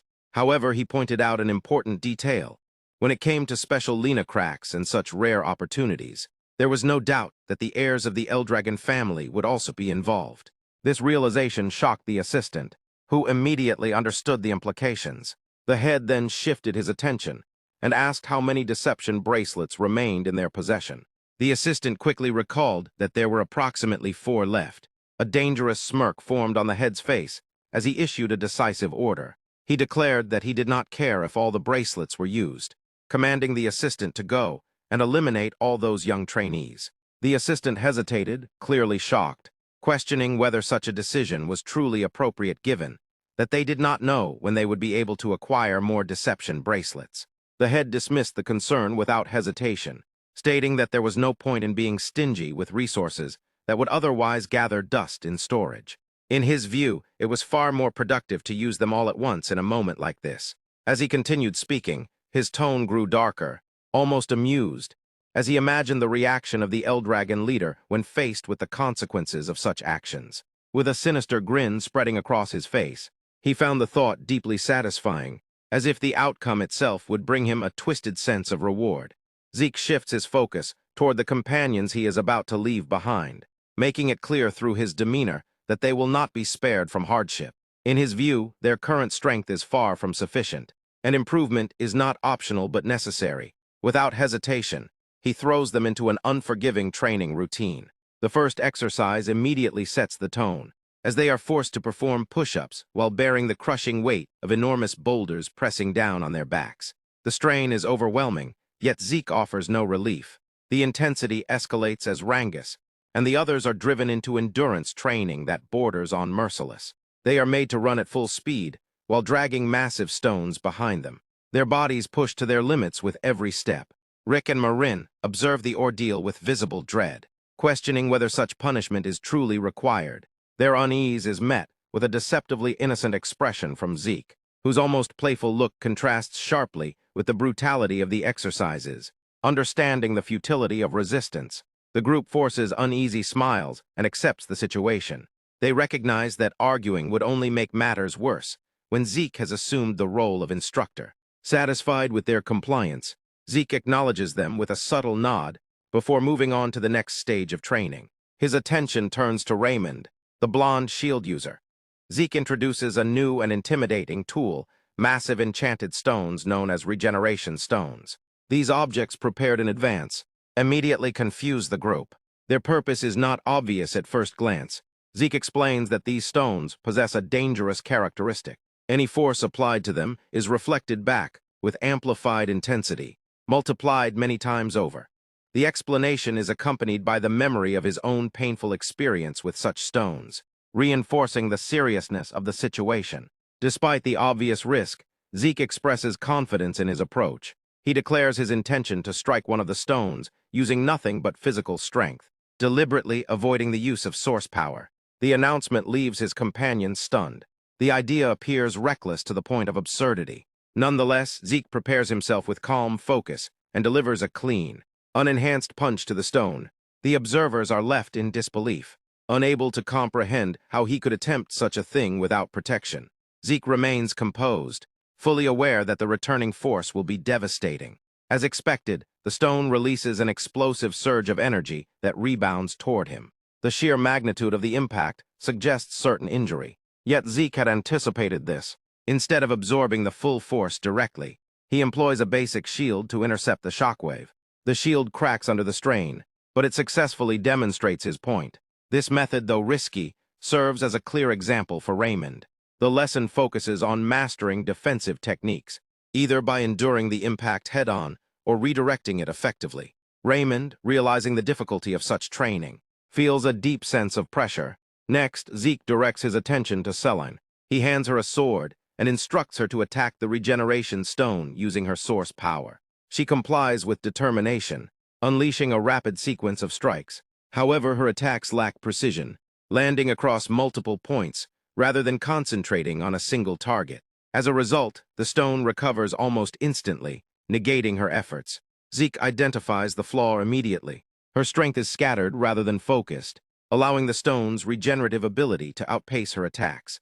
He clarifies that her training will revolve around refining her focus, channeling all her energy into one precise point. To illustrate this principle, he demonstrates the technique himself. With a single, fluid motion, he delivers one perfectly concentrated strike. The impact penetrates the stone's core, causing cracks to spread across its entire surface. The display leaves Selene astonished. The precision and power achieved in a single blow surpass anything she had imagined. Zeke explains that her current style prioritizes rapid, numerous attacks, but advancing further requires a shift in mindset. Each strike must carry intention and accuracy, rather than relying on volume. Selene accepts this guidance with gratitude, understanding the path she must now follow. Zeke then turns to Rangus, who braces himself for another grueling challenge. Contrary to expectations, Zeke presents him with something unexpectedly simple, a delicate white feather. Despite its simplicity, the task proves far from easy. A swirling green aura of wind energy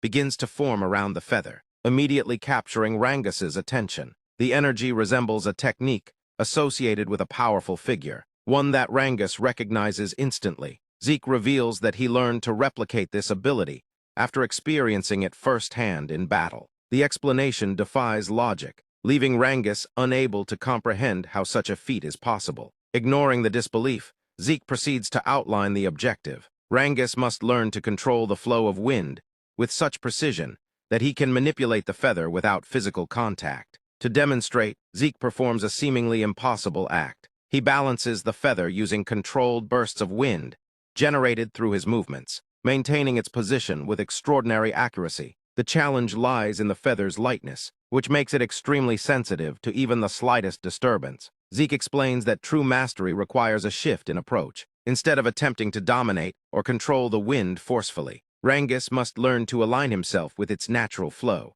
Through another demonstration, Zeke shows how subtle movements can create gentle currents capable of lifting and guiding the feather. The lesson emphasizes surrender rather than control, suggesting that true command over the element comes from understanding and harmony. Rangus struggles to grasp the concept, yet the depth of the technique leaves a strong impression on him. As the training session concludes, Zeke's composure reflects the confidence of someone who has already reached a higher level of mastery. His companions are left overwhelmed, each facing a daunting path of growth. Before they can fully process the experience, a voice calls out to Zeke, urging him to hurry. The reminder pulls him back to the present moment. With a brief farewell, Zeke entrusts his friends with their respective training tasks and departs to join the mission team. Rangus, shaken by the challenge ahead, begins to doubt his ability to succeed. However, support from his companions helps him regain his determination. The emotional weight of the moment transforms his uncertainty into resolve.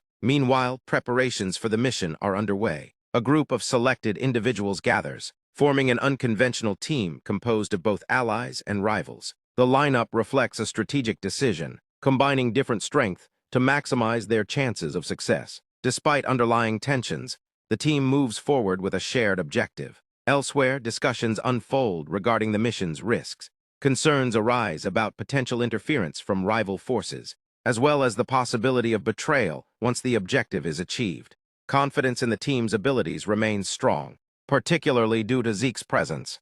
Observers note that his capabilities defy conventional evaluation, making him an unpredictable yet invaluable asset. Speculation about his origins intensifies as his abilities are compared to legendary techniques reserved for the highest authority within his lineage. The similarities are too significant to ignore, raising questions about how he could possess such knowledge without formal training.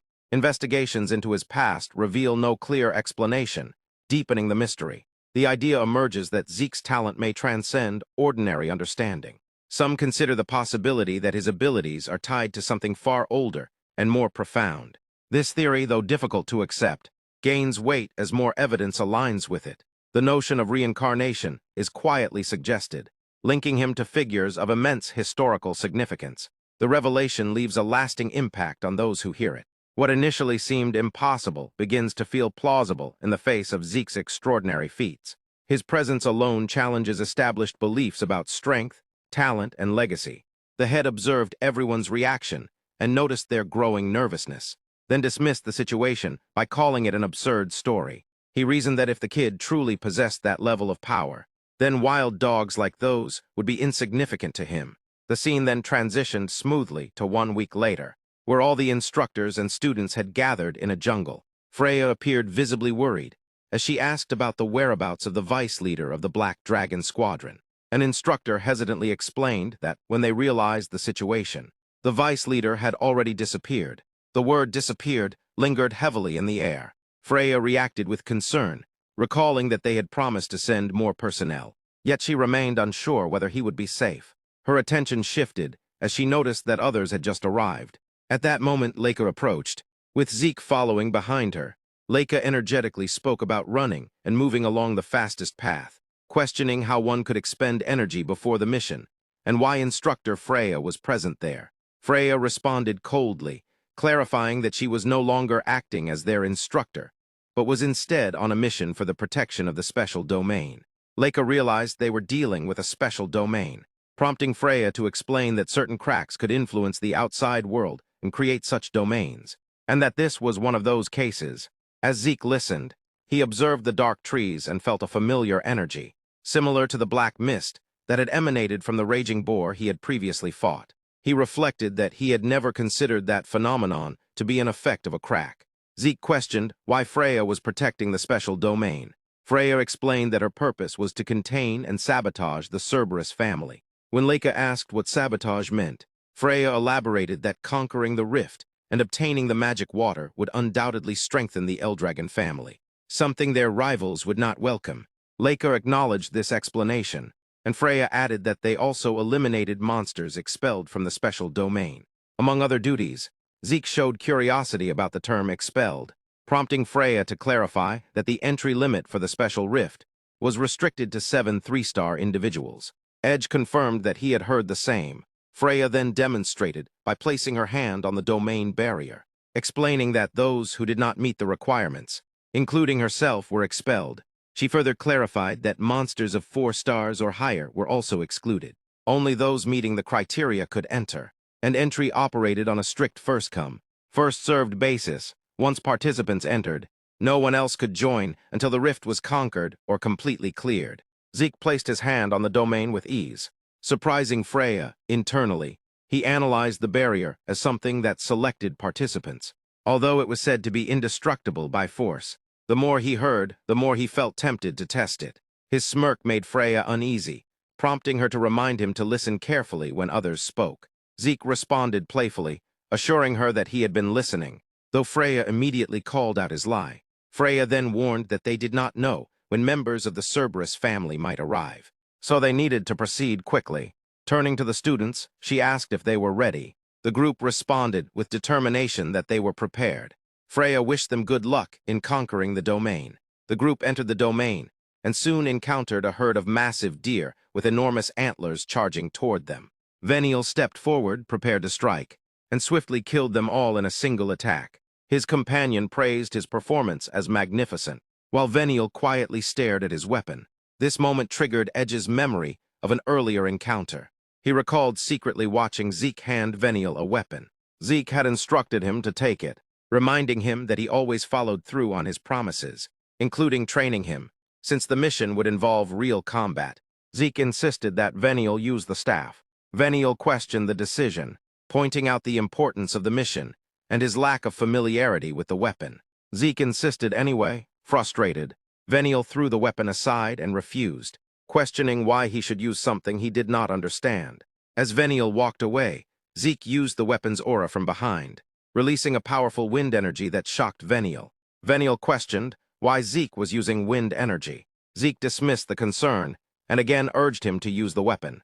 Veniel initially refused, repeatedly saying no, while Zeke persistently insisted like a stubborn child. The exchange escalated until Veniel, exhausted, collapsed, and finally accepted the weapon, admitting there was no reasoning with Zeke. Zeke then explained that, although there was no umbrella available, the cane served as a substitute with similar handling to a Lin Paragon. He declared that this time, Veniel would train specifically for that style. Veniel expressed doubt, pointing out his lack of basic knowledge or techniques. Zeke reassured him, claiming he had created a technique tailored specifically for him and revealed its name. The scene shifted back to the present, where Veniel reflected on the technique, known as the Phantom Wind Umbrella Technique. He found it hard to believe that Zeke could create a technique from scratch, yet he recognized that since adopting it, his movements had become sharper and perfectly aligned with his wind attribute. Edge observed this and wondered if Zeke had truly created a personalized technique. Zeke praised Veniel's last strike, while Veniel's companion confirmed that the technique had indeed been created by Zeke. She whispered in amazement, questioning who Zeke really was. Veniel, still frustrated, admitted he did not know. Meanwhile, Lyra approached Zeke with a smile and asked him directly whether he had created the technique. Zeke proudly confirmed that he had. Lyra reacted with surprise and excitement, clapping happily. Sandy, however, dismissed the claim as impossible. Edge countered that, considering Zeke, it somehow made sense. Sandy insisted that regardless of what others believed, she would not tolerate being obstructed, directing her frustration toward Veniel and his companion. Veniel reacted angrily, demanding clarification. Sandy arrogantly criticized him, claiming he could not fight properly without relying on poison, and was now using a technique he did not understand. Veniel and his companion snapped back, demanding respect and warning her about her language. Sandy retaliated, accusing them of being upset by the truth and belittling them further. Leica attempted to calm her, urging her not to get so angry. Edge stepped in with a laugh, trying to diffuse the tension by reminding everyone that they were partners in conquering the special rift and needed to cooperate. Sandy strongly objected, questioning how she could cooperate with those who had nearly killed Leica using poison. She declared her disagreement with the team selection. Edge and Leica tried to restrain her. Zeke then asked Lyra if she had any thoughts on the matter. Lyra responded indifferently, stating she did not care as long as she could participate in the mission. Zeke found her attitude amusing and praised her broad-mindedness. Sandy, still upset, questioned Leica's decision to include such individuals. Leica explained that, although she was not as pragmatic as Lyra, she recognized the outstanding skills of those individuals and believed they were necessary for the mission. Veniel's companion sarcastically remarked that at least the leader seemed sensible, unlike her older cousin. This provoked Sandy further, causing her to lash out again, only to be restrained by Edge, who tried to keep the mood light. Amid the tension, Leica expressed concern about whether the group would truly be able to function effectively. Zeke reflected internally that the aftermath of the selection test was still affecting them. preventing trust and cooperation. He noted that each member had their own unresolved thoughts, making the group unstable. He considered that if they could understand and accept each other, they might become trustworthy companions. Leica then drew everyone's attention to the crack ahead. Zeke reacted with excitement upon seeing an actual crack in space.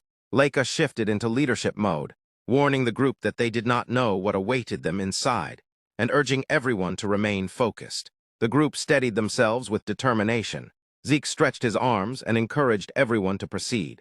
At that moment, he sensed someone entering the domain from behind and briefly looked back. When Lyra asked if something was wrong, Zeke dismissed it and urged the group to move forward immediately. With that, everyone focused their attention on the crack and prepared to enter together. Step by step, they moved closer toward what seems to be the core of the anomaly, fully aware that whatever lies ahead may be their toughest challenge yet. As they cross into the heart of the domain, their caution proves justified almost instantly. The moment they enter, the situation spirals out of control.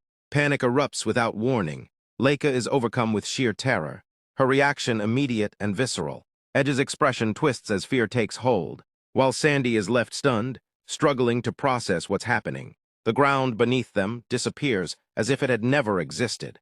In an instant, the entire group is plunged into open air, their bodies dropping rapidly through an endless sky. The sudden shift leaves no time to think. Leica tries to regain control of the situation, attempting to steady everyone mentally and urging them to focus on finding a way to land safely. But events move faster than anyone can react. Out of nowhere, a massive bird descends with terrifying speed. Its presence is overwhelming, and before anyone can intervene, it snatches Zeke clean out of the air.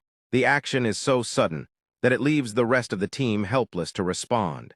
Sandy watches in horror as the scene unfolds, her attention torn between Zeke being carried away and Leica continuing to fall toward the forest far below. Zeke himself barely has time to comprehend what's happening. One moment he is falling alongside his team, and the next he is being hauled away through the sky. The sheer unpredictability of the situation leaves him momentarily stunned. Below, Leica desperately gestures toward the sky, her focus locked on Zeke as he disappears into the distance. Her concern for him is immediate and overwhelming, but Edges quickly forces her attention back to reality. He emphasizes the urgency of their own survival as the ground rushes closer with alarming speed. Faced with the inevitable, Leica braces herself for impact, preparing for the worst. Nearby, Vanel reacts with visible irritation, clearly unimpressed by the chaos surrounding him. He calls upon his attendant, Alan, and without hesitation, the two shift into action. Alan executes a newly mastered technique, channeling wind into a protective form reminiscent of an umbrella. At the same time, Vanel unleashes his own refined wind-based abilities.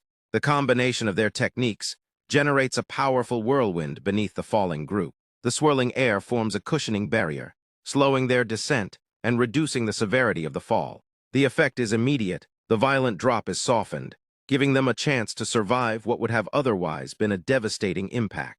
Edges manages to seize a sturdy tree branch at the last possible moment, narrowly avoiding a direct collision with the ground. Vanel and Alan land with precision, their control over the wind allowing them to touch down smoothly. The others are not as fortunate. Leica and Sandy hit the ground hard, the impact sending waves of pain through their bodies. Sandy voices her frustration at the rough landing, clearly shaken. Vanel, however, shows little sympathy, dismissing the situation with cold indifference.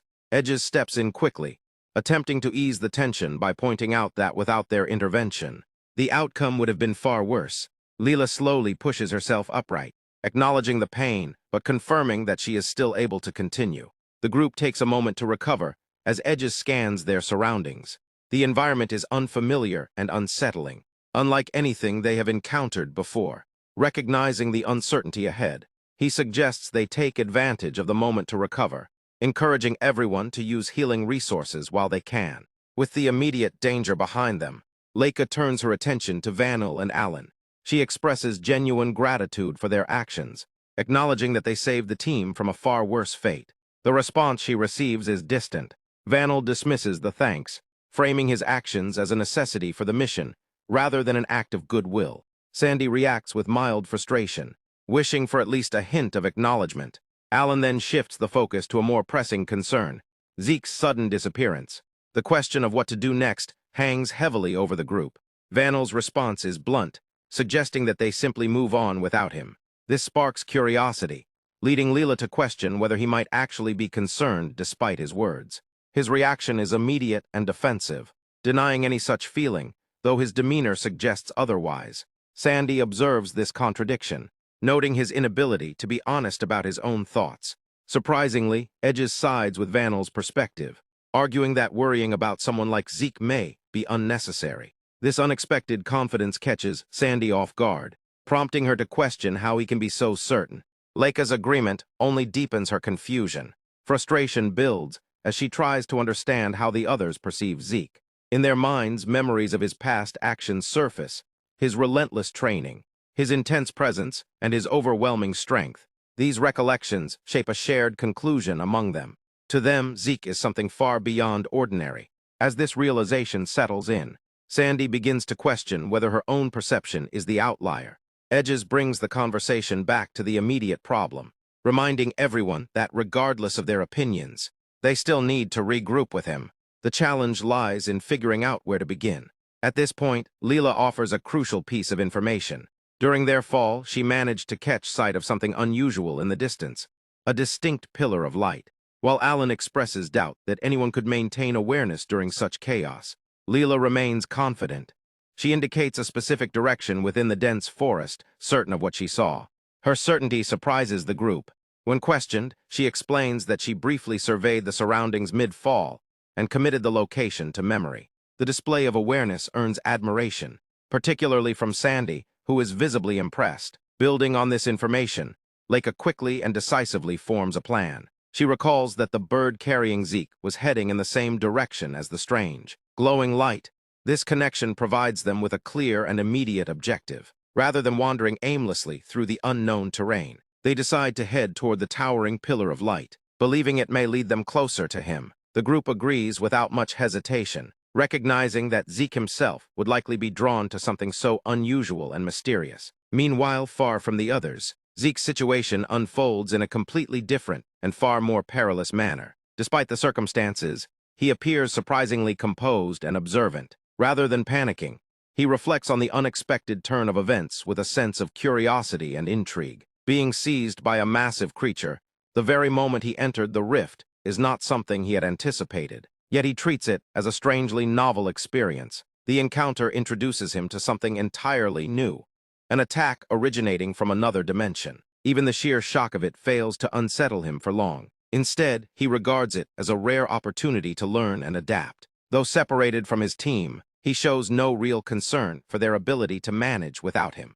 His confidence in them remains steady and unshaken. As the bird continues its long, powerful flight, its behavior suddenly shifts. The subtle change signals that their journey is nearing its end. Without warning or ceremony, the creature abruptly releases him. Zeke begins to fall once again, this time completely alone. Looking downward, he quickly understands exactly where he is headed. Below him sits a massive, crudely built nest perched precariously atop a jagged mountain peak. The structure is enormous, and within it are 3 large, restless chicks, each one eagerly awaiting food. Their attention locks onto him instantly. The young birds react with visible excitement, their anticipation unmistakable, as they prepare to receive what they perceive as their next meal. As Zeke descends rapidly toward them, the situation becomes painfully clear. He is the target, and to them, he is nothing more than food falling straight into their grasp. After settling the situation with the starving chicks somewhere off-screen, the danger around Zeke finally faded.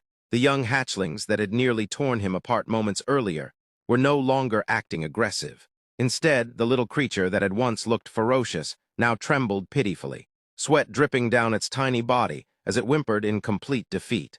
Zeke brushed the dirt from his clothes and reflected on how close he had come to becoming bird food immediately after arriving in this strange place. Taking in his surroundings, he quickly realized that this world was nothing like the one he came from. Everything about it felt hostile, wild, and unfamiliar. His attention shifted toward the enormous bird family nearby. These giant fluffy creatures hardly matched the terrifying image he had imagined when hearing stories about chaos monsters. Curious, he reached out and gently touched the massive mother bird, finding her surprisingly soft and oddly adorable despite her intimidating size.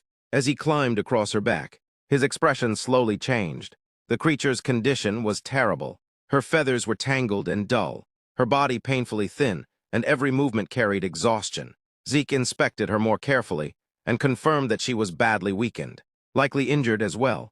The bird flinched slightly under his touch, revealing just how much pain she had been hiding. Standing before the frail creature, Zeke wondered what could have reduced such a massive being to this miserable state. But before he could think further, his mood shifted. For some time now, he had sensed an unsettling presence stalking them from afar, and it was rapidly approaching. Soon the answer revealed itself. Far in the distance, the sky darkened beneath a massive swarm of approaching figures. Countless insect-like monsters surged through the air, wrapped in an eerie purple aura that radiated pure hostility. The moment the mother bird noticed them, panic consumed her. Instinctively, she retreated behind Zeke, treating him as the only thing standing between her family and death. At that moment, Zeke understood everything. These insects were the true chaos monsters. The starving bird family had become their prey, and the swarm had returned to finish the hunt. He calmly assessed the enemies closing in around them. The smaller locust-like creatures were around 3-star level, dangerous enough on their own, but their leader was clearly stronger, a true 4-star threat. Glancing back at the mother bird and her chicks, Zeke saw how pitiful their situation really was. The family was starving, exhausted, and barely surviving. Despite the hopeless odds, the mother bird's fear slowly began to change. At first, she looked ready to flee, believing escape was their only option. Yet as she looked down at her trembling chicks, something fierce awakened inside her. Driven by pure maternal instinct, the weakened creature spread her wings wide and positioned herself protectively over her young, preparing to fight to the very end, even if it meant certain death. The sight amused Zeke in the best possible way. A faint smile appeared on his face as he watched the bird stand her ground. Even the tiny chicks joined in, puffing out their chests and chirping defiantly beside their mother. Their courage in the face of overwhelming terror impressed him deeply, and that spirit made his decision for him. As the chaos swarm descended, with murderous intent filling the air, the mother bird lunged forward to confront them. Zeke moved beside her without hesitation, charging directly into the incoming horde. One of the smaller locust monsters rushed toward him first. Zeke intercepted it effortlessly, seizing the creature by its grotesque head, before crushing it with a single devastating punch. The insect's skull exploded instantly, spraying green gore everywhere. Covered in bug blood, Zeke's eyes gleamed with dangerous excitement. The first enemy had fallen easily, but the swarm remained undeterred. The 4-star leader and the countless insects behind it continued their relentless advance, as though the death of their ally meant nothing at all. Behind him, the mother bird stared in complete disbelief. Her beak hung open as she struggled to comprehend the monstrous strength this strange human possessed so casually. Then Zeke finally decided to become serious. A terrifying blood-red aura erupted from his body, dark energy radiating outward as his eyes glowed ominously. The atmosphere itself seemed to freeze under the pressure he unleashed. High above the battlefield, a gigantic draconic eye materialized in the sky, staring down upon the swarm with overwhelming dominance. The effect was immediate. Every insect in the swarm froze in terror, completely paralyzed beneath the crushing force of Zeke's dragon pressure. His silhouette darkened beneath the ominous aura as he silently gave them a final warning. Retreat now or face complete annihilation. The draconic presence hanging above them made the outcome painfully clear. Unable to endure the suffocating pressure, the swarm finally broke. The insects abandoned their attack and fled into the distance in complete panic. Watching them disappear, Zeke casually remarked to himself that the creatures had terrible taste anyway. Even so, there was a certain excitement in battle that he found himself enjoying more and more lately. Still, after the enemies vanished, exhaustion briefly crossed his face. Wiping sweat from his forehead, he admitted internally that using dragon pressure while still weakened placed a considerable strain on his body. Nearby, the mother bird continued staring at him in stunned silence. Her trembling had not stopped, but now it came from sheer awe rather than fear. As she slowly approached the corpse of the dead bug, she nudged it weakly with her beak, clearly drawn by hunger. Zeke noticed immediately. Without hesitation, he gestured toward the carcass, offering it to her as food. The starving bird wasted no time and tore into the chaos monster desperately, finally getting nourishment after what was clearly a long period of suffering. A brief flashback revealed the full story. Earlier, while searching for food for her starving chicks, the mother bird had been ambushed by this same swarm of chaos bugs. barely surviving the encounter. She escaped with severe injuries. On her return journey, exhausted and desperate, she had spotted Sieg falling from the sky and instinctively viewed him as potential prey. Back in the present, the situation had completely changed. The chicks now slept peacefully beside their mother, their tiny bodies sprawled out with full stomachs, while drool dripped from their beaks in contentment. Looking at the sleeping family, Sieg reflected on how he had almost become bait for them earlier. Somehow, though, the strange encounter felt almost destined. And because of that feeling, he made a decision. The mother bird lifted her head in confusion as Sieg looked toward her with renewed determination. Seeing how desperately the family needed food, he decided he would help transform the weak creature into a true predator, one powerful enough that she and her chicks would never suffer from starvation again. Excitement returned to his face as he flexed his arm confidently. The hunt was about to begin. Elsewhere, deep within the forest below, another scene unfolded. A sharp blade pierced through the corpse of yet another chaos bug, while a group of sharply dressed men surveyed the battlefield. These individuals belonged to the Kerberos family, their formal suits and fedoras giving them the appearance of refined gentlemen, despite the violence surrounding them. Their leader calmly examined the remains of the battle before dismissing the mysterious rift and dead insects as insignificant distractions. At his command, the men unsheathed sleek katanas in unison. Standing amidst the carnage with his own blade gleaming ominously, the leader finally announced that the true mission could now begin. The lizard hunt had officially started. 1 week later, the scene shifted deep into the jungle where Sandy and Veniel were desperately fighting against waves of poisonous insects. Every slash from Sandy's blade cut through the creatures while their loud groans echoed through the forest. Frustration burned across his face as he yelled about what kind of place they had ended up in. Veniel, already irritated from the endless battle, shouted at him to stop yelling and focus on fighting instead. Sandy immediately warned him to keep moving his hands as more poisonous insects swarmed toward them. Together they continued slaughtering the deadly creatures without pause. As the battle raged on, the scene smoothly shifted toward another edge of the jungle where Edge and Lily were also fighting side by side against the same endless swarm of poisonous insects. Edge complained that the enemies never stopped coming and that they had been fighting non-stop for an entire week. Lily let out a tired sigh and admitted that she was completely fed up with all the chaos surrounding them. Hearing that, Edge chuckled loudly and agreed with her. At that moment, a poisonous ant rushed directly toward Edge. Without hesitation, he sliced the creature cleanly in half. Nearby, Leica launched her own attack against the swarm of ants. She activated the technique of the great immense net of inevitable lightning. A massive thunderstrike burst across the battlefield, filling the entire area with blinding flashes of lightning. The powerful technique wiped out countless poisonous ants in an instant. After the attack ended, Leica wiped the sweat from her face and checked on everyone around her, asking if they were all okay. Watching her closely, Edge smiled quietly to himself. Deep down, he wondered whether she could keep moving after repeatedly using such a powerful technique. He also hoped that she was not pushing herself too hard, simply because she carried the responsibility of being the leader. The group continued struggling through the dangerous forest when Sandy suddenly exploded in frustration. She could not understand how anyone was supposed to think the situation was acceptable. In her eyes, the entire place felt like a complete disaster, and she began wondering if every crack was this horrible. Leica calmly explained that not all cracks were the same. Each crack connected to a different kind of chaotic world, meaning the dangers varied depending on where it led. However, Sandy remained furious and continued venting her anger without restraint. Seeing her reaction, Edge casually remarked that they had simply been unlucky this time.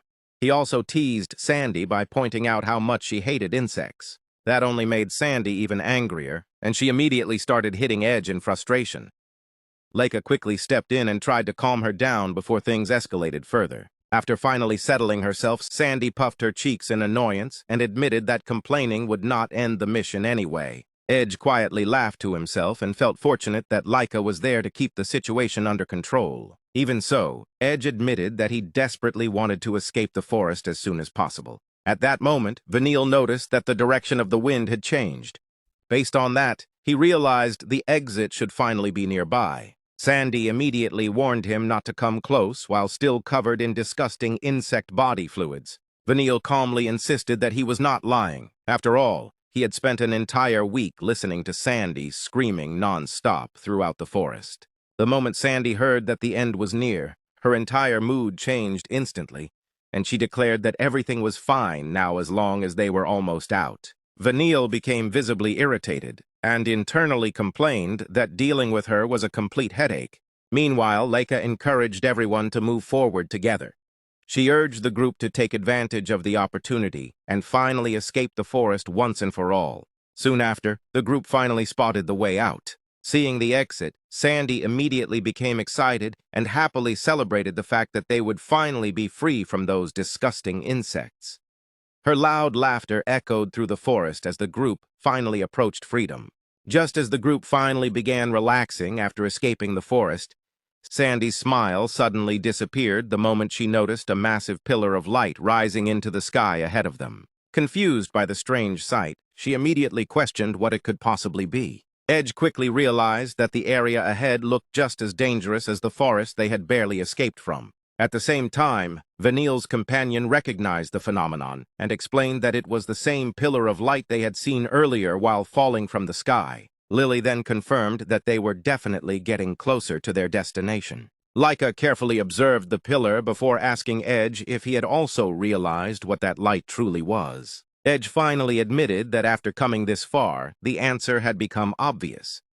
The pillar of light was coming from the Chaos Stone their instructor had previously warned them about. As that realization sank in, the scene shifted back to several days earlier, right before the team departed to conquer the special rift located in front of Eldragon headquarters. Before sending them off, the instructor reminded everyone that simply retrieving the magic water would not be enough to complete the mission.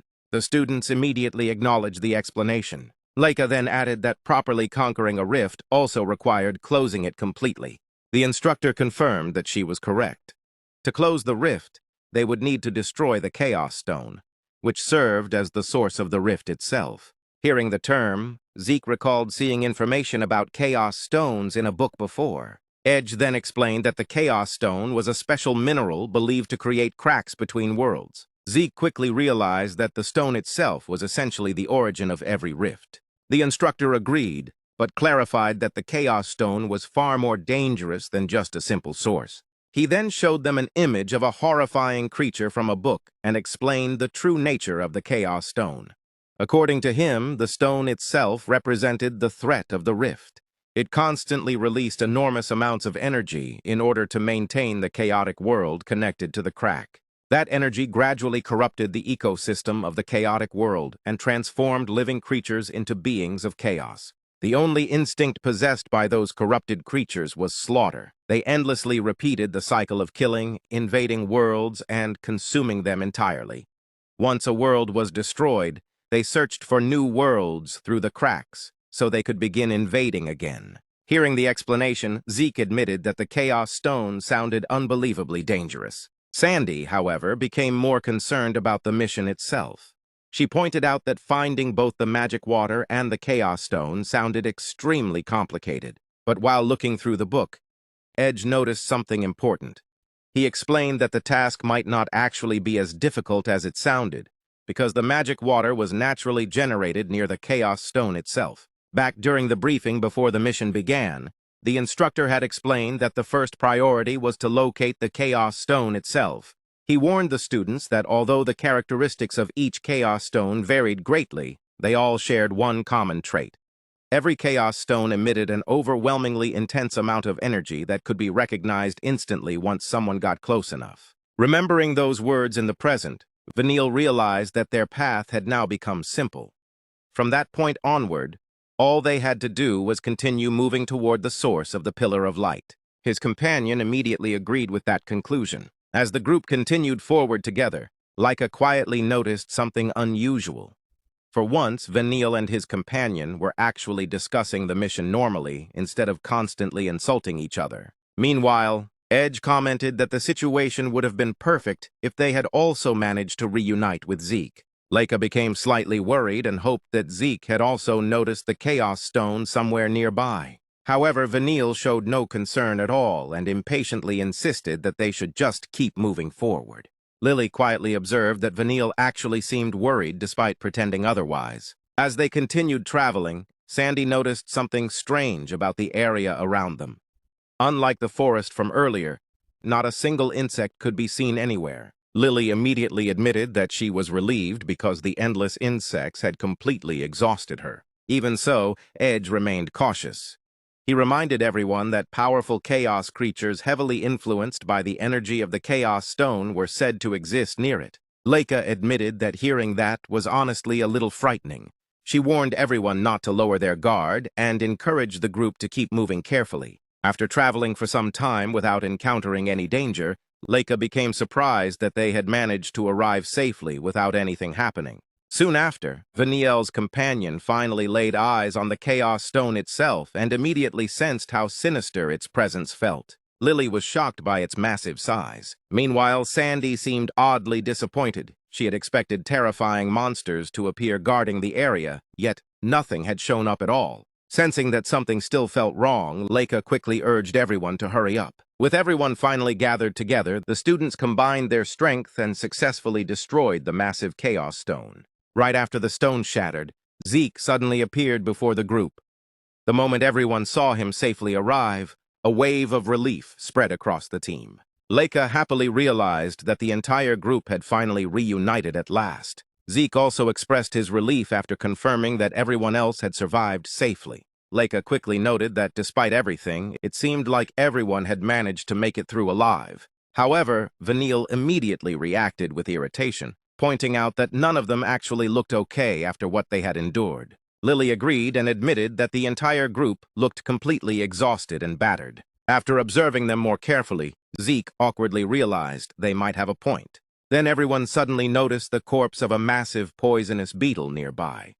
The horrifying sight terrified the group, especially Sandy. Edge instantly realized that this creature was probably the powerful chaos monster they had been warned about earlier. He then looked toward Zeke and wondered if he had been the one who defeated it. Zeke casually explained that the creature had attacked him first, leaving him with little choice but to kill it. Hearing that explanation, Leica finally understood why they had encountered no chaos creatures on their journey toward the Chaos Stone. Zeke then admitted that he believed he had defeated something extremely dangerous earlier. However, his attention had quickly shifted toward the giant rock itself, which was why he had remained there waiting for the others to arrive. Edge immediately confirmed that the giant rock was without question the Chaos Stone. Soon after, Leica finally discovered the magic water nearby. Seeing it, Zeke became excited and noted that there was even more magic water present than the original report had claimed. However, Edge explained that the magic water only worked if a certain amount was properly consumed. Because of that, the quantity they found would probably only be enough for a small number of people. Sandy immediately lost patience and insisted that they should quickly collect the magic water and finish the mission already. Leica then carefully examined the liquid and explained that the color of magic water normally determined which magical attribute a person could use. However, this particular magic water appeared transparent, or rather strangely colorless compared to normal examples. Edge admitted that despite its unusual appearance, he was still certain it was genuine magic water. Vanille showed little interest in the discussion and simply stated that none of that mattered to him. At that moment, Zeke suddenly pulled Leica aside as if he had sensed something nearby. Then, without warning, a man wearing a long coat appeared alongside several subordinates and launched an attack toward the group. As he arrived, he mockingly remarked that they had done well cornering the little lizard for him. In response, Zeke smirked calmly, realizing that their hidden enemies had finally decided to reveal themselves at last. Zeke gave a faint smirk as he realized the enemies had finally revealed themselves. The members of the Cerberus family were left stunned by his reaction, unable to understand why he spoke as if he had been expecting them all along. At the same time, Sandy and Edge were equally shocked. Edge immediately sensed the danger and realized that Zune had chosen to attack at that very moment. He quickly connected the situation and understood that the people standing before them were members of the Cerberus family. Without wasting another second, Edge tightened his grip on his sword and recalled that only 7 characters with fewer than 3 stars were supposed to be allowed inside the rift. No one outside their group should have been capable of entering. Even so, the reality before him completely contradicted those rules. As the tension rose, Immense mana began pouring out from the bodies of every Cerberus family member. One of them calmly explained that the method they used to enter the rift must have seemed strange to everyone there. The group then revealed strange bracelets attached to their wrists. The sight immediately confused Leica, who could not understand what those bracelets meant. The Cerberus family member then revealed that the item was known as the Bracelet of Deception. By wearing it, they were able to trick the rift itself and bypass all entry restrictions. Hearing this, Edge was left in disbelief that such an item could even exist. Veniel immediately shouted in frustration, unable to understand why the enemy would reveal such important information so casually. However, one of the Cerberus family members simply removed his watch and coldly declared that none of it mattered anymore, because everyone there was about to die. The moment those words were spoken, Zeke's eyes widened in shock. Instantly realizing the incoming danger, he quickly pushed Leica behind him to protect her. At the same time, the members of the Cerberus family unleashed blazing fire mana directly from their hands. The attack rushed forward at full force and struck Zeke head-on, sending him crashing backward. Seeing this sudden attack, Leica panicked and screamed out Zeke's name in fear. As the chaos continued, several members of the Cerberus family rushed toward Leica with their swords raised, preparing to strike her down. Before the attack could land, Veniel suddenly stepped in front of her and blocked the attack with great difficulty. Leica was left shocked by his sudden appearance, while Veniel struggled to hold back the enemy's strength. Even while resisting the attack, he warned her not to lower her guard and ordered her to get out of the way immediately. Right after that, Veniel released a burst of mana and forcefully pushed the attackers backward. However, the Cerberus family members refused to retreat.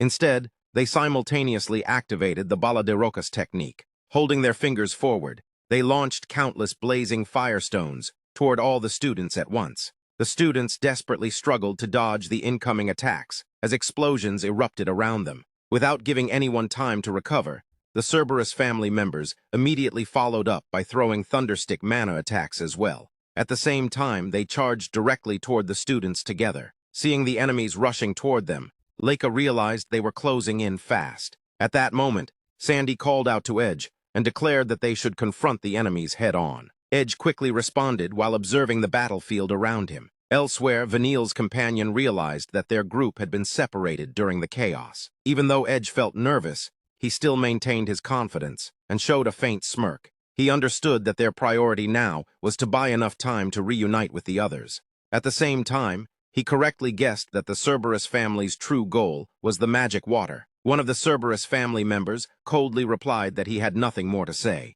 The two sides then glared directly at each other, as the tension in the battlefield grew heavier. Meanwhile, Leica tried to focus, despite being shaken by what had happened to Zeke. She immediately forced herself to stop getting distracted, knowing that even a single mistake would get her killed. As she analyzed the enemies before her, she realized that these opponents were all 4-star level fighters. She understood that 4-star was a realm completely different from ordinary talent. No matter how much effort a normal person put in, 3 stars was usually the absolute limit they could ever reach. 4-star was a domain reserved only for those born with true talent. Because of that, the gap between a 3-star and a 4-star fighter was unimaginably huge. Then Leica came to an even more terrifying conclusion. The leader of that group was most likely a 5-star fighter. She realized that even if she somehow managed to defeat the enemy standing in front of her, the moment their leader decided to move personally, everything would be over instantly. At the same time, Leica recalled the strange event from earlier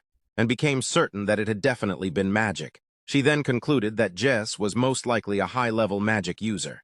As the battle intensified, the leader of the Cerberus family coldly ordered his subordinates to finish everyone off. The moment the command was given, all of them began summoning their creatures at the same time. Leica was immediately overwhelmed with fear after seeing the terrifying summons appear before them. The creatures were enormous wolf-like monsters with savage and deadly appearances. Seeing this, even Edge became shaken as he realized they had actually summoned monsters. At the same time, Sandy stared at the giant beast in disbelief, unable to understand what kind of monstrous creature it was. Meanwhile, Veniel's friend quickly recognized the creature and concluded that it was clearly a 3-star monster. The situation instantly became even more desperate. Leica silently gritted her teeth as the pressure around them continued to rise. Then, in the middle of the chaos, another shocking scene unfolded. Zeke suddenly appeared while lifting an enormous giant stone, using only one hand. The sight alone completely stunned the members of the Cerberus family. Without hesitation, Zeke threw the massive stone directly toward them. Although the enemies barely managed to dodge the attack, they were visibly terrified by his monstrous strength. One of the members could not understand how Zeke was still capable of moving after taking such an attack earlier. At the same time, Zeke casually picked up another huge stone and arrogantly bounced it in one hand. He then mocked the enemies, revealing how disappointed he was after finally seeing magic for himself. Earlier, he had expected magic to be something truly impressive, but what he witnessed failed to meet his expectations. Seeing him alive and unharmed, Leica was instantly filled with relief and happiness. Zeke simply responded with confidence, making it clear that there had never been any need to worry about him. Right after that, Zeke threw another giant stone toward a Cerberus family member. This time, the target failed to dodge in time and was sent flying far away after being struck directly. With a smug expression, Zeke mocked them once again, claiming that if their magic was nothing more than throwing stones around, then even he could do the same thing easily. Watching his subordinate get crushed so effortlessly, the leader of the Cerberus family glared at Zeke with killing intent, furious at the humiliation he had caused. Seeing Zeke completely unharmed and even smiling, the head of the Cerberus family clenched his teeth in frustration. He admitted that Zeke's resistance had been unexpected, but the outcome waiting for him would never change. Right after that, the Cerberus family head activated Invocation Mana. As the summoning magic spread across the battlefield, monsters began appearing one after another. The moment Zeke saw those summoned creatures, he reacted with amusement. He realized that there was even magic capable of summoning monsters, and instead of fear, he showed excitement. The Cerberus family head could not understand Zeke's attitude at all. He pointed out the overwhelming difference in power between them. Even though their current situation placed them at a slight disadvantage, he remained fully confident in victory. But before the battle could continue, a sudden disturbance appeared in the sky above them. In the next moment, the giant birds that had previously saved Zeke descended from above once again. Their arrival shocked everyone on the battlefield. Zeke gently petted the giant birds after their arrival. He welcomed them warmly and noted that they had returned at the perfect time. He even asked if they had already filled their stomachs. In response, the giant birds immediately moved forward and stood protectively in front of him, like loyal guards. Seeing this strange scene, the others became confused and questioned the true identity of those birds. Zeke casually explained that they were basically his disciples. The moment they heard that answer, everyone around him was left completely shocked. Zeke then revealed that while the others had been away, he had personally taken care of those birds for quite some time. Soon after, Zeke stood side by side with the giant birds as they prepared to face the Cerberus family together. He proudly explained that he had trained them properly, which was why they had become so powerful. He also mentioned how much they had grown compared to the first time he saw them. Leica could not process the situation at all. She became completely confused after hearing about birds being treated like disciples. At the same time, Sandy also struggled to understand what Zeke had been doing while they were away. But before anyone could think further, Zeke calmly apologized for suddenly asking for help. He requested everyone to join him for some exercise after lunch, and suggested letting the birds deal with the little dogs standing in front of them. The disciple birds instantly responded to Zeke's command. At that exact moment, the monsters summoned by the Cerberus family launched their attack. In response, Zeke's giant birds also charged forward without hesitation. Soon, a fierce battle erupted between both sides. While watching the fight unfold, Zeke smirked at the head of the Cerberus family. He declared that this alone should already be enough for him to fight against him. However, the Cerberus family head remained unfazed. As he pulled out his sword, he insisted that nothing would change just because a few winged birds had joined the battle. He warned Zeke not to overestimate himself. Immediately after that, he launched a powerful sword attack directly at Zeke. Zeke managed to dodge the strike with ease. Seeing the sudden attack, Leica shouted Zeke's name in worry, but Vaniel quickly reminded her to focus on the enemy standing right in front of her. He warned that this was not an opponent she could defeat, while being distracted by concern for someone else. He told her to worry about herself first. Leica immediately apologized and admitted that he was right. Right after that, she gathered herself once again and prepared to defeat her opponent. As the battle continued, another member of the Cerberus family mocked Leica and questioned why she was not helping Zeke, even though her friend was supposedly about to die. Leica remained determined and declared that she would help him only after defeating her current opponent first. Hearing that response, The Cerberus family member became furious. He called her a foolish brat and insisted that defeating him was impossible. Immediately after that, he activated the Earth Dog Sword technique. Leica instantly moved to counter him and attempted to defeat him head-on. At the same time, Vaniel stepped in to support Leica and activated the Ghost Wind Umbrella technique. The battlefield was suddenly filled with a powerful wind gust stunt attack. Following that opening, Leica unleashed the Great Thunder Sword technique. A bright flash of thunder erupted across the battlefield as her attack struck forward. The Cerberus family member was blown far away and crashed onto the ground. However, despite taking the combined attack, he slowly stood back up while smirking confidently. He recognized the long-range wind attack along with the thunder slash and realized that the two standing before him were the children of the family head. Vaniel clicked his tongue in frustration. After seeing how little damage their attacks had caused, he admitted that dealing with such an opponent would be troublesome. Leica agreed that the enemy was strong, but she still believed he was someone they could defeat. She then confidently declared that victory was possible, as long as she fought alongside Vaniel. Hearing those words, Vaniel was left completely stunned. Edge initiated a sword strike toward a member of the Cerberus family, aiming for a clean hit. The opponent narrowly dodged the attack and immediately countered using the technique Bala de Roca, forcing Edge into a difficult defensive struggle. Lily then entered the battle and activated the Celestial Sound technique, releasing a sound impact wave. A massive surge of purple, highly energetic aura erupted from her weapon, but the Cerberus family member managed to block it using wall repeals. Without losing momentum, the enemy shifted focus to Vaniel and launched a deadly sequence using the Jeknica of the Earth Dog's sword. The attack flowed into Earth Avalanche Cut, followed by the style of 1,000 Katana and Brilliant Choja. Vaniel refused to step back and instead pushed forward aggressively, forcing the opponent into discomfort. In the exchange, the enemy struggled to dodge and ended up taking a cut across the side of the waist. Despite the injury, the opponent gathered mana through his fingers and launched another attack, while declaring that Vaniel was nothing more than a weakling and that he had still managed to catch him. At that moment, Lily reappeared in front and charged again using the Wave Resonance Stick technique, followed by the move Ufali before Ichokwe de Ondasi. Before she could fully connect, the enemy responded with Soil Tasting, creating a surrounding earth wall that trapped her movement. He then converted mana into a concentrated strike through his fingers and blasted Lily away with overwhelming force. Edge reacted immediately, screaming out for her as she was sent flying back from the impact. The member of the Cerberus family fighting Edge followed up with a powerful Earth Avalanche Cut. He then spun condensed soil like a tornado and launched it directly at Edge, creating a wide, destructive attack pattern. Edge struggled to block the incoming force and clenched his teeth under pressure. Observing the situation, the head of the Cerberus family remarked that they were still able to endure even that level of power, before cutting his words short and shifting into another attack. He then activated Laguha de Rokai, causing sharp soil spikes to erupt and form a cage around Edge, attempting to trap him completely. However, in the middle of the formation, someone delivered a kick that disrupted the technique and created an opening. Edge used that moment to escape, while the earthen spike cage closed shut behind him. After getting clear, Edge acknowledged that the opponent was as strong as expected from someone with 4 stars, and recognized his dangerous level of skill. Lily agreed with his assessment. At the same time, Edge reflected on the earlier wound, trying to understand the attack. He considered whether the opponent was enhancing the sword with magic, since the cut felt unnatural. He also noted that dealing with the opponent was already irritating due to the magic alone, and began thinking about how to handle the situation going forward.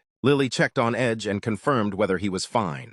Edge responded that he was okay for the moment. Lily then warned that the sword being used was dangerous. Edge agreed and admitted uncertainty about how long they could hold out. Lily further explained that when the enemy used magic, the weapon seemed to revert to a normal sword, but their own weapon was also nearing its breaking point. At that moment, Edge formed a plan and smiled. Seeing this, the Cerberus family head smirked and questioned whether their strategy discussion was already over. Edge returned the smirk, which confused the opponent, who then asked what was so amusing. Edge responded calmly that nothing was wrong, only that he believed they could still overcome the situation, while also implying that the enemy had become too carried away with confidence.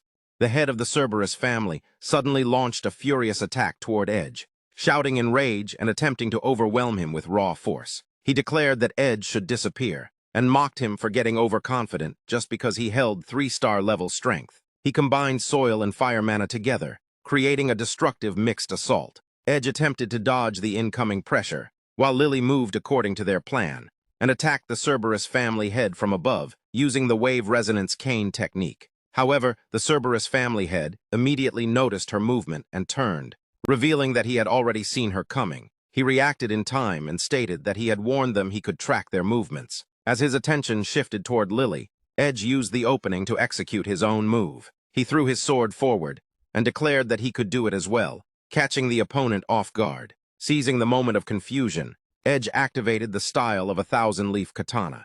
He then unleashed the secret technique, Extreme Katana, the 5 blades. The attack landed directly on the Cerberus family head's chest, with devastating impact. He was thrown backward, crashing to the ground. Blood came from his chest and mouth as he struggled in pain. In disbelief, he admitted that it was impossible for a 4-star like him to be defeated by someone with only 3-star strength. Immediately after the strike, Lily ran toward Edge and asked if he was all right. Edge responded that he was relieved to have found the opening. Lily appeared confused by his statement. Edge clarified that it was Lyra who had taught him. Lily questioned who they referred to. Edge smiled as he reflected on the situation and realized that when the opponent used magic, the sword reverted to a normal form. He then understood that while the sword's upgrade activates through magic, it also disables a certain condition. In other words, the opponent could not use magic and sword techniques at the same time. This meant that during the transition between magic activation and sword technique, there was a brief weak point. Edge explained that he simply exploited that exact moment. Lily happily clapped and praised him as a genius. Edge denied it and said it was thanks to her, expressing gratitude. With the battle turning in their favor, Edge prepared to move forward and regroup with the others. As the battle continued across the battlefield, Sandy and Vanille's friend joined forces and launched a coordinated assault against another member of the Cerberus family. Together, they unleashed Flash of Thunder and Windgolt Projectile, combining speed and ranged pressure to corner their opponent. In the middle of the attack, Sandy complained that she had almost dragged him down as well. The girl immediately fired back, arguing that the real problem was his hesitation during the fight. Her response only made Sandy angrier, and he demanded to know what she meant. At that moment, the Cerberus family member rose back up and observed that the two of them seemed extremely close based on the way they argued. Without wasting time, he attacked them again.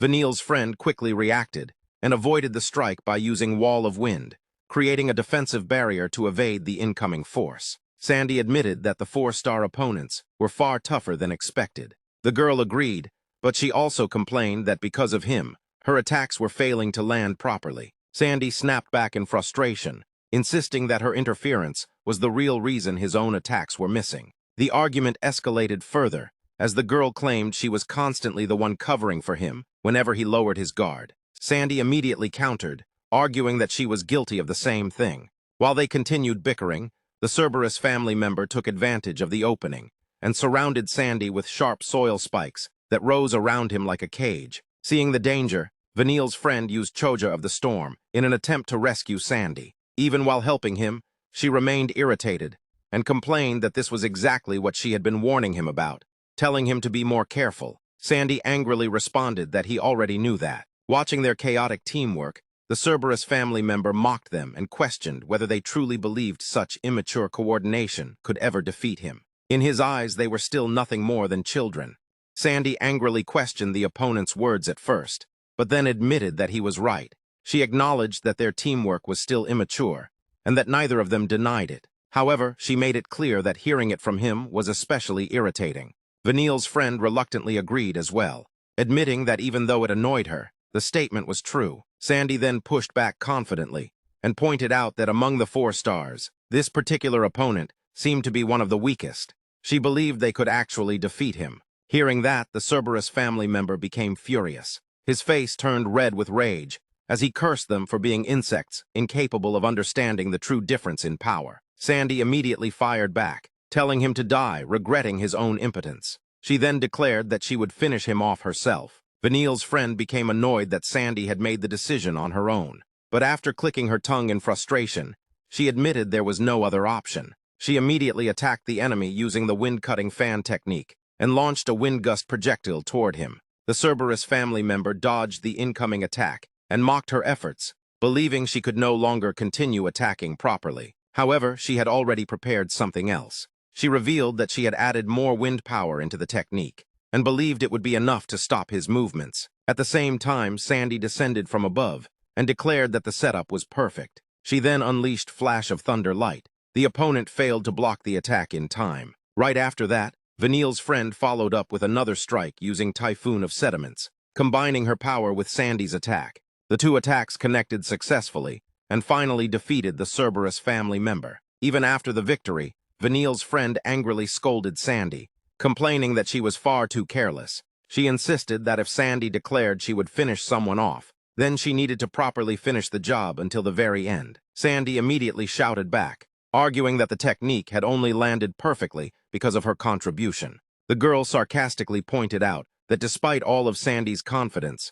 she still had not managed to finish the enemy alone. She let out a tired sigh afterward. Sandy, still irritated, snapped back that she could hear every word clearly. Even after the battle ended, the two continued arguing non-stop like siblings trapped in an endless catfight. On the other side, Vaniel was also being pressured by the members of the Cabarrus family. He struggled to keep up against their relentless attacks. Gritting his teeth in frustration, he immediately launched his Ghost Wind Umbrella technique. Torbellion Impact. The Cabarrus family member quickly realized how cleverly Vaniel had created an opening. The moment the enemy's attention shifted toward Vaniel, Lika rushed in and attacked with her Great Thunder Sword technique. First secret technique, Celestial Thunder. However, the Cabarrus family member instantly noticed her movement. He raised his sword and blocked the attack head-on, while mocking the sheer speed of her strike. Lika's slash crashed into the ground instead, causing the earth and shattered stones to explode violently across the battlefield. Even so, the Cabarrus family member remained completely still.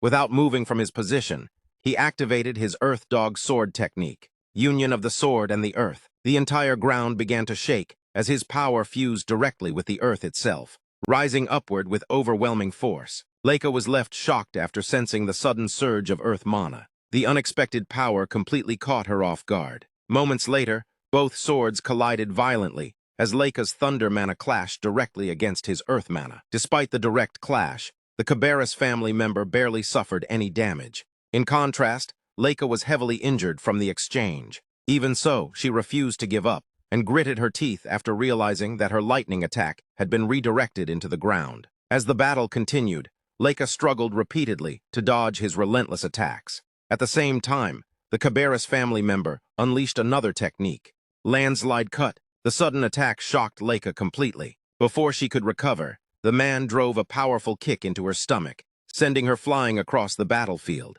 From behind, Vaniel immediately launched a counterattack with his Blast of Wind. However, the Cabarrus family member instantly sensed the attack and avoided it effortlessly. Vaniel became visibly irritated after realizing that even his surprise attack had been noticed immediately. With the pressure becoming overwhelming, Lika and Vaniel quickly hid behind a large stone to catch a brief moment to recover. Lika quietly thanked Vaniel for saving her life. In response, Vaniel rolled his eyes and brushed it off, saying that she should simply take advantage of even the smallest mistake from that man. Lika awkwardly smiled after hearing his response. While hiding behind the stone, Lika carefully observed the entire battlefield situation and realized how dangerous their opponent truly was. The enemy was incredibly strong and appeared to rank at a much higher level among the 4 stars. Because of the technique that fused his sword directly with the earth, her thunder energy could not penetrate his defense at all. On top of that, he also possessed a technique specifically designed to wear down weapons infused with magic. As a result, he left virtually no openings during battle. The only weak point she had managed to notice appeared during the brief moments when he switched between magic and martial arts. Unfortunately, that interval was far too short to exploit. Lika realized that he had likely trained rigorously for years just to erase every possible weakness from his fighting style. Even though her combat style focused heavily on speed, it was still not fast enough to take advantage of that tiny opening. As the pressure continued to build, Vaniel finally lost his patience and admitted that if they continued fighting like this, they would never be able to defeat that man. Lika already understood the situation and acknowledged it immediately. Trying to think of another option, she asked whether Vaniel could use poison or some other hidden method. Vaniel then revealed that Zeke had consumed all of it before leaving. According to him, Zeke believed it would not count as proper training if Vaniel relied on carrying poison during battle. On top of that, the poison Zeke drank had even neutralized the ether-destroying poison that Vaniel had stored inside his own body. Leica could only react helplessly at Zeke's actions. At the same time, she realized that this left them with even fewer methods to exploit any opening against their opponent. As she continued thinking, Vaniel suddenly revealed that there was still one possible way left. The moment he said that, Leica immediately understood what he meant. Before they could continue their discussion, the Cabarrus family member suddenly launched another attack toward them, while mocking how calmly they were talking in the middle of battle. Both of them barely managed to dodge the sudden strike. While avoiding the attack, Leica urgently demanded to know what Vaniel was planning. Vaniel then ordered her to hit that man, using the fastest technique she possessed. Leica hesitated immediately, doubting whether her speed would truly be enough. Vaniel calmly assured her that he would handle the rest himself. At the same time, he implied that everything depended on whether she trusted him or not. Before he could finish speaking, Leica moved instantly to protect Vaniel from another incoming attack. At that moment, she firmly declared that she trusted him completely.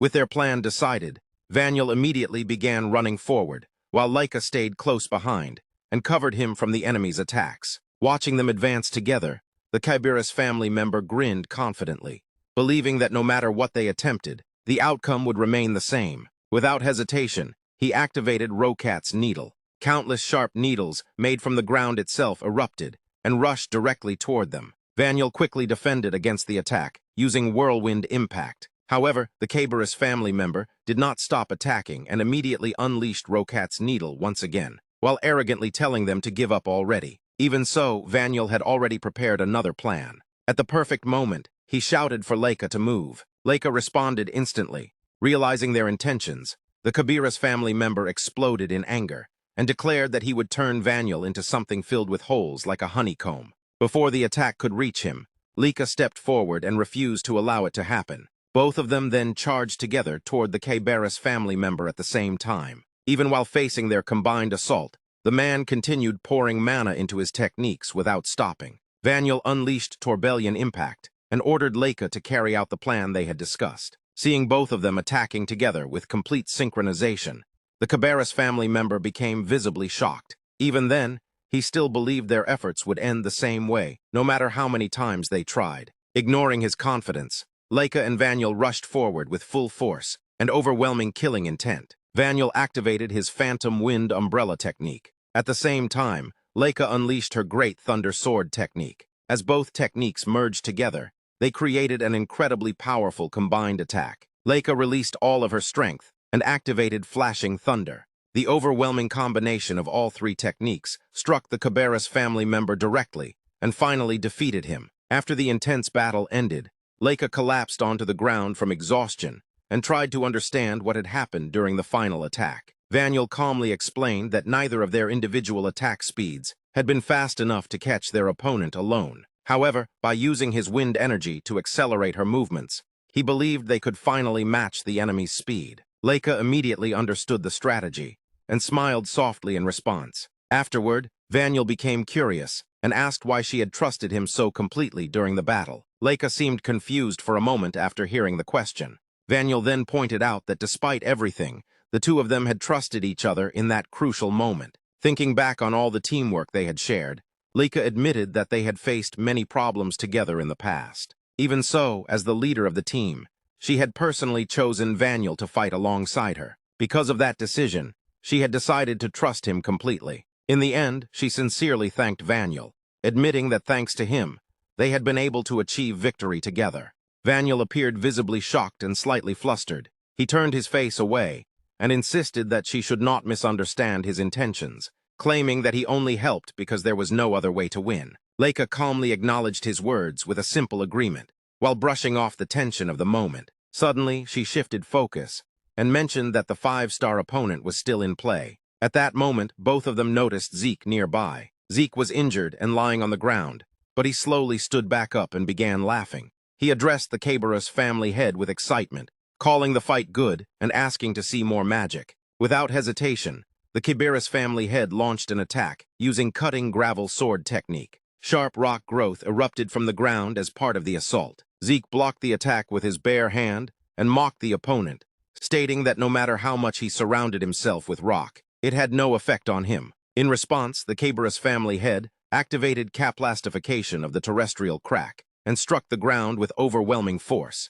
The entire ground split apart, causing Zeke to fall into the collapsing terrain. Even then, Zeke regained balance mid-fall, jumped back up and laughed while calling the situation genuinely entertaining. However, he then observed that everyone else besides them had already been defeated. At the same time, Zeke's allies, referred to as his disciplined birds, had already eliminated the Kerberos family wolves and monsters. His companions had also taken down the remaining members of the Kerberos family. The Kerberos family head expressed frustration, stating that while he would have preferred to continue enjoying the magic battle as long as possible, he never expected to be defeated by a 3-star opponent. In a desperate final decision, the Kerberos family head tore out his own heart, declaring that even if he had to bet his life, he would complete his mission. Immediately after this action, the entire ground began to collapse and shake violently. Zeke's allies struggled to maintain their balance as the terrain destabilized beneath their feet. They realized that something massive was approaching from below.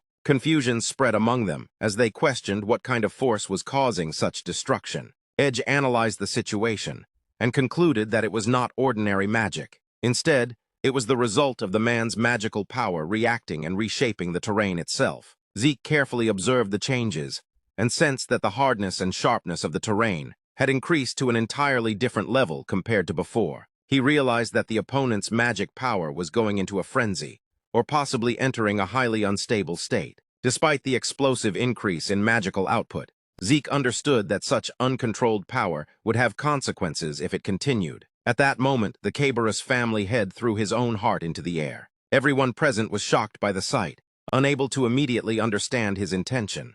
However, Zeke remained calm and showed a faint smirk, indicating that he still had his own plan in mind. The moment everyone noticed the stone, shock and panic spread across the battlefield. Sandy immediately realized the danger and became terrified at the thought of it being dropped. Edge cursed under his breath as he assessed the situation. He understood that there was no escape route left, and if things continued this way, even the Chaos Stone would eventually break. Lily pointed out that the Chaos Stone was supposed to be destroyed in the first place. However, Edge had explained that the moment the stone shattered, the crack would begin closing. That realization sent Sandy into even greater panic. She quickly understood that once the crack closed, everyone would be trapped inside with no way out. The constant screaming irritated Vanille, who covered his ears in annoyance. He urged Sandy to stop wasting time panicking and instead focus on stopping the enemy responsible for the disaster. Sandy knew that was the only option, but she was completely helpless. No matter what she tried, she could not get close enough to interfere. As tension filled the battlefield, the head of the Kerberos family suddenly burst into laughter. With complete confidence, he declared that it was already too late, and that everyone present was destined to die there. Leica was left stunned by those words. Without wasting another second, the Kerberos family head activated the powerful technique known as Ikeda of the Star. The moment the technique was unleashed, everyone watching was shocked by the overwhelming display of power. As the situation grew more desperate, Zeke also activated his power. Realizing that there was no more time to hesitate, Leica called on everyone to destroy the rock with everything they had. Edge immediately stepped forward and unleashed the Rapana-style, thousand-leaf secret technique, extreme 5-blade katana. At the same time, Lily activated the celestial sound technique, secret technique, sky-piercing sound. Vanille and her companion joined the assault as well. Together, they unleashed the wind umbrella technique, Ghost First secret technique, mysterious wind. Alongside it, they activated the wind-cutting fan technique, first secret technique, typhoon sepimenio. Leica and Sandy combined their strength and launched the great thunder sword technique, first secret technique, celestial thunder. With everyone shouting at the top of their lungs, all of their attacks struck together in a single, overwhelming assault. However, even after taking the full force of every technique, the head of the Kerberos family remained completely unharmed. The sight left everyone stunned. They could not believe what they were seeing. A smirk appeared on the Kerberos family head's face as he confidently urged them to give up. He revealed that before arriving there, he had poured all of his power into that magic. The spell contained an amount of magical power capable of reaching the 7-star level. Because of that, he explained that warriors possessing only 3-star power had no chance of breaking it, no matter how many of them attacked together. Even then, Vanille refused to give up, and called on Alan to do something. Alan immediately prepared herself, and the two launched another powerful tornado technique together. Meanwhile, Lily watched the situation unfold and realized that the rock still showed no signs of stopping. Just then, Zeke suddenly appeared on the battlefield. A playful laugh escaped from him as he arrived. The moment Leica and the others saw him, they were left completely shocked. While observing the rock, Zeke quickly assessed the situation. He realized that in his current condition, releasing aura alone would not be enough to completely destroy it. A new idea immediately crossed his mind. Zeke began laughing as he concluded that a direct punch would solve everything. Even so, he could feel that with his current body, his own fists might break from the impact. Despite knowing the risk, Zeke gathered all of his strength and launched a devastating punch toward the rock. The moment the attack was unleashed, even the head of the Cerberus family was left shocked. With no hesitation left, Zeke gathered every ounce of his remaining strength and unleashed multiple techniques at the same time. Through his right hand, he activated World Collapse. Through his left hand, he activated World Explosion. He then combined both powers and unleashed the anti-dragon fighting technique, second form. According to the translator's note, the Destructor Dragon fighting technique had now evolved into the anti-dragon fighting technique. Using everything he had left, Zeke released his final technique, Destruction for the World. The overwhelming power finally shattered the stone. The sight left his entire group of friends completely shocked. However, there was no time to celebrate. As the stone broke apart, massive chunks of rubble began falling from above. Leica immediately realized that the collapsing debris and the Chaos Stone itself had become a new threat. Without hesitation, everyone rushed forward to destroy the remaining pieces of the Chaos Stone before they could cause further damage. At the same time, Edged called out to Vanille and the others. Vanille already understood what needed to be done. Although she clicked her tongue in annoyance and complained that they only caused problems, she still accepted the task. Trusting the rest to handle the situation, she left everything in their hands. Edged confidently accepted the responsibility. As enormous rubble continued crashing down, he stepped forward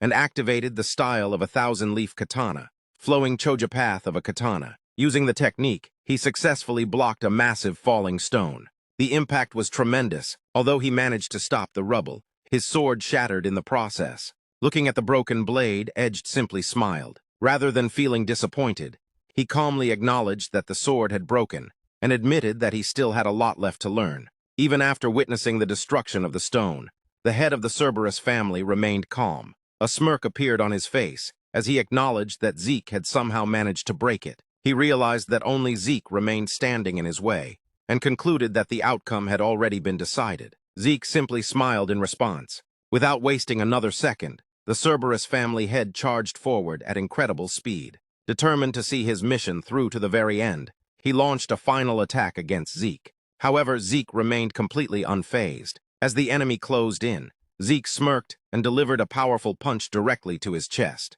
The attack instantly decided the battle. Defeated, the head of the Cerberus family collapsed while groaning in pain. In his final moments, he admitted that he had never expected someone like Zeke to exist. He compared ordinary people to lizards and acknowledged that among them stood a true dragon. Zeke smiled and expressed his respect for the man. He admired the way his opponent continued facing him until the very end without backing down. With the battle finally over, Zeke's friends rushed toward him. Leica hurried over in concern, wanting to make sure he was safe.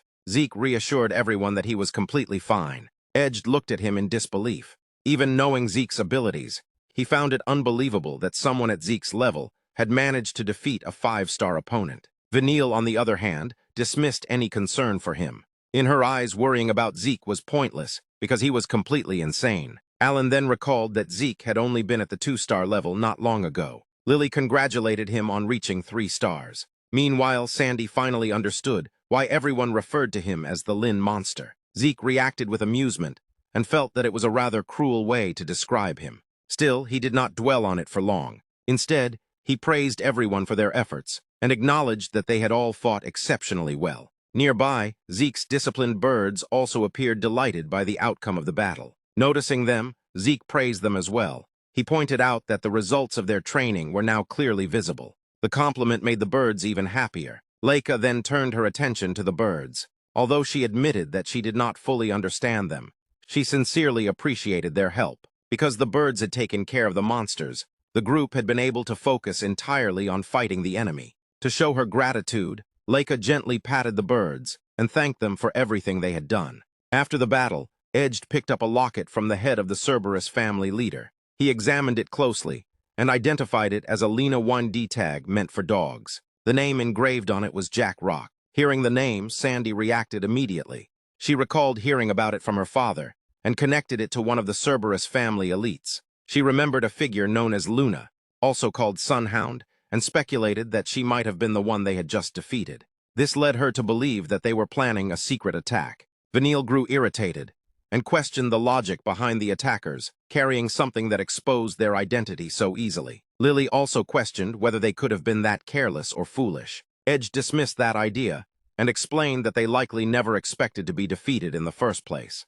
When Vanille asked for clarification, Edge elaborated further. He stated that only 3-star opponents were expected to enter the situation, but instead they had deployed 4-star and even 5-star elite units. Because of that, they had complete confidence in their victory and never imagined losing in terms of raw strength. Leica agreed with Edge's assessment. She concluded that their true intention was to eliminate everyone in their path, but they had severely underestimated the group's strength. Edge added that much of their success was thanks to Zeke. Zeke laughed and casually pointed out that there were still several areas they could improve, but he still considered it a magnificent fight and praised everyone's effort. The bird disciples under Zeke also appeared extremely happy with the outcome. Zeke embraced them and asked if the difficult part was already over. His friends watched him in stunned silence. Vanille commented that Zeke was the kind of person who crushed complex strategies with overwhelming brute force and suggested that he was likely the worst opponent to face. Leica then shifted focus back to their situation. Despite everything that had happened, she questioned how they were supposed to return from there. Zeke calmly asked them to wait, indicating that there was still one thing left to do. Leica reacted with confusion, wondering if something was still missing. Zeke then revealed that they still needed to drink the magic water. With a smirk, he brought out the water, signaling that the final step was yet to come. Leica was left completely confused after hearing about the idea of using the magic water. Sandy immediately lost her temper and shouted in disbelief, unable to understand what Zeke was even talking about. Seeing everyone's reaction, Zeke became confused because, to him, the idea did not seem surprising at all. Sandy quickly reminded him that their entire mission was to retrieve the magic water. Leica agreed, pointing out that this was exactly why drinking the magic water should never even be considered. However, Zeke calmly reminded everyone that he had not forgotten the mission. He knew they were supposed to take the magic water back and seal the rift. Then Zeke challenged their thinking. He pointed out that no one had actually decided they were forbidden from using it. Although they had come here on a mission, the people who had truly earned the magic water through battle were the ones standing there. His words left everyone stunned. Zeke continued by explaining that the Eldragon family's wishes had nothing to do with who deserved the reward. They were the ones who had risked their lives and finally obtained the magic water. Simply handing it over because it was their mission felt strange from his perspective. Alan then explained that, despite everything, the magic water was an incredibly valuable treasure because it could create more mages for the Eldragon family. Acting on their own could bring down the family head's wrath. Vanille also agreed, warning that drinking the magic water without permission could lead to severe punishment. In the worst possible case, they could even be executed. Despite all those warnings, Zeke remained completely unfazed and casually dismissed the entire problem, leaving Vanille speechless. Zeke continued by pointing out that, within the Eldragon family, strength was what mattered above everything else. Because of that, he believed there was nothing wrong with seeking a new source of power through the magic water. Edge admitted that Zeke's reasoning made some sense, but he reminded everyone that they would never have been allowed to enter this place without receiving this mission. Hearing that, Sandy became even more nervous. Zeke remained completely unconcerned. He argued that if the family head wanted the magic water so badly, he should have come himself instead of relying on them. The mission was to clear the special rift and recover the magic water, yet the family head could not even pass through the special domain. To Zeke, that was simply proof of his lack of strength. He continued by explaining that anyone who truly desired the magic water should possess the power to achieve the impossible. Since the family head failed to do that, he never had any chance of obtaining it without them in the first place. Then a confident smirk appeared on Zeke's face. He pointed out that the mission only required them to recover the magic water. No one had ever said they were forbidden from drinking it, and no clear instructions had been given about how the recovery had to be done. From his perspective, drinking it and claiming they had recovered it was enough. Leica was completely startled by that argument. Sandy angrily insisted that Zeke was only twisting the meaning of the mission. Zeke simply smiled and replied that if the Eldragon family wanted to avoid loopholes, they should have explained every detail from the beginning. He even remarked that this would become a valuable lesson for the adults. Finally, he urged everyone not to waste such a rare opportunity to become stronger and waited for their decision. Holding the bottle of magic water, Leica fell into deep thought. She realized that if they did not drink it now, they might never get another chance to become mages for many years, or perhaps never again. If they completed the mission and returned it, the magic water would go directly to the Eldragon elites instead of them. But if they drank it here, they could end up being marked and punished by the family head. Those thoughts filled Leica with fear.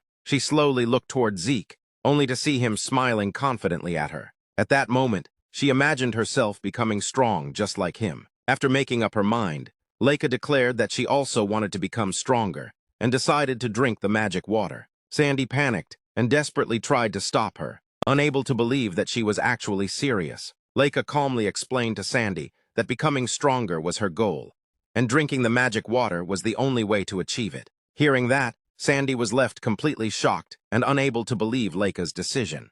And before we continue the video, I just want to give you guys a quick update. I've created a backup channel because this channel recently received a strike. So if anything happens to this channel in the future, I'll continue all ongoing series there.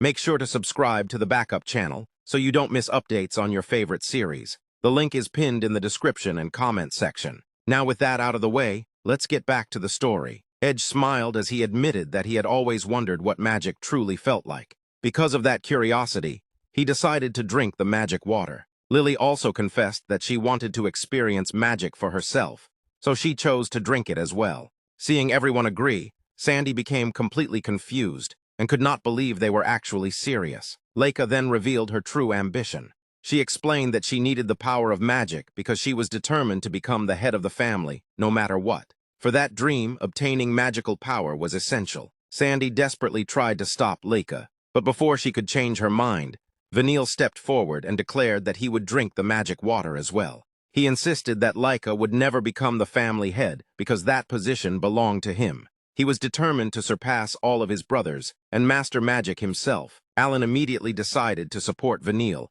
and chose to follow him. With a confident smirk, Vanille told Sandy that if she refused to drink it, she could simply stand there and watch. Sandy exploded in anger and reminded everyone that if the family head discovered they had drunk the magic water, they could all be killed. Leica admitted that she understood the danger. Even so, she refused to let the opportunity to become stronger slip away. Vanille also acknowledged that he fully understood how dangerous the decision was. Despite knowing the risks, he still chose strength. Frustrated beyond words, Sandy grabbed her own hair in irritation before finally giving in. She decided to drink the magic water as well, because she refused to let Leica and the others face that danger alone.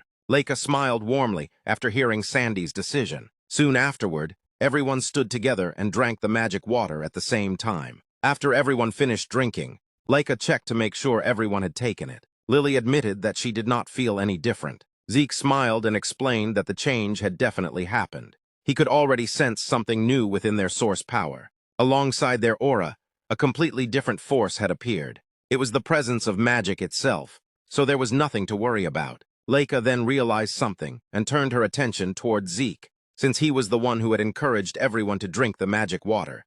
She wondered why he had not done the same. Zeke casually dismissed the concern and told everyone not to worry about him. A moment later, he flicked a massive boulder with nothing more than his finger, launching it across the distance at incredible speed. Everyone was left stunned by the unbelievable display. With a confident smile, Zeke identified the technique as rock cannon. Everyone was left completely stunned after witnessing Zeke use magic without ever drinking the magic water. Edge could not understand how that was even possible because Zeke had never consumed the magic water. Lily was equally shocked since Zeke should not have even known how magic worked in the first place. Zeke calmly explained that just like lightning aura and wind aura, he had naturally begun using magic after taking in enough spells through his aura. Although Zeke himself did not fully understand the process, the truth was that Dragon King's breath had continuously absorbed the magical power contained within every spell he endured head-on. Over time, that energy gradually transformed his source power into the nature of magic itself. As for actually using magic, Zeke explained that he had simply copied the way magical energy flowed through other people. Leica could only stare in disbelief after hearing such a simple explanation. Vanille, on the other hand, became even more irritated, seeing Zeke as an absolute monster. Zeke then pointed out that because he had not drunk the magic water,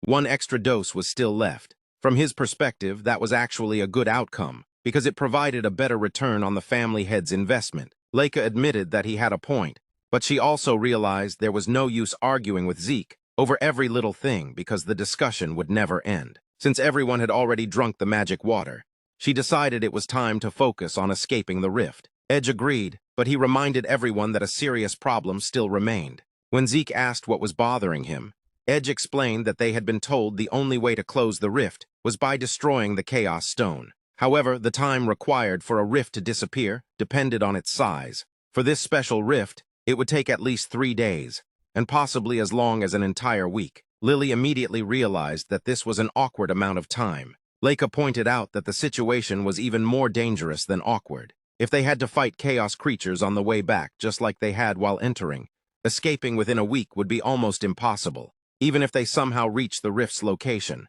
they still had no way of getting back into the sky. Hearing that, Sandy became terrified as she realized they might not be able to escape the rift at all. Just then, several giant birds that followed Zeke suddenly arrived, repeatedly making loud humming calls. Zeke calmly asked what had happened. After listening to the birds, he immediately understood what they were trying to tell him and responded with a confident smirk. A moment later, Zeke and all of his companions climbed onto the backs of the giant birds and took off into the sky, while Sandy screamed in terror as they flew away.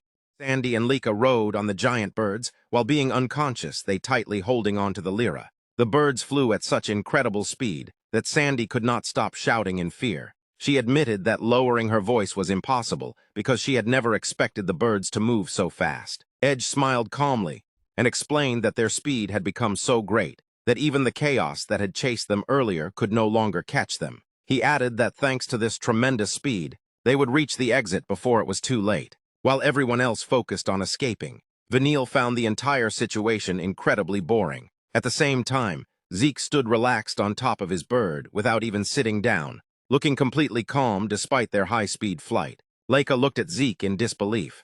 She reflected that his absurd way of acting truly had no limits. She had never imagined that he would train monsters inside the rift, and then make it possible for everyone to escape by riding those very same monsters. Lyra chuckled while admiring the birds. She commented that they were incredibly fluffy and adorable. Leica shyly agreed that the birds were indeed cute. However, she admitted that this mission had shown everyone just how incredible Zeke truly was. She realized that thanks to him, they had managed to witness everything and survive. Lyra smiled as she recalled everything Zeke had accomplished. She remembered that he had defeated a 5-star enemy, prepared an escape method using the monsters inside the rift, and even destroyed the unbelievably hard Chaos Stone with a single strike. She considered all of it absolutely incredible. Leica acknowledged that although Zeke had already shattered a gigantic rock before, making such impossible feats almost seem normal, she still could not ignore one painful fact. Even though she had officially been the leader of this mission, she felt that she had failed to perform properly as a leader. Lyra immediately reassured her. She believed that without Leica, the team would never have stayed together through all the hardships they had faced. Moved by those words, Leica hugged Lyra tightly and sincerely thanked her for her support. Deep inside her heart, Leica made a firm promise to herself. She vowed to continue becoming stronger until she possessed enough strength to truly lead everyone. She also swore that one day, without fail, she would become the head of her family. Meanwhile, Zeke laughed while praising the mother bird. He pointed out that she had become much faster compared to the time when she had kidnapped him. He happily declared that this improvement was the result of all her training. The bird disciples became excited and happily responded to his praise. Zeke then looked at the young birds and proudly observed that the cubs were also keeping up with their mother's speed remarkably well. He confidently stated that they all had a very promising future ahead of them. However, the peaceful moment suddenly ended when 2 powerful energies abruptly blocked their path.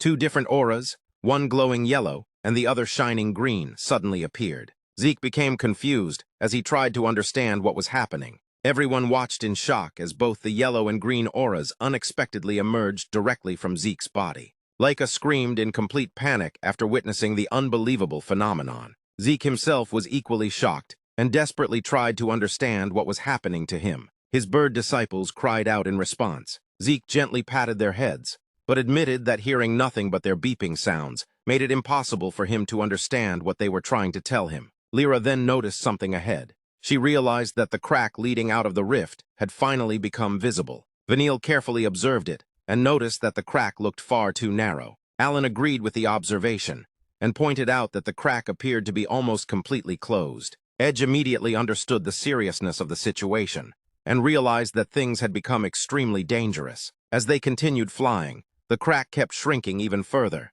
Even Edge was visibly shocked by how quickly it was closing. Leica panicked as she watched the entrance becoming smaller with every passing second. She feared that they had reached the very limit and desperately worried about whether they could escape before it completely sealed shut.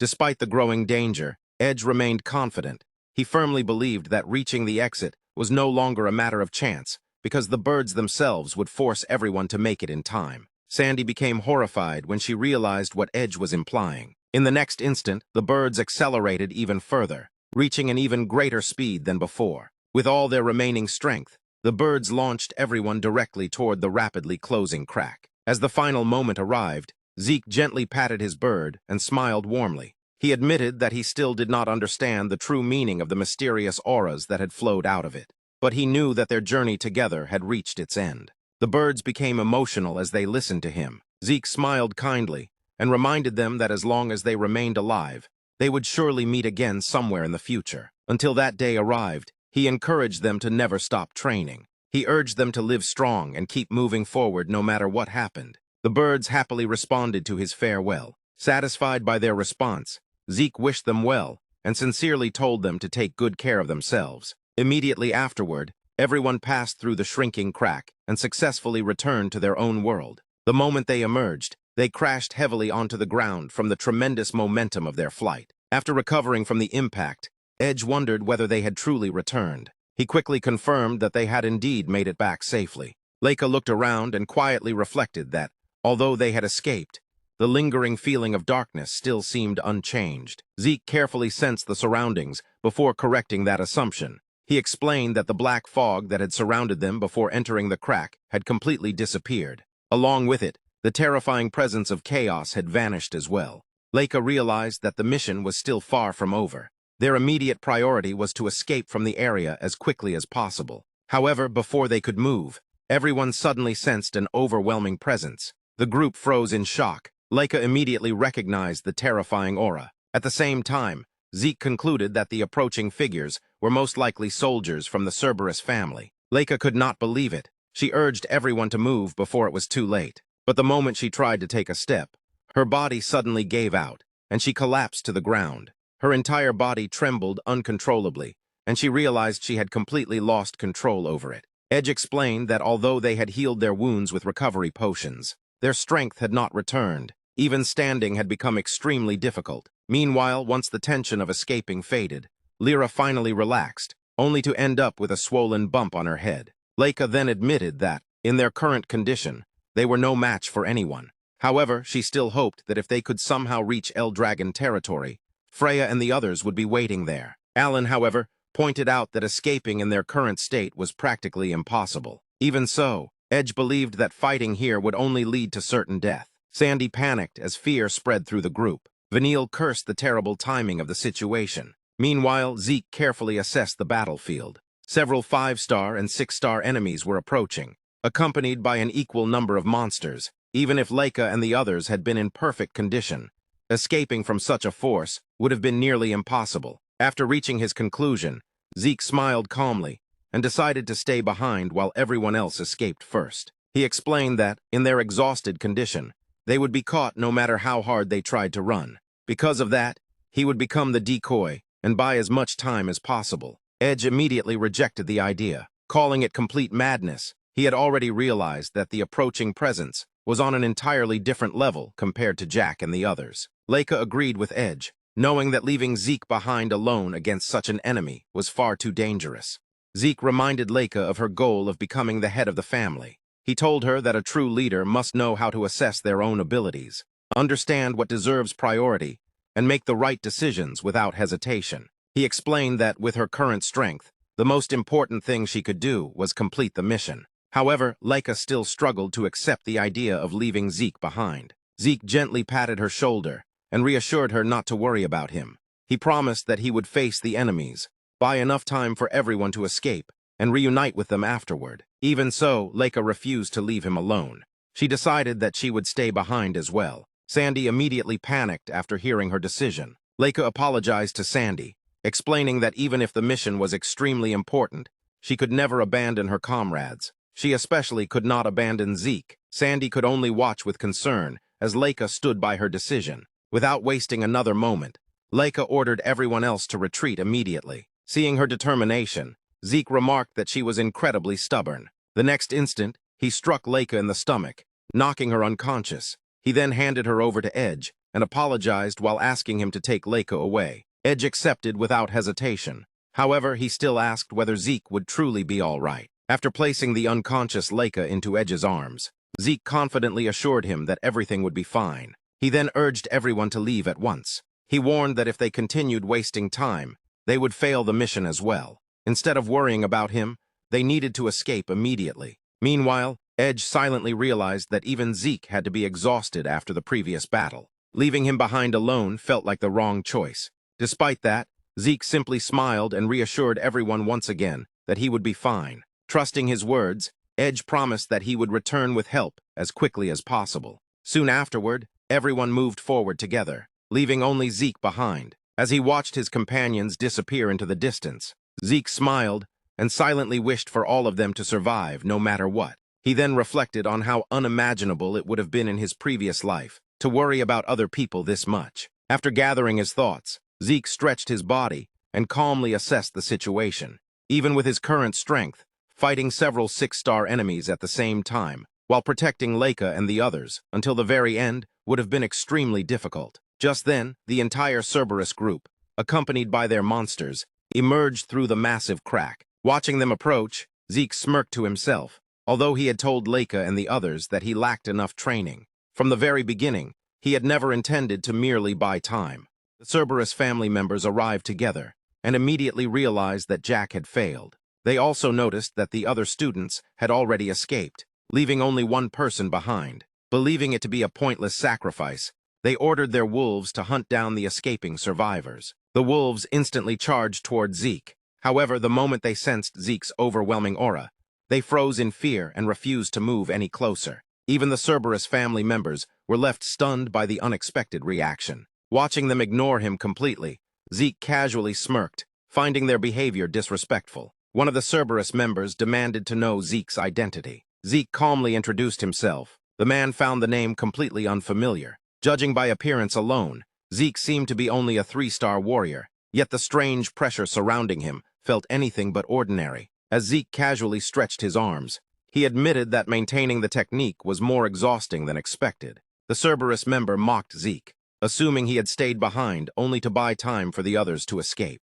Zeke dismissed that assumption. He explained that he had been unable to use his full power inside the rift, and made it clear that he had never intended to buy time. Instead, he declared that every one of them would stay there until he was completely satisfied. The Cerberus member could not understand who Zeke really was. Zeke then prepared to strike. Before the battle could begin, his instructor suddenly arrived with her subordinates, instantly ruining the excitement Zeke had been looking forward to. Without hesitation, his instructor activated the Four Winds Kick technique, Typhoon Whirlwind Kick. A massive whirlwind shattered the ground and slammed directly into the Cerberus family members before she rushed over to support Zeke. Zeke thanked her, though his bored expression made it obvious that he was far from pleased. His instructor noticed his dissatisfaction and found his reaction confusing. Ignoring the interruption, Zeke focused on something more important and confirmed whether Leica and the others had escaped safely. His instructor assured him that everyone had already been rescued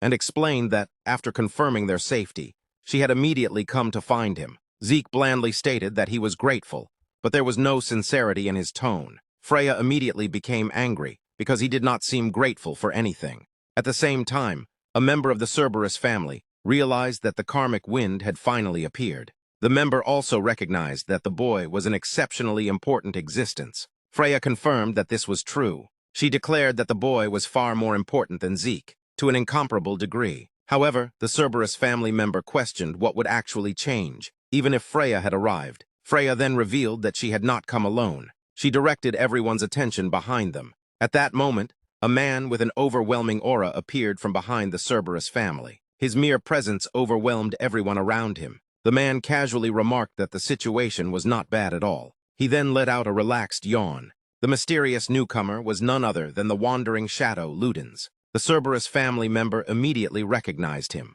Freya then pointed toward Ludens and revealed that the sub-leader of the Black Dragon squad had arrived. She expressed confidence that there would no longer be any problem with the situation. As Zeke observed Ludens, he found himself genuinely amused. He realized that he could not sense Ludens' presence, or even his eternity. Zeke concluded that Ludens possessed concealment techniques superior even to Freya's. He also recognized that Ludens' dagger handling was exceptional.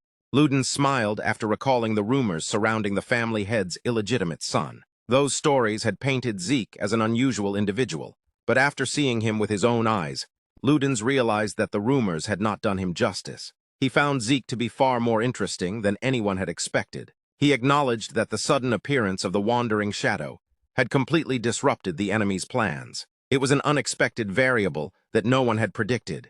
Even so, Ludens believed the battle was far from over, as the possibility of turning the situation around still remained. Ludens then shifted his attention toward the Cerberus family and warned them not to mistake his restraint for weakness. He revealed that they were still standing only because he had deliberately held back his power. According to him, if he had truly intended to fight seriously from the beginning, he could have blown their heads off in a single instant. The moment those words left his mouth, an overwhelming aura exploded from Ludens' body. The immense pressure spread across the battlefield, making the surrounding air feel unbearably heavy. Several Cerberus family members were visibly shaken, as they instinctively realized just how terrifying his true strength was. Despite sensing that pressure, one of the Cerberus family members refused to back down and boldly challenged Ludens, demanding that he prove his claim through battle. Instead of reacting emotionally, Ludens simply smirked. He calmly reminded them that he was not the only powerful fighter standing on the battlefield.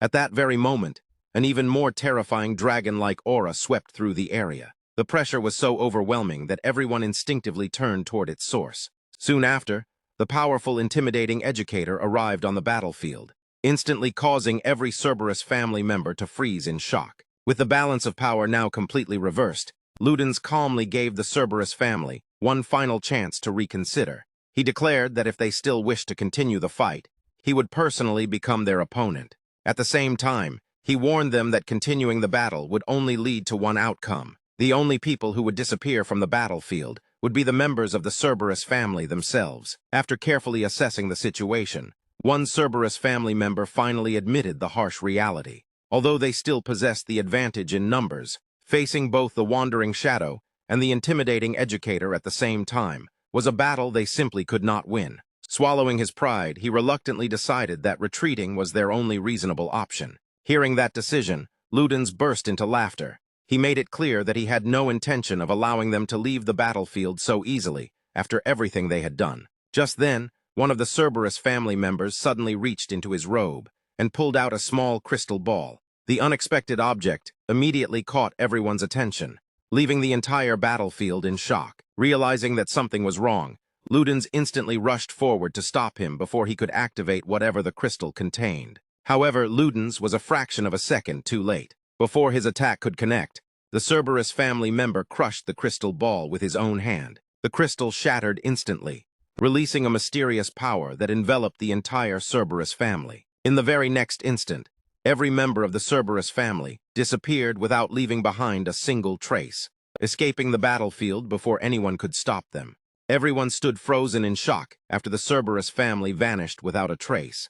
Ludens casually revealed that the enemy had escaped by using a teleport sphere, speaking as though it were nothing unusual. Hearing that unfamiliar name, Zeke became curious about the mysterious item. Freya then explained that a teleport sphere was a rare magical artifact filled with magical power. Once the sphere was broken, it instantly transported its user to a location that had been set in advance. She also emphasized that such an item was an extremely rare tool. After hearing the explanation, Zeke was genuinely fascinated. He could hardly believe that such a mysterious object even existed. At the same time, he could not hide his disappointment that the Cerberus family had managed to escape. Freya shared the same regret. She admitted that capturing the Cerberus family would have allowed them to gather valuable information from the enemy. Instead of worrying about the lost opportunity, Sieg complained that he had simply wanted to continue fighting. Seeing that reaction, Ludens burst into laughter and found Sieg even more interesting than before. Just then,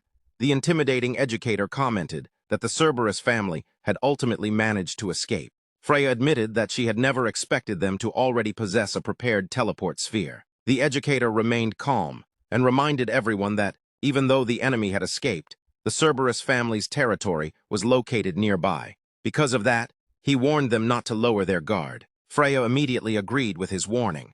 With everything settled, Ludens laughed and casually mentioned that, now that the teacher had arrived as well, he would head back first and get some sleep. Freya was caught completely off guard and hurriedly tried to stop him. However, before anyone could say another word, Ludens disappeared without warning. Watching him leave so casually, the educator remarked that Ludens was still as carefree as ever. He then turned to Sieg and assured him that from that point onward, they would remain by his side, allowing him to relax without worry. Sieg admitted that hearing those words certainly gave him peace of mind. Even so, Freya immediately noticed that Sieg still looked strangely dissatisfied and could not understand why. Before the conversation could continue, the educator revealed that there was something important he wanted to ask Sieg. The topic he wanted to discuss was the matter involving the magic water. Hearing that, Sieg quietly turned his attention toward the educator, waiting to hear what he had to say next.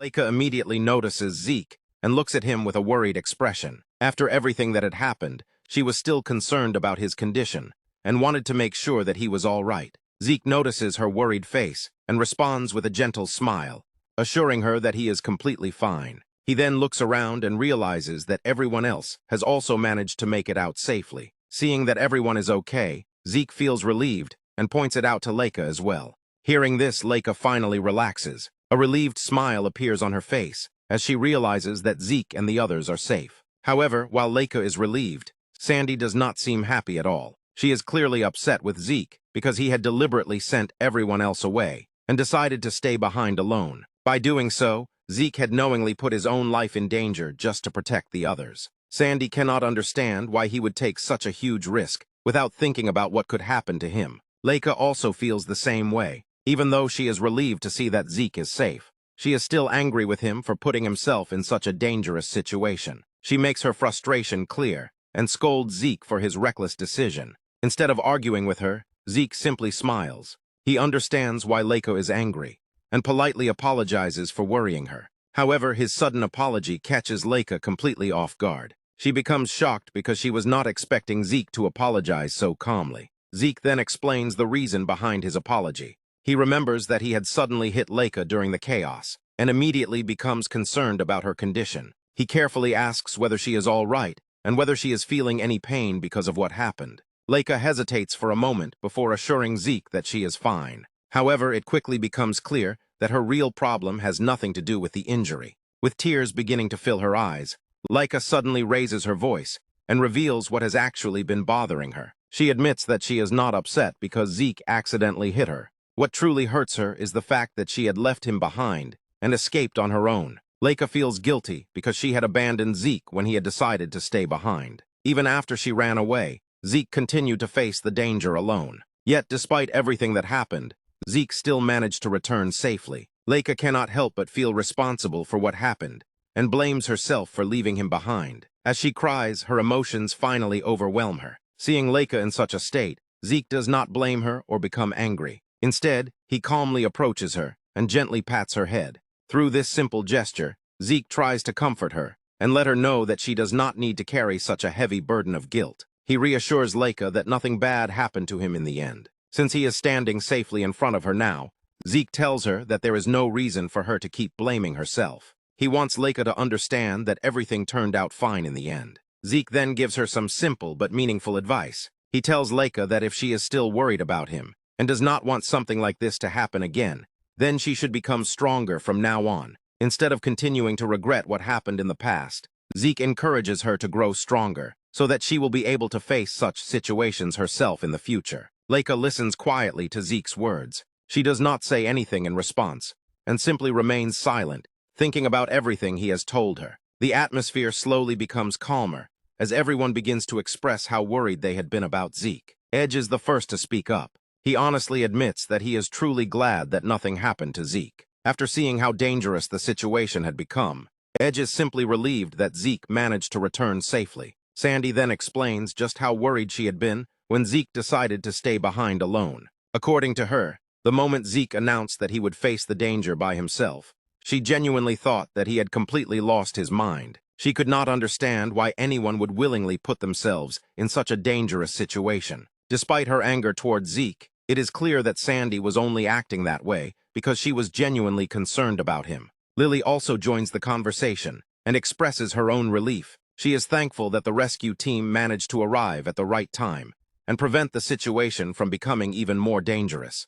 With everyone finally safe, Zeke appreciates the fact that all of them had been genuinely worried about him. He understands that their anger and frustration came from their concern for his safety. However, Zeke still has one small complaint about the entire situation. While he appreciates everyone's concern and is grateful that they came to rescue him, he admits that it would have been better if the rescue had arrived just a little later. Zeke explains that the rescue team arrived before he even had the chance to properly begin his fight. Just when he was about to face the enemy and fight with everything he had, Freya and the others suddenly arrived at the scene. As a result, Zeke never got the opportunity to fully engage in the battle he had been preparing himself for. Even though everyone is relieved that Zeke survived, his words make it clear that he was actually looking forward to fighting the enemy himself. For Zeke, the rescue had arrived just a little too early. Sandy is left completely shocked after hearing Zeke's words. Edge also cannot believe what he has just heard. He realizes that Zeke had genuinely intended to fight the enemy alone, and was not joking about it. Zeke confirms that he was completely serious about fighting. Hearing this, Vanille comes to the conclusion that Zeke must be completely crazy for willingly wanting to face such a dangerous situation. Even Unky Ma'am is surprised by the entire situation. She remarks that this is the first time she has ever seen someone actually become upset because she arrived to rescue them. The conversation then takes a more serious turn when the Master decides to get straight to the main issue. He explains that the real reason for their visit is related to the magic water. Leica suddenly realizes something important. She remembers that everyone had already consumed the magic water themselves. However, before discussing that matter any further, Leica first wants to know whether they were able to successfully obtain the magic water. She then confirms that they did manage to get it. Leica takes out the magic water and hands it over to the Master. The moment the Master sees what Leica is holding, he becomes completely shocked. He immediately realizes that this is not ordinary magic water. It is the legendary rainbow magic water. Leica is confused by the Master's reaction and wonders what he means by calling it rainbow magic water. The Master then begins explaining the incredible significance of what they have obtained. As everyone knows, the color of magic water determines which magical attribute the person who consumes it will be able to use. However, rainbow magic water is completely different from ordinary magic water. It possesses the unique ability to make the most suitable magical attribute for the person who consumes it bloom. This makes it extraordinarily valuable. Although the other types of magic water are already considered precious, rainbow magic water is far rarer than all of them. In fact, it is such an incredibly valuable object that even the 8 gates of the Supreme Path would desire to obtain it. Everyone is left completely stunned after hearing this explanation. Leica also becomes shocked when she realizes just how valuable the magic water they had consumed actually was. She cannot believe that they were able to drink something so rare and precious without even realizing its true value. The Master then suddenly gives them a serious glare. He realizes that they must have already consumed the rainbow magic water. Leica immediately becomes nervous after seeing his expression. Their ma'am also becomes surprised by the Master's discovery. She turns toward Mr. Teach and asks whether his suspicion is actually true. Mr. Teach confirms that he can sense traces of magical power remaining within their bodies. This proves that the group had indeed consumed the magic water. Edge silently realizes that this was exactly what he expected. Someone from the 7 stars would naturally be able to notice the traces of magical power left inside their bodies. The revelation causes the situation to become even more tense. Their ma'am then begins scolding Zeke for what they have done. Zeke, however, does not understand why everyone is suddenly so angry. From his perspective, he had assumed that drinking the magic water was completely acceptable. He innocently wonders what the problem is, and whether they were actually forbidden from drinking it. Their ma'am becomes even more furious, and makes it clear that they were absolutely not allowed to drink the magic water. Zeke is surprised by this reaction. He finds the situation rather strange, because, according to his understanding, their mission had simply been to retrieve the magic water. As far as Zeke knew, no specific method had ever been mentioned for completing that task. No one had told them that they were forbidden from drinking it. Their ma'am is completely shocked by Zeke's reasoning. She angrily dismisses his explanation as nothing more than a ridiculous excuse. However, Zeke remains completely calm. He makes it clear that he is not making excuses, and that everything he said is simply the truth. Zeke then points out another important detail. He reminds everyone that they had also brought back an entire bottle of magic water with them, since they had successfully retrieved a bottle as well. Zeke cannot understand why everyone is making such a big issue out of the situation. Their ma'am is left completely stunned by his response. She clearly did not expect Zeke to have such a straightforward explanation.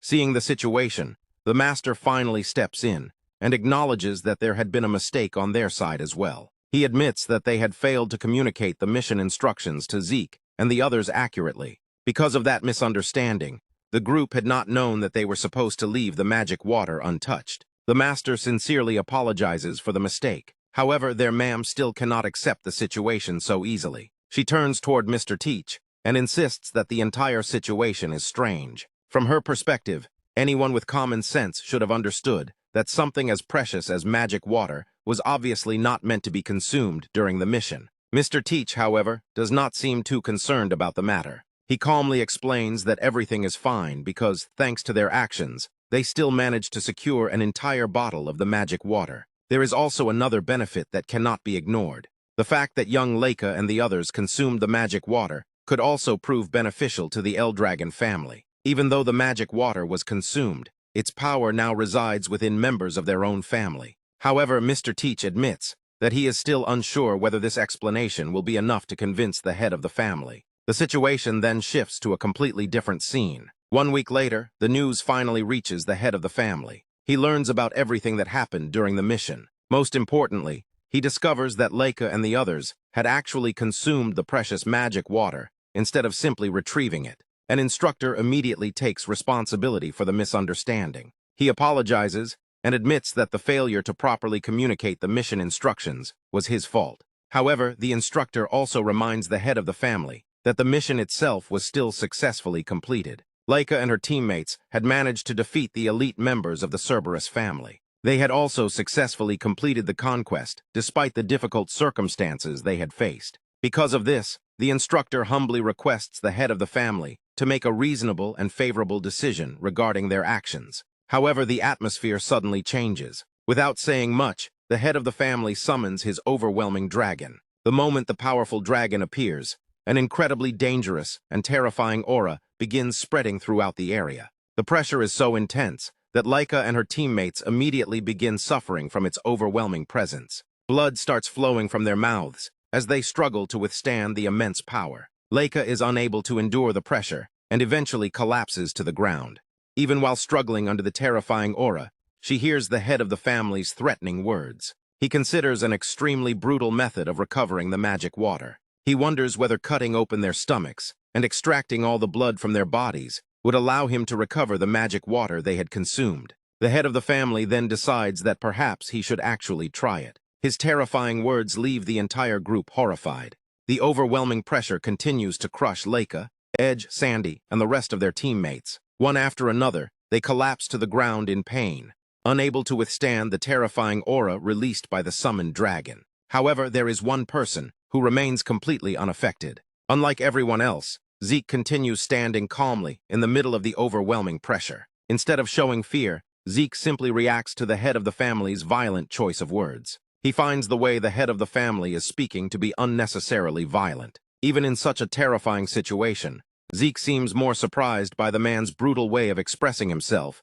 than by the overwhelming power surrounding them. Despite the overwhelming pressure released by the summoned dragon, Zeke remains completely unharmed.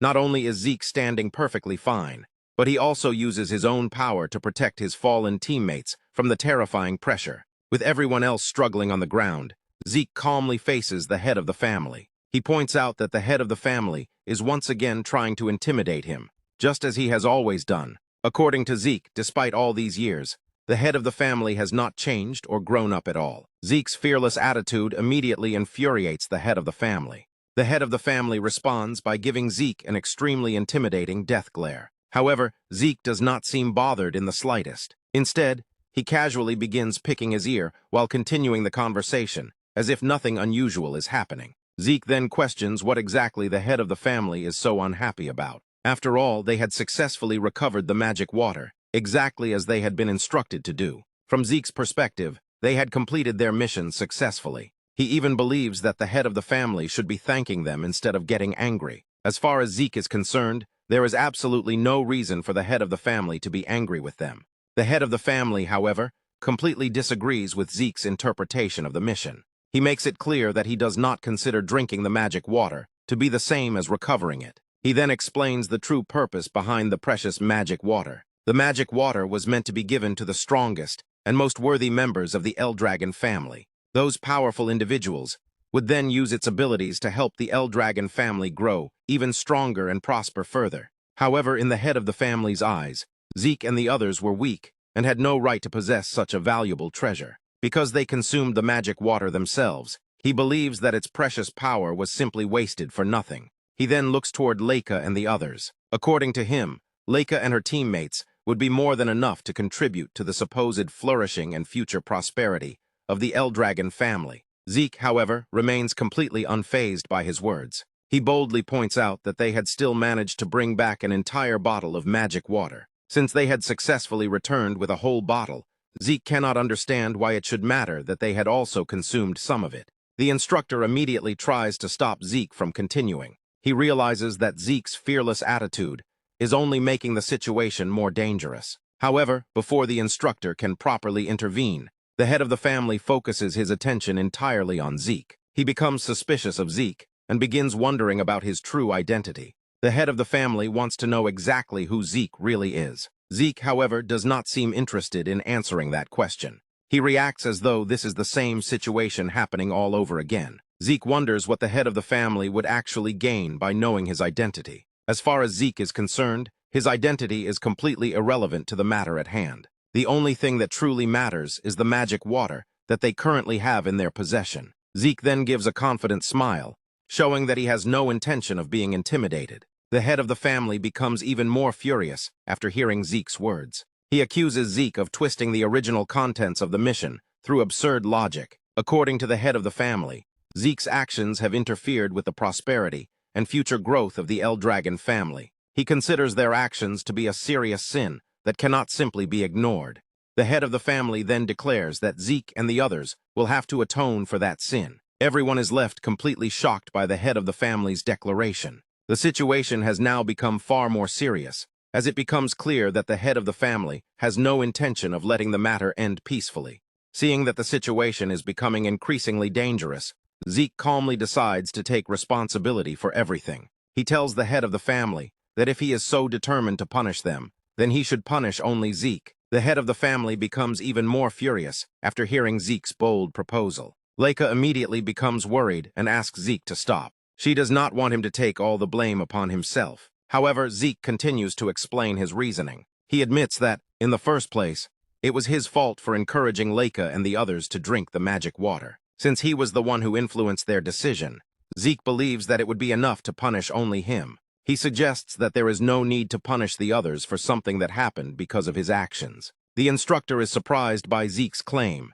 and asks whether it is actually true. Leica immediately disagrees. She nervously insists that drinking the magic water was not Sieg's decision alone. She makes it clear that consuming the magic water had been a decision made by all of them together. Sieg acknowledges that Leica is right. However, Leica quickly tells Sieg to stop before he can continue taking responsibility for everything. Despite her protest, Sieg remains determined to protect his teammates. He once again turns toward the head of the family and makes his proposal. Sieg offers to accept the punishment in place of all the other boys. He believes that if the head of the family punishes him instead of everyone else, then that should be enough. Sieg confidently asks whether that arrangement would satisfy the head of the family. For a moment, the head of the family remains completely silent. The sudden silence makes the atmosphere even more tense. Sieg simply responds with a confident grin, showing that he is not afraid of whatever decision comes next. Finally, the head of the family gives his answer. He agrees to Sieg's proposal.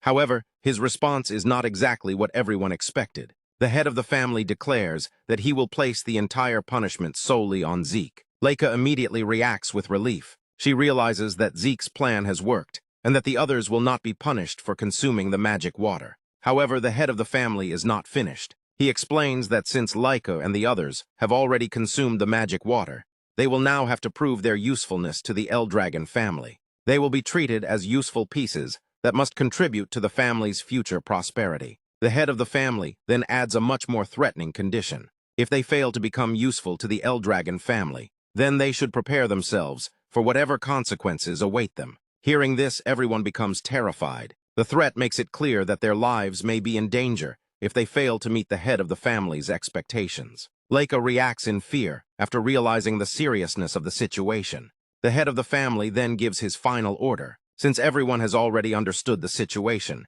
he commands that they be taken away immediately. Their destination is the second floor of the Dragon Hall. With this order, Leica and the others are left with no choice but to follow the instructions and prepare themselves for whatever awaits them inside the Dragon Hall. The instructor is shocked by the head of the family's decision and asks if he is really sure about it. The head of the family clarifies that this is not for Sieg and the others, but to ensure that the magic water they consumed does not go to waste. Sieg simply smirks and wonders if he is being rewarded. He casually reminds everyone that he has already visited the second floor and even entered the dragon's treasure vault. Sieg then suggests that, since he is already familiar with the second floor, he should be allowed to visit the third floor as well. The head of the family grins and reveals that Sieg will not be going to the third floor. Instead, he orders Sieg to go to a special and dangerous place known as the abandoned Dragon Valley. Everyone is left completely shocked by this decision. However, Sieg simply smirks, showing no fear of what awaits him. Sieg suddenly smirked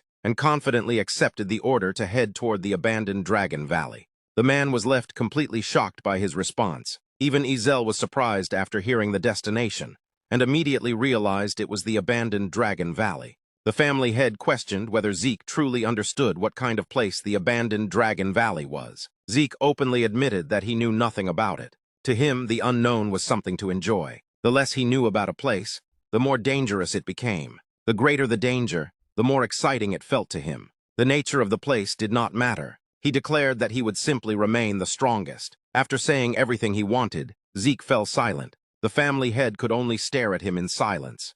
An instructor ordered Sieg to leave the area. Leica also stepped forward and tried to stop him. Sieg noticed her expression, but remained calm. Leica was devastated that Sieg had taken the entire responsibility upon himself. Sieg explained that he had been the one who started everything. Leica insisted that although he had initiated it, everyone had chosen to drink the magic water by their own decision. She believed the responsibility was shared by everyone. Sieg simply smiled. He told her that regret should only become a reason to grow stronger from that moment onward. Leica refused to accept that explanation. Sieg pointed out that everyone else would be able to reach the second floor of the Dragon Hall, while he alone would head toward the treasure. To him, that outcome was more than enough. Leica admitted that he might be right, but she still could not agree with his decision. As Edge quietly watched the conversation, he began to understand Sieg better. He realized that beyond Sieg's reckless and extravagant actions was an overwhelming sense of responsibility. That was why Sieg naturally tried to carry the entire burden by himself.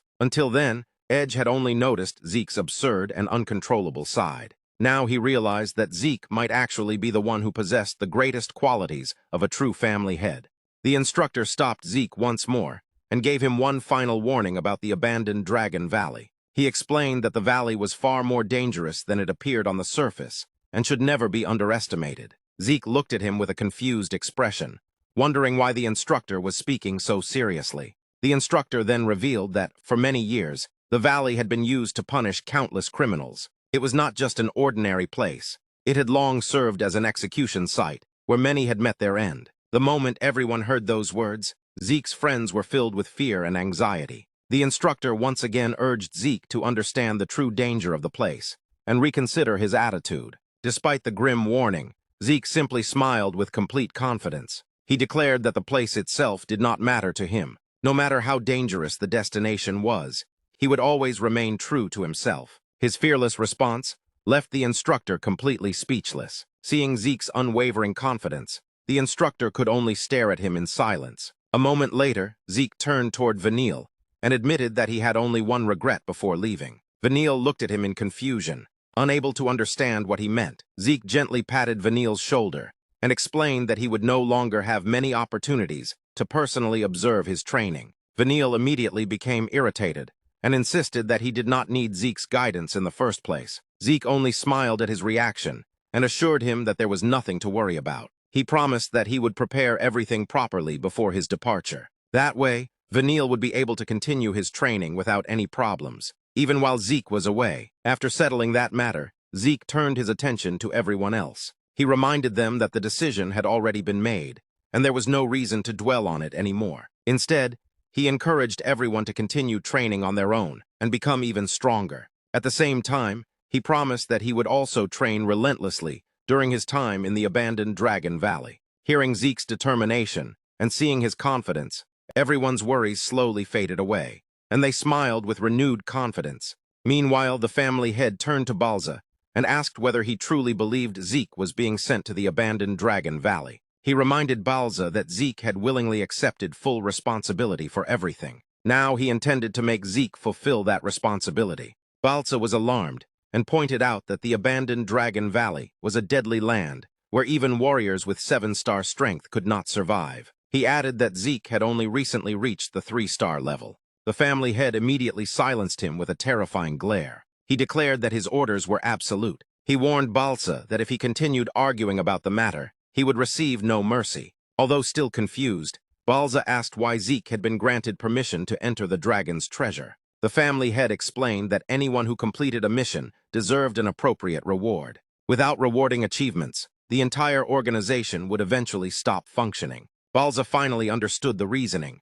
However, the family head made it clear that entering the dragon's treasure and actually obtaining one of its treasures were completely different matters. Although Zeke had managed to withstand his overwhelming pressure by using a mysterious power, that same ability would be useless inside the dragon's treasure. He explained that the deeper someone ventured, the stronger the influence of the ancient boss's relics became. Eventually, the pressure would become so overwhelming that advancing any farther would be impossible. According to him, someone with Zeke's current strength would never reach the deepest part. At best, he would only be able to wander near the entrance. Watching the family head speak so seriously, Balza realized it was the first time he had ever seen him act this way. The family head then added that no matter what treasure Zeke managed to obtain, it would become completely useless inside the abandoned Dragon Valley. He believed that the valley contained a level of despair that no amount of effort or determination could overcome. Sooner or later, someone who relied too much on personal strength would inevitably face that despair.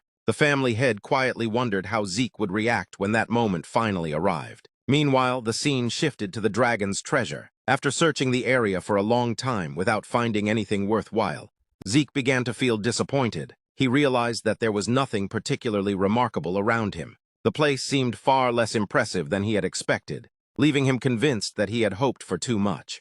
The scene then shifted back to a few hours earlier. An instructor escorted Zeke to the dragon's treasure hall. The moment he arrived, Zeke noticed that, just like the dragon hall, the area was also guarded by 7-star warriors. From that alone, he realized how important the dragon's treasure was to the current Eldragon family. Wanting to understand the rules, Zeke asked how far he was allowed to explore. The instructor explained that, unlike the Dragon Hall, there were no movement restrictions inside the dragon's treasure. Zeke was free to venture as deep as he wished. He also revealed that Zeke was allowed to take any single item found inside the treasure, regardless of what it was. However, he warned that reaching the deepest parts of the treasure was an entirely different matter. Curious, Zeke wanted to know what made those depths so special. The instructor explained that the dragon's treasure contained countless valuable objects, including spiritual elixirs and powerful weapons. But hidden in the deepest sections were relics once used by the ancient family heads. Those relics contained immense power.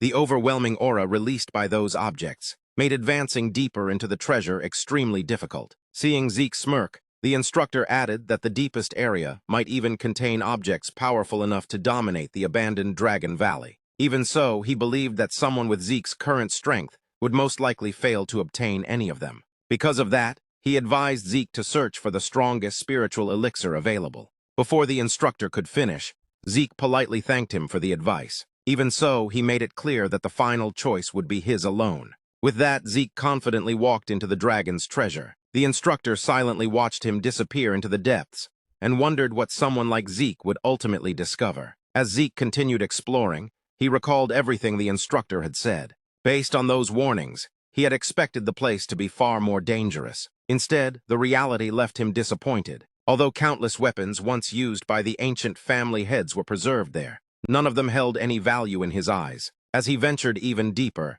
something unexpected caught his attention. At the deepest point, he discovered that what lay before him was not another legendary weapon, but a massive object that had been cleanly sliced apart. His eyes immediately focused on a huge sword mark.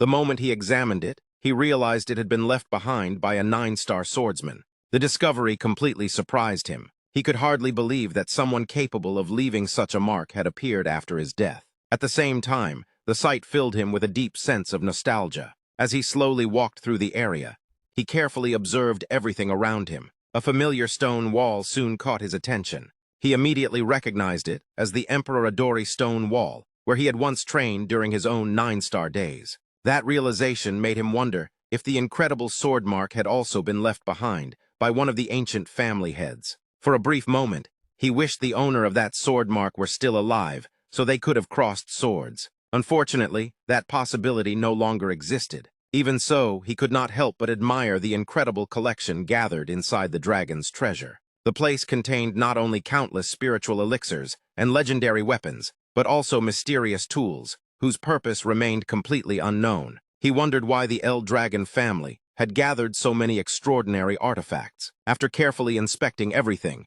he realized that none of the treasures were truly necessary for him. With no better option left, Zeke decided to ignore the weapons, pick a random spiritual elixir, and leave. Just as he was about to do that, his eyes suddenly landed on an old treasure box. The moment he saw it, he immediately recognized it.